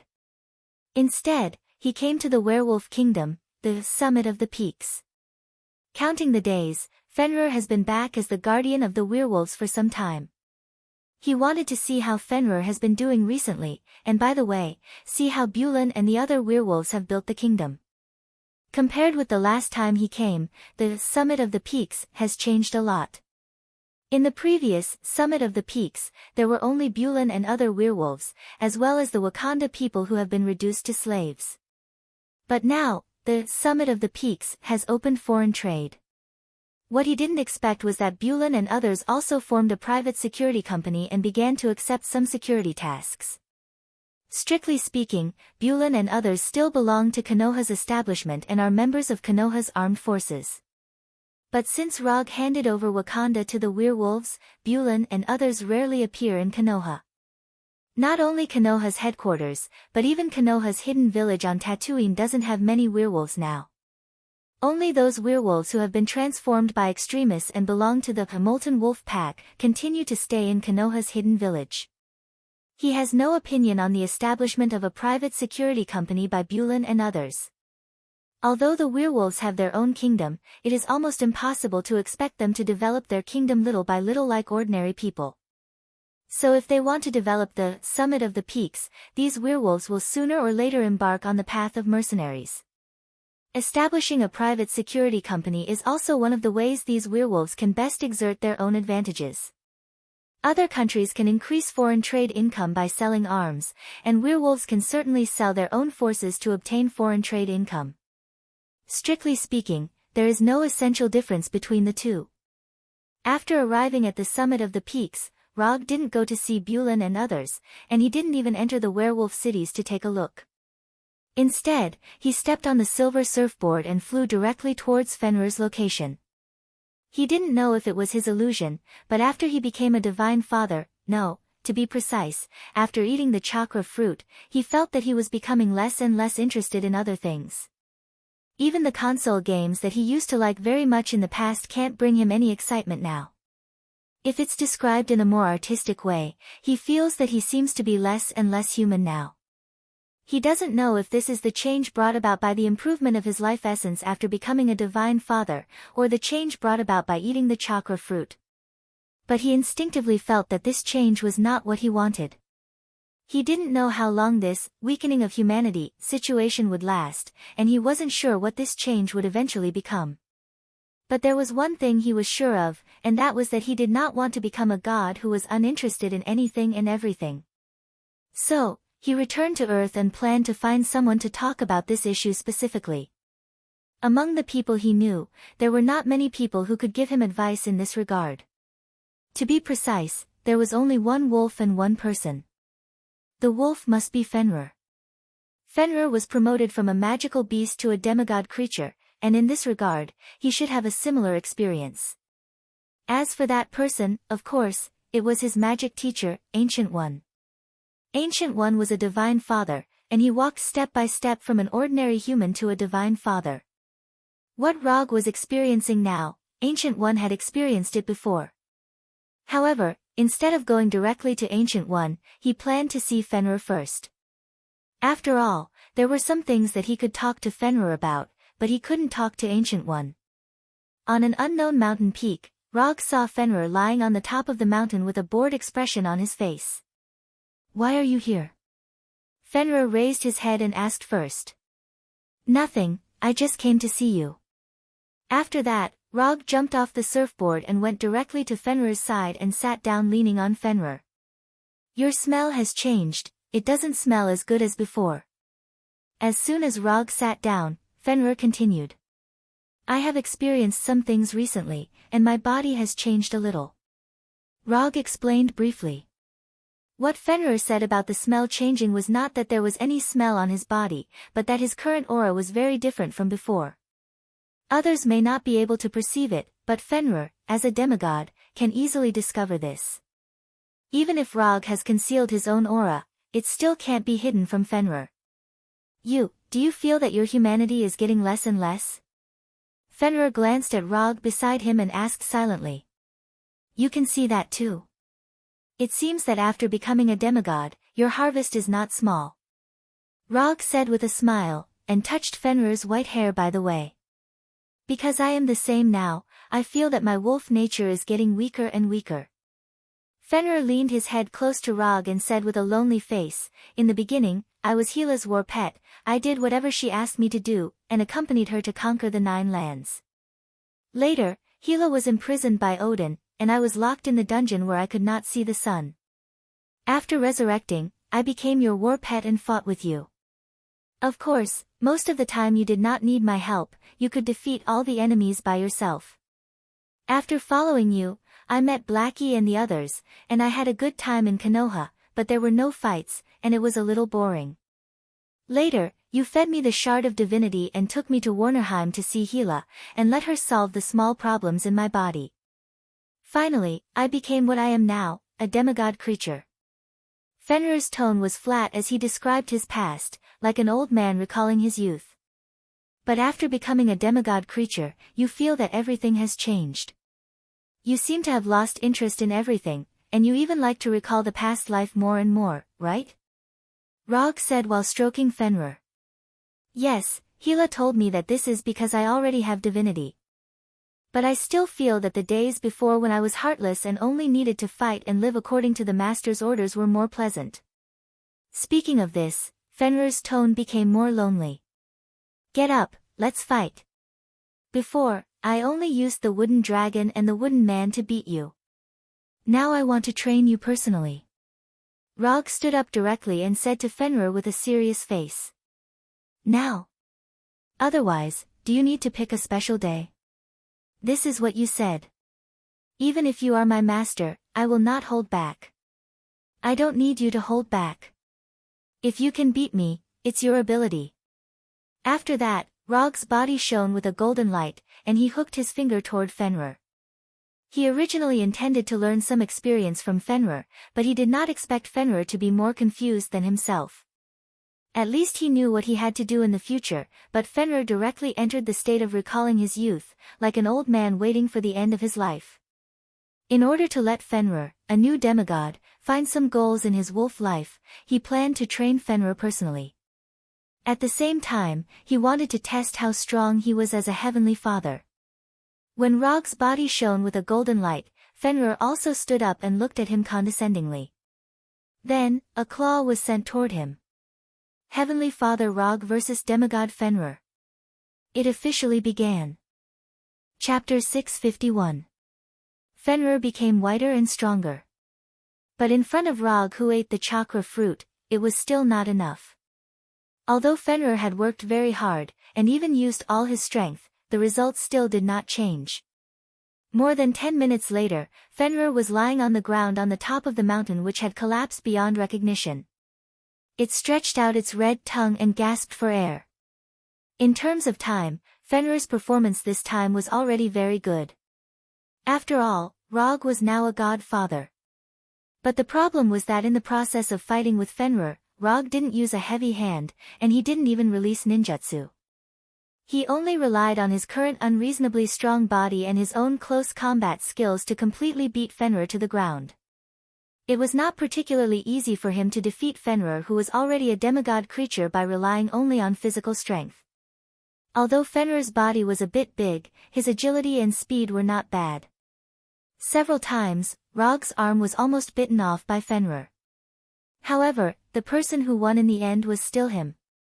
When Fenrir was lying on the ground to recover his strength, Rog did not hesitate to lie directly on Fenrir's body, calming his somewhat chaotic breath. Although Rog fought with Fenrir in order to let Fenrir find the goal of wolf life. But he had to say that after venting on Fenrir, he also regained some of his previous feelings. He regained the pleasure of enjoying the battle and defeating the enemy. "Are you hungry?" After lying on Fenrir for more than 10 minutes, Rog suddenly said. "I'm not hungry." Although the battle just now was fierce, for Fenrir, who was already a demigod, he didn't need to eat to replenish his strength. "I'm not hungry, but I just want to eat something now. Do you want to join me?" After hearing Rog's words, Fenrir looked at him with a look of caring for a retard. After more than 10 seconds of silence, Fenrir slowly opened his mouth and said, "Do you think my body type is suitable to go out and eat with you?" "What's wrong with that? You're the guardian of the werewolves. If you want to eat, who would dare to stop you? Speaking of which, I don't think we've ever had a meal together." Rog recalled his previous interactions with Fenrir, but he couldn't find any memories of them having a meal together. "Strictly speaking, there has been one. When you asked me to pretend to be your ancestor, we had barbecue together at Konoha's headquarters." Fenrir recalled and said. "That time doesn't count. That barbecue wasn't very serious. Let's go, let's taste the werewolf's cooking." After that, Rog rode on Fenrir's back and patted his head. Fenrir sighed helplessly, stood up, and carried Rog to the nearest werewolf city. Tens of minutes later, a city with a werewolf aesthetic appeared in front of them. Although they were all built with reinforced concrete, the style of the city was completely different from that of other countries. Wild. This city had a wild nature that other cities didn't have. The arrival of Rog and Fenrir quickly attracted the attention of the werewolves in the city. After explaining the purpose of their visit to the werewolves in front of them, they soon had an exclusive box, as well as a bunch of chefs and waiters. Although werewolves were not ordinary humans, their cooking methods were similar to humans. If there was a difference, it was that the werewolf's diet was mainly meat. In other words, it was all meat. For this meal, Rog and Fenrir ate for a long time. 2 hours later, they left the city under the gaze of the werewolves. "Well, that's it for today. I'll come to you next time when I have time." After summoning the silver surfboard in front of him, Rog opened the portal to Kamartaj and disappeared with the surfboard in front of Fenrir. After Rog walked into the portal, Fenrir wanted to say something, but in the end, he didn't say anything. Kamartaj was still the same, there was no change. A sorcerer practicing spells, a sorcerer reading a book, a sorcerer basking in the sun. After taking a look at these sorcerers, Rog walked towards the hall that had not changed for thousands of years. As before, Ancient One was still sitting in the fixed position, brewing the fixed honey tea, and shaking the folding fan that never left his side. "Teacher." After saying hello to Ancient One, Rog let the silver surfboard float aside and sat opposite Ancient One. Ancient One first glanced at the floating silver surfboard, and then set his eyes on Rog. "It seems that you have also taken that step."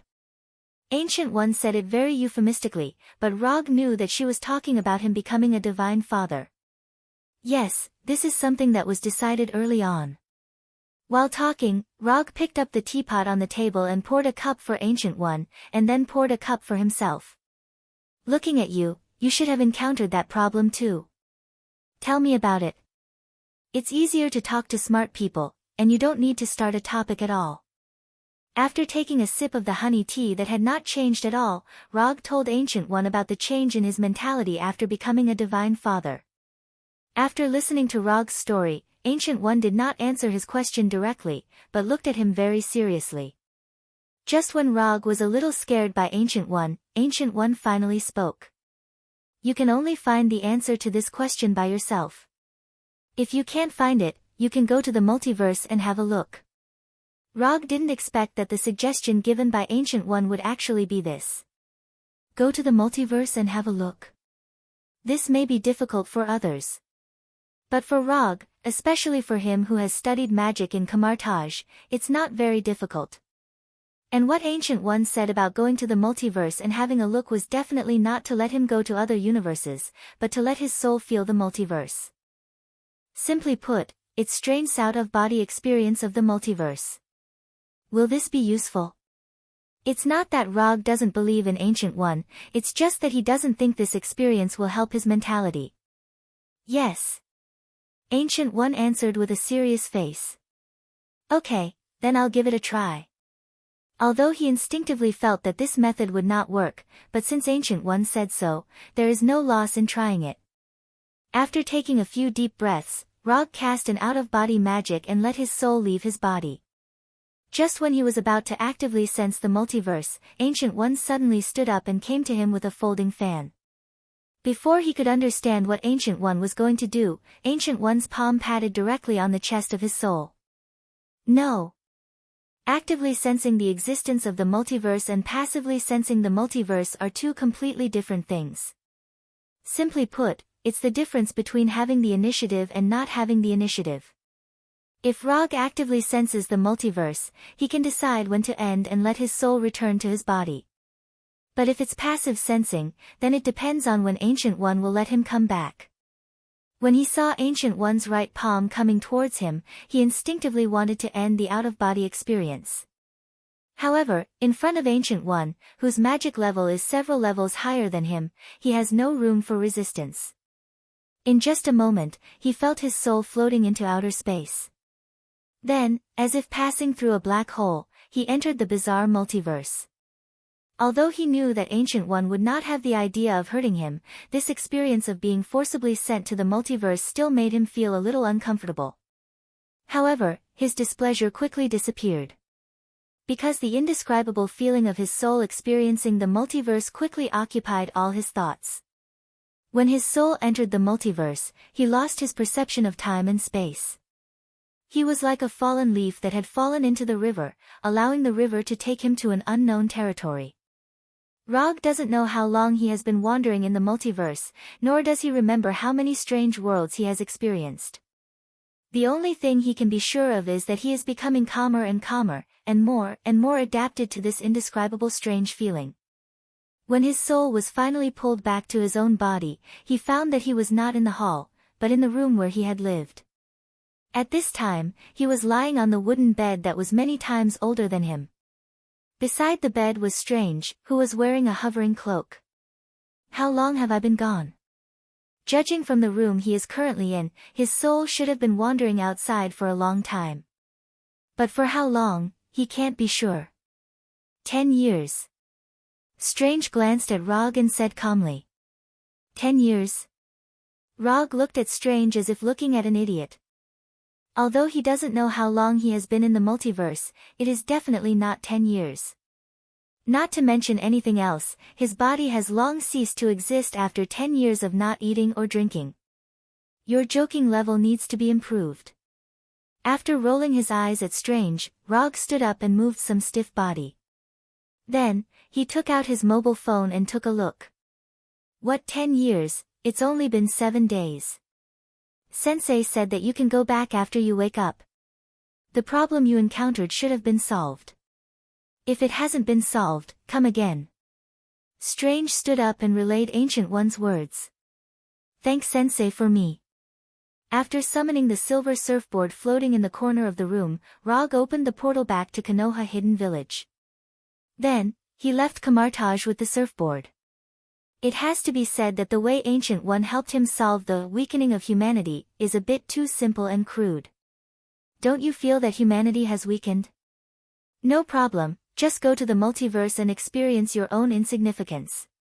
At that time, not to mention humanity, even the bestial nature can be completely stimulated. Although Ancient One's method is very crude, the effect is also very good. After seeing those strange multiverse, Rog doesn't have any thoughts now. He just wants to be a good person, a person who can eat, sleep, and do what he likes. After returning to Konoha Hidden Village with the surfboard, Rog came to the top of the Hokage building and looked at the entire Konoha Hidden Village. This is my village, this is my planet, this is my... Thinking of this, Rog switched Sharingan to Byakugan and looked at Hinata, who was working hard in the laboratory. Very good, this kind of life is very good. If it weren't for the agreement with Thanos and the fact that he couldn't find Thanos now, Rog would have directly cancelled the ultimate battle. In fact, there is nothing to fight about. It's not like Thanos didn't lose to him, winning once is a win, winning twice is also a win. Although that time Thanos lost its last resistance because of the backlash from the Power Gem, it was because of the backlash from the Power Gem. But even if there was no backlash from the Power Gem, the one who lost in the end must be Thanos. As for Thanos wanting to destroy half of the life in the universe, this is also easy to solve. Just give Thanos a few books on the sustainable development of Sanya family and family planning. There are many ways to solve the problem of too many people resulting in insufficient resources. Why do you have to use the most crude and ineffective one? With the reproduction rate of human beings and other intelligent creatures, eliminating half of the life in the universe at once is not a solution to the problem at all, it's just pushing the time of the problem back. After despising Thanos' approach, Rog and the Flying Thunder God came to Hinata's laboratory. At this time, Hinata was still developing the Sharingan ninjutsu. Her beautiful long black hair was tied into a simple ponytail, and although the white coat on her body covered the curves of her body, it still revealed a charming back. Looking at Hinata, who put almost all her energy into the research, Rog came to her side and grabbed her right hand. Don't study it, give yourself a vacation. After that, Rog didn't wait for Hinata to answer, and the Flying Thunder God took Hinata back to the Hokage's residence. What do you want to eat tonight, Chinese, French, or Italian? While talking, Rog picked up the kitchen apron and skillfully put it on. Chinese food. Okay, Miss Hinata, the Chinese food you want will be delivered to you right away. Opening the refrigerator and taking a look, Rog began to make the only home-cooked dishes he knew. Hinata, on the other hand, sat at the dining table and looked at his back with a gentle face. Early the next morning, Hinata wanted to return to the laboratory to continue the experiment, but before she could get up, she was pulled back to bed by Rog. You're on vacation now, so you don't have to go to the laboratory. After being sent to the multiverse by Ancient One for a week, Rog's mentality changed a lot. Whether it's strength or power, it's not the most important thing. What's important is the person he wants to protect. As for the rest, he doesn't care. Isn't there a decisive battle between you and Thanos? Hinata leaned on Rog's shoulder and asked softly. Don't worry about him, even if it's me now, I can still beat him down. It doesn't matter if I have those ninjutsu or not. If he really becomes stronger than me, then I'll stand him up and let him fight with Ancient One. Chapter 652. After listening to Rog's explanation, Hinata stretched out her right index finger and drew circles on his chest. Then, she said lightly, well, it's up to you.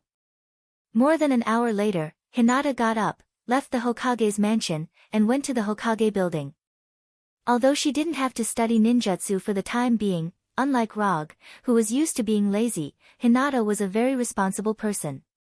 So, she began to deal with the affairs of Konoha's hidden village. Rog didn't say anything about Hinata's decision. The reason why he can be a hands-off boss is because he has Hinata's silent support behind him. Otherwise, he wouldn't be as relaxed as he is now. Every successful man has a woman who silently works for him. Hinata proved this with practical actions. When Hinata went to the Hokage building to deal with the affairs of the village, Rog also left the mansion and began to stroll in the village. Although he said that he was strolling, he was actually going to find the Punisher. Konoha's headquarters in the Washington area is now just an external facade. In addition to letting others know that Konoha hasn't completely left the earth, no one lives there. Most of the people have moved to Konoha's hidden village. To be precise, they have settled in Konoha's hidden village. After all, compared with the earth, Konoha's hidden village is far superior to the earth in terms of natural environment and technology. Rog first went to the Punisher's house. The result was no surprise, his first summoned beast and subordinate were now performing official duties outside. Not only was the Punisher not at home, but even the Red Tank and the Abomination were also not at home. Except for him, it seems that everyone is busy building Konoha's hidden village. Even Walter now has a job of his own. Konoha's chief psychological counselor. This is Walter's current position. After walking around the inner city for most of the time, Rog finally found a guy who also has nothing to do. Blackie. His previous weapon, Blackie, is now as idle as him. Strictly speaking, it's not particularly idle. He doesn't know whether it's because of his influence or Blackie's own preferences. Now, Blackie likes to taste food and play games. A born fighting race has now become an otaku. If he hadn't seen it with his own eyes, Rog himself wouldn't have believed it. What surprised him even more was that the number of games in Xiao Hei's house was even more than his personal collection. Because of interstellar trade, both the Kree Empire and Xander have trade caravans from Konoha. These caravans not only brought back a lot of specialties from the Kree Empire and Xander, but they also brought back a lot of technological products. For example, Xiao Hei was currently using the latest gaming helmet from the Kree Empire. Rog looked at Little Black's console model and helplessly discovered that the Kree gaming helmet he was currently using was actually 2 generations behind. Rog, your gaming skills aren't good enough. With your standard, you won't even make it into the top 1000 in the entire server. In a multiplayer game similar to PUBG, Rog and Xiao Hei formed a 2-person team. Then, he was crushed. What do you mean my level is not good enough? It's the other side who cheated, okay? He's running even faster than the floating car. That guy is definitely cheating. After taking off the gaming helmet, Rog explained. In esports, being a noob is the original sin. Xiao Hei didn't argue with Rog. Instead, he silently said something that was enough to break Rog's defense.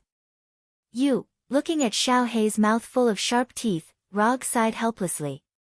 In this day and age, even weapons dared to laugh at their master's noob. Times have really changed. Again, I don't believe that I can't get the championship trophy today. After saying that, Rog took the lead and put on the gaming helmet. Reality proved that being a noob was the original sin in esports. When Rog played single-player fighting games, he was definitely a first-rate player. However, once he entered a multiplayer competitive game like this, he, who was used to fighting alone, was quickly beaten to a pulp by the opposing team. In the end, after fighting for a few hours in Xiao Hei's house, he still didn't get the championship trophy. Before leaving, he asked Xiao Hei, who was addicted to the game, "Do you regret becoming my weapon?" He thought Xiao Hei would give him a touching answer. As a result, Xiao Hei didn't say anything and threw the gaming helmet he just used to him. Don't think about this nonsense all day, practice more when you have time. If you can't find a suitable weapon in a fight, you can come to me at any time. After that, Xiao Hei put on the gaming helmet again and started a new game. Looking at Xiao Hei lying on the sofa with a helmet on, Rog didn't say anything else and left Xiao Hei's house for the next destination. Punisher, Abomination, Red Tank, Dr. Connors, Daisy, Moonstone, Quicksilver, Walter, except for Venom, who still stayed with Eddie on Earth. Rog spent the afternoon visiting each of them. Although they all had their own jobs now, he had a reasonable reason that no one could find a problem with. The fourth Hokage inspected the various jobs in the village. After enjoying a dinner made by Walter at his house, Rog returned to the Hokage's mansion. He spent a day specifically to understand the current lives of others. After confirming that everyone was doing well, he felt a lot more at ease. At least, he didn't let these people who followed him have a bad life. In the following days, he began the boring life of cultivation again. To be precise, it can't be said to be cultivation. It should be to thoroughly adapt to his body after being strengthened by the chakra fruit.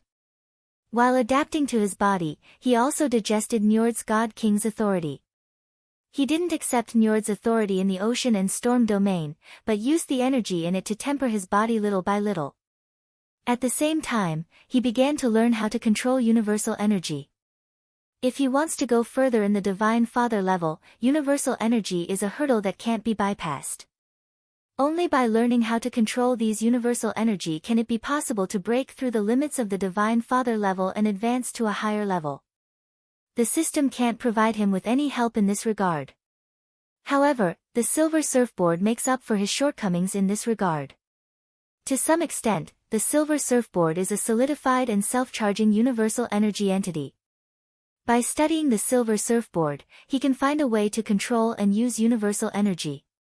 However, this obviously isn't an easy thing to do. When he began to study universal energy, Hinata also resumed her research on the Sharingan ninjutsu. Although Hinata didn't put all her energy into research, she didn't stop the relevant research either. Time passed little by little, and unknowingly, 3 months have passed. In these 3 months, Rog thoroughly adapted to his strengthened body and learned a way to use universal energy from the Silver Surfboard. In order to understand more about universal energy that can't be classified by attributes and properties, he also went to Asgard and stayed in Asgard's royal library for more than half a month. As a long-established universal civilization, Asgard's research on universal energy is not in the minority. It's just that because of tradition and his physique, Asgard didn't study universal energy as a main force.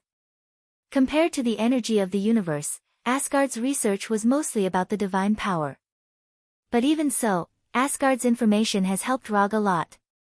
Coupled with the copy of the book collection that he had obtained from the Vanir gods, it only took him 3 months to upgrade himself from a novice in the field of cosmic energy to a slightly knowledgeable researcher. However, research is research, the specific application is obviously not so simple. After 3 months of trial and error, he had only grasped some of the basic methods of using it. For example, relying only on his physical body to survive in outer space, and using universal energy to restore his physical strength and energy, etc. In addition to him, in the past 3 months, Hinata's research has also gained a lot. Although the number is not a lot, Hinata has successfully developed 3 Sharingan ninjutsu, 80 Gods Airstrike, Expanding Truth-Seeking Ball, and Killing the Grey Bone. As for Infinite Tsukuyomi, Heaven's Defense, and Yomiuri, she hasn't been able to study them yet, but she has a general idea. It has to be said that Hinata's talent in ninjutsu research and development is really amazing. When she put the complete information of the 80 Gods Airstrike, Expanding Truth-Seeking Ball, and Killing Grey Bones in front of Roger, Roger once again doubted who was the real transmigrator. Compared with Hinata, he, the real transmigrator, is not an ordinary scum. Although he was a little surprised that Hinata actually developed these 3 ninjutsu, he still happily accepted the information and devoted himself to cultivation. No one will dislike their own strength, this is the same as no one on earth will dislike their own money. Saying that I have no interest in money is just a matter of listening to it. If anyone really believes it, then there is a real problem with their IQ. Rog, who originally planned to give himself a small vacation, began to cultivate again.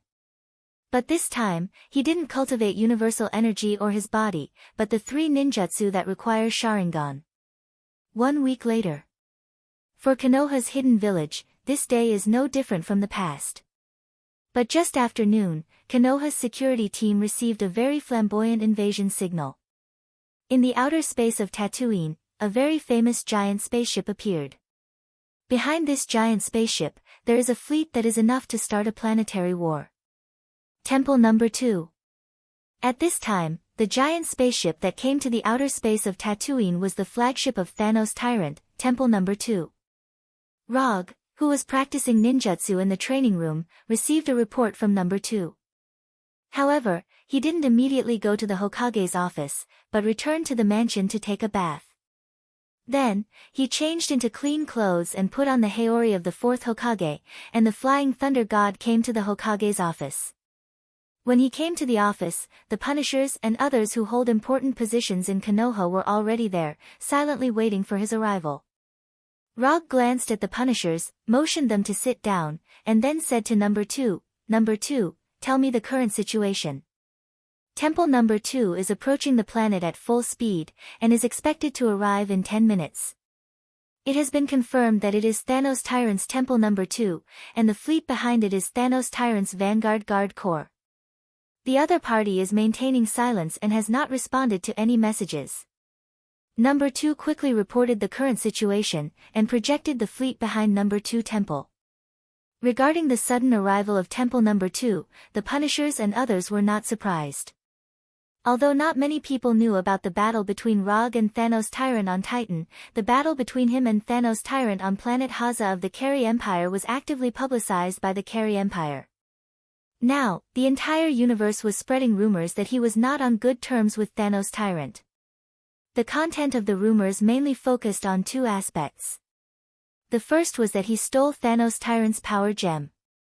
The second was that he stole Thanos Tyrant's daughter, Gamora. Yes, that's right, except for the Punishers, Gila, Supreme Wisdom, and a few other people who knew about it, the entire universe thought that he stole Gamora. In fact, after sending Gamora to Titan Star, he had never seen her again.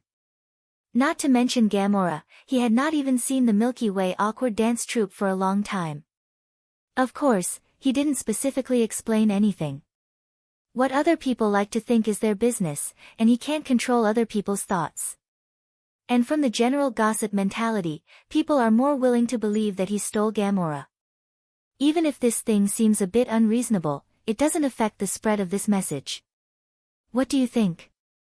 Looking at Temple number 2 projected by number 2, Rog said to the Punishers and others. Judging from the current situation, it does look like Thanos Tyrant is leading a fleet to attack Konoha. But Rog feels that things are not that simple. Although Thanos Tyrant is not a good person, he is a very trustworthy person. There are still more than 2 months before their agreed date of the decisive battle. Even if Thanos Tyrant really wants to attack Konoha, now is not the time. There is only one situation that will make Thanos Tyrant make this decision. That is, he thinks that Rog is dead. Only in this way will he be able to lead the fleet to attack Konoha before the agreed time is up, and before the battle with Rog is over, the outcome will be decided. The other party is coming with bad intentions. I suggest that we fight Thanos Tyrant's fleet in outer space to avoid damage to the village as much as possible. After more than 10 seconds of silence, the Punishers took the lead and said. His suggestion was approved by Abomination, Red Tank, and others. I don't think the other party is going to attack Konoha. If they really want to attack Konoha, they won't just fly at this speed. This is completely to give Konoha enough time to prepare. Daisy also expressed her opinion. When Daisy expressed her opinion, the office once again fell into a silent atmosphere. The entire army enters level 1 alert, wait for my order to set off at any time. I'll go and meet Thanos Tyrant first. Chapter 653. After that, Rog's body shone with a brilliant aurora-like light. Quantum transmission. The next second, his figure disappeared in front of the Punisher and others and appeared above Konoha's hidden village. Just as he was about to fall under the influence of gravity, the silver surfboard flew out from Konoha's hidden village and quickly came to his feet. Rog now has mastered a lot of flying abilities. Whether it is using ninjutsu or magic, he can fly at will. But the most suitable one for him now is the silver surfboard that originally belonged to the Silver Shadowman. The silver surfboard can take the Silver Shadowman across the universe. Whether it is speed or reliability, there is no need to worry. Rog, standing on the silver surfboard, drew an arc in the air and flew toward the Temple 2 in outer space. After entering the atmosphere, a golden chakra emerged from his body. Although he can now use cosmic energy to cross the universe, the visual effects are still necessary. That's right, the golden chakra released by him now is purely to add some visual effects to himself. When he just flew out of Tatooine's atmosphere, the explorers on the Temple 2 sensed his existence, and the muzzles on the spacecraft pointed in his direction. But until he reached the second temple, these cannons didn't fire a single cannonball or energy beam. Looking at the hill-like Temple 2 in front of him, Rog did not speak. His current body can directly adapt to the vacuum environment and cosmic radiation, but this does not mean that he can transmit his voice in the airless space. Thanos, I'm coming. In the end, he chose to use magic to solve this problem. He directly transmitted his words to the mind of every creature in the Temple 2 through spiritual magic. Not long after he finished speaking, the Temple 2 opened the entrance passage under the hull. When the Temple 2 took the initiative to open the passage, Rog did not hesitate and flew directly into the passage. A few minutes later, he came to the main control room of the Temple 2 on the silver surfboard. General Deathblade, Nebula, Ebony Throat, Supergiant, Black Dwarf, Thanos Overlord's 5 strongest underlings, the 5 Black Radiant Generals, were all in the main control room. In addition to the Dark 5 generals, he also saw another adopted daughter of Thanos, Gamera's sister, Nebula. Where is Thanos? Although he was alone and in the second temple, he did not show the slightest fear. On the surface, it looked like he was trapped in the enemy camp. But in reality, even if the 5 generals of Black Radiance, Nebula, and the others worked together, they were still no match for him. Master is waiting for you on Titan Star. Ebony Throat, who had the ability to teleport objects and acted as the brains of the 5 generals of Black Radiance, stepped forward and spoke in a neither servile nor overbearing manner. Was it your idea to lead the army to Tatooine, or was it Thanos' idea? Rog asked coldly as he looked at the Ebony Throat in front of him, which did not conform to the aesthetic standards of the people on Earth at all. The army was pressing down on the border, and they were still maintaining a state of silence. No matter who saw it, this was a blatant provocation of force. It's Master's will. Ebony Throat continued. Explain it, or I don't mind having a warm-up battle before going to Titan Star. Only Rog dared to say such words at this time. Even Ronan, the controller, or Nova Supreme, in the second temple, did not dare to be so arrogant in front of the 5 generals of Black Radiance. Master said that if you win, the entire fleet will be yours, and we will also become your subordinates. If you lose, Master wants your Konoha hidden village. Ebony Throat said calmly, not caring about the fact that Thanos took them as a bet. Interesting, this is to add some stakes to the duel. Rog smiled and shook his head, then said to Ebony Throat and the others, I accept this bet. But you can't continue to move forward, otherwise, I will let Konoha's fleet destroy you directly. In addition, I will give you a small suggestion. You can now call me Master in advance. After that, Rog left the main control room without looking back. At the same time, he took out the communicator on his body and issued a new order to Konoha's troops. The content of the order was very simple, that is, if Thanos' fleet continues to move forward, don't hold back and destroy it directly. After doing all this, he opened the portal to Titan Star. As his right hand drew a circle, the portal shining with golden sparks appeared in front of him. On the other side of the portal was the battlefield where he fought with Thanos. To be precise, it was the area where he killed Thanos. After coming out of the portal, he saw the fully armed Thanos. As soon as the portal was formed, Rog knew that Thanos had gotten rid of the state of Edo Tensei. Sure enough, when he came out of the portal, he saw the living Thanos. The huge double-edged sword was inserted in the ground, he was wearing a full set of armor, and the helmet was hanging casually on the sword. Slayer Overlord, who had been completely revived, sat on the broken stone pillar with a golden blade. You came early. After passing through the portal, Rog walked down from the surfboard and asked Thanos. I can only maintain this state for a week, and I can't come at the agreed time. Thanos was still sitting on the stone pillar and answered calmly. You actually found death, not bad. There are not many people in the universe who can resurrect Thanos perfectly. Among them, the most likely one to help Thanos is Death, one of the 5 gods of creation. This is one of the reasons why Rog asked Thanos to find Death. I found it, but it's a little different from what I imagined. After that, Thanos stood up, took the helmet off the double-edged sword, and solemnly put it on. When he pulled out the double-edged sword inserted in the ground, he said something that Rog didn't expect. She is also very interested in you and made a deal with me. What deal? If I kill you, she will resurrect me completely. Although he said that he wanted to kill himself, Rog didn't feel any killing intent from him. So that's how it is.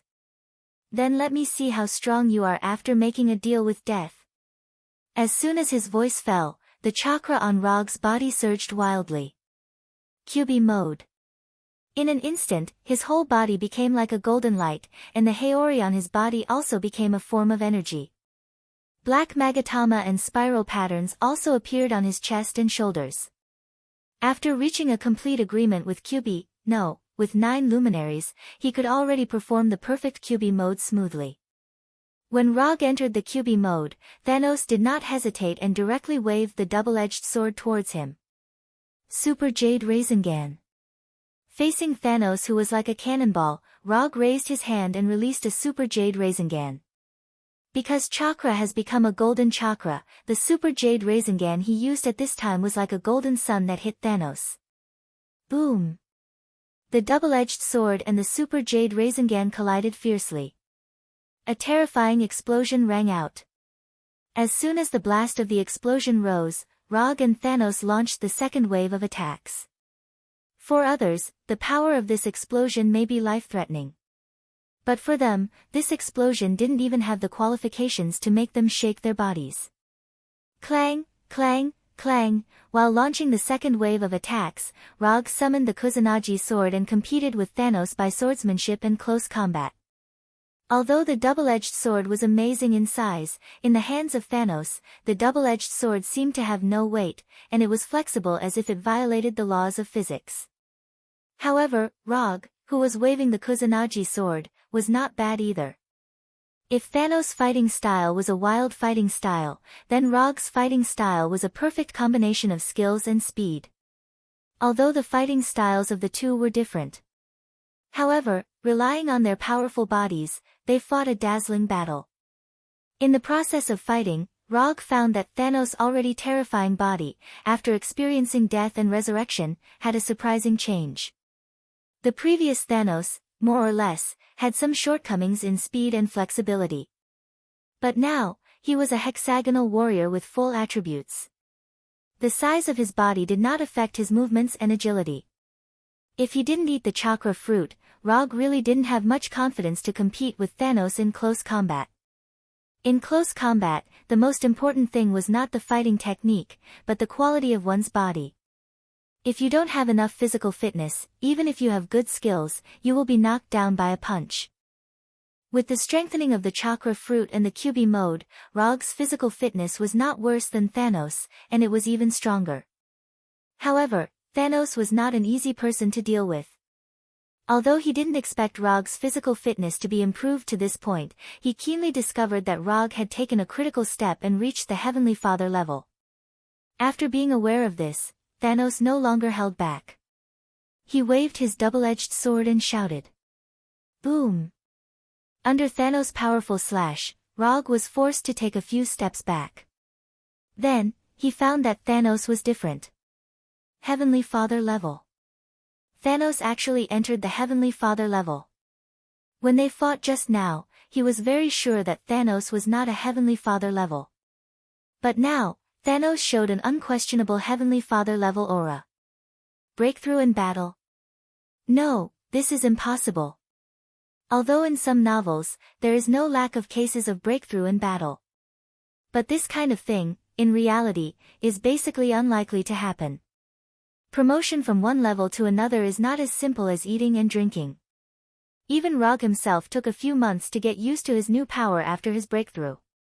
If someone really did break through in the middle of a battle, then the most likely outcome was that the lucky person would die in the hands of the enemy because he or she was unable to control the sudden increase in power in his or her body. Fighting seems to be a barbaric technique, but in fact, it is a very scientific technique. The strength, speed, angle, frequency of the attack, if you can't perfectly control your power, let alone killing the enemy, even whether you can survive is a problem. You've changed, you actually learned to hold back in battle.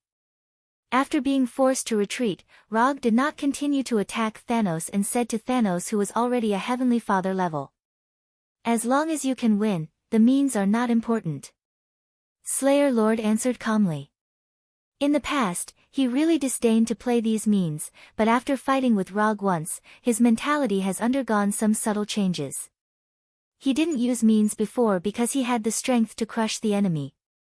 But now it's different, Rog is not an existence that can be crushed by him. Under such circumstances, it's not incomprehensible for him to use some tactics of pretending to be a pig to eat a tiger. Since you've already shown your trump card, then I'll show mine too. After saying that, Rog inserted the Kusanagi sword in his hand into the ground obliquely, and put on a bare-handed fighting posture. 80 Gods Air Strike. Shaking the sky with immortal Tao, attacking and defending in one, a merciless fist. Under the gaze of Thanos, a golden chakra appeared in Rog's palm. In the next second, countless fists formed by the ultimate chakra emerged in an instant, and attacked Thanos like a meteor shower. Boom! Boom!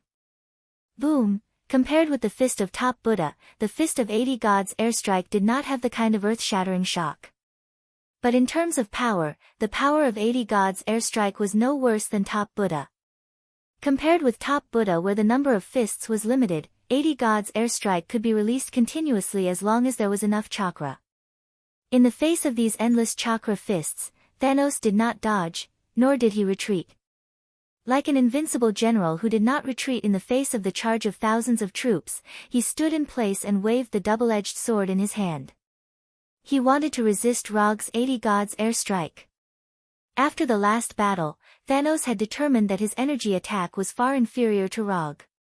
In that case, he would use his best method to fight against Rog. 80 Gods Airstrike continued to attack Thanos. Thanos also fought with the double-edged sword in his hand, trying his best to resist the 80 Gods Airstrike. Although the power of 80 Gods Airstrike was earth-shattering, Thanos at this time was still a Heavenly Father level. Although the resistance was a bit difficult, Thanos finally blocked all the chakra fists. As the price, the double-edged sword in his hand and the armor on his body were completely shattered by the 80 Gods Airstrike. You are very... After resisting Rog's 80 Gods Airstrike, Thanos was just about to say something when he saw Rog's right hand raised high. A huge black ball like a black hole appeared in his hand. Inflated truth-seeking jade. Rog was not interested in explaining to Thanos what the inflated truth-seeking jade was. After this huge truth-seeking jade was formed, he did not hesitate. His legs suddenly exerted force and directly attacked Thanos. It could obliterate all properties, turn the world into nothingness, and it was also the starting point of a new space. The inflated truth-seeking jade could devour all types of energy and hide the power to turn the world into nothingness. In terms of power, the inflated truth-seeking jade was his strongest single-target attack skill. Even the Bijadama launched by the complete-tailed beast form could not be compared with the inflated truth-seeking jade. Rog did not intend to let the decisive battle become a protracted battle. From the moment he entered the nine-tailed mode, he was ready to end the battle quickly. And this inflated truth-seeking jade was the final killing move he prepared for this battle. Looking at the inflated truth-seeking jade getting closer and closer to him, Thanos still had no intention of retreating. Since he started fighting, he had never taken a step back. Not in the past, and not now either. When the inflated truth-seeking jade came in front of him, Thanos clenched his right fist and threw the strongest punch in his life. Boom! When everything returned to calm, Rog removed the nine-tailed mode and came to the huge pit that seemed to go straight to hell. He won, and there was no suspense. Although Thanos threw the strongest punch at the last moment, in front of the inflated truth-seeking Jade, the outcome would not change. After standing in front of this huge pit and staring at it for a few minutes, he opened the portal back to Konoha's hidden village. Although Thanos died under the inflated truth-seeking Jade, he didn't know why, but he always had a hunch that he would see this guy with the title of Crazy Titan in the future. Forget it, don't think about it. Let's talk about the future later. After summoning back the silver surfboard that only played the role of transportation, he looked back at the Titan star that was gradually dying. Then, without looking back, he walked into the portal and returned to Konoha's hidden village.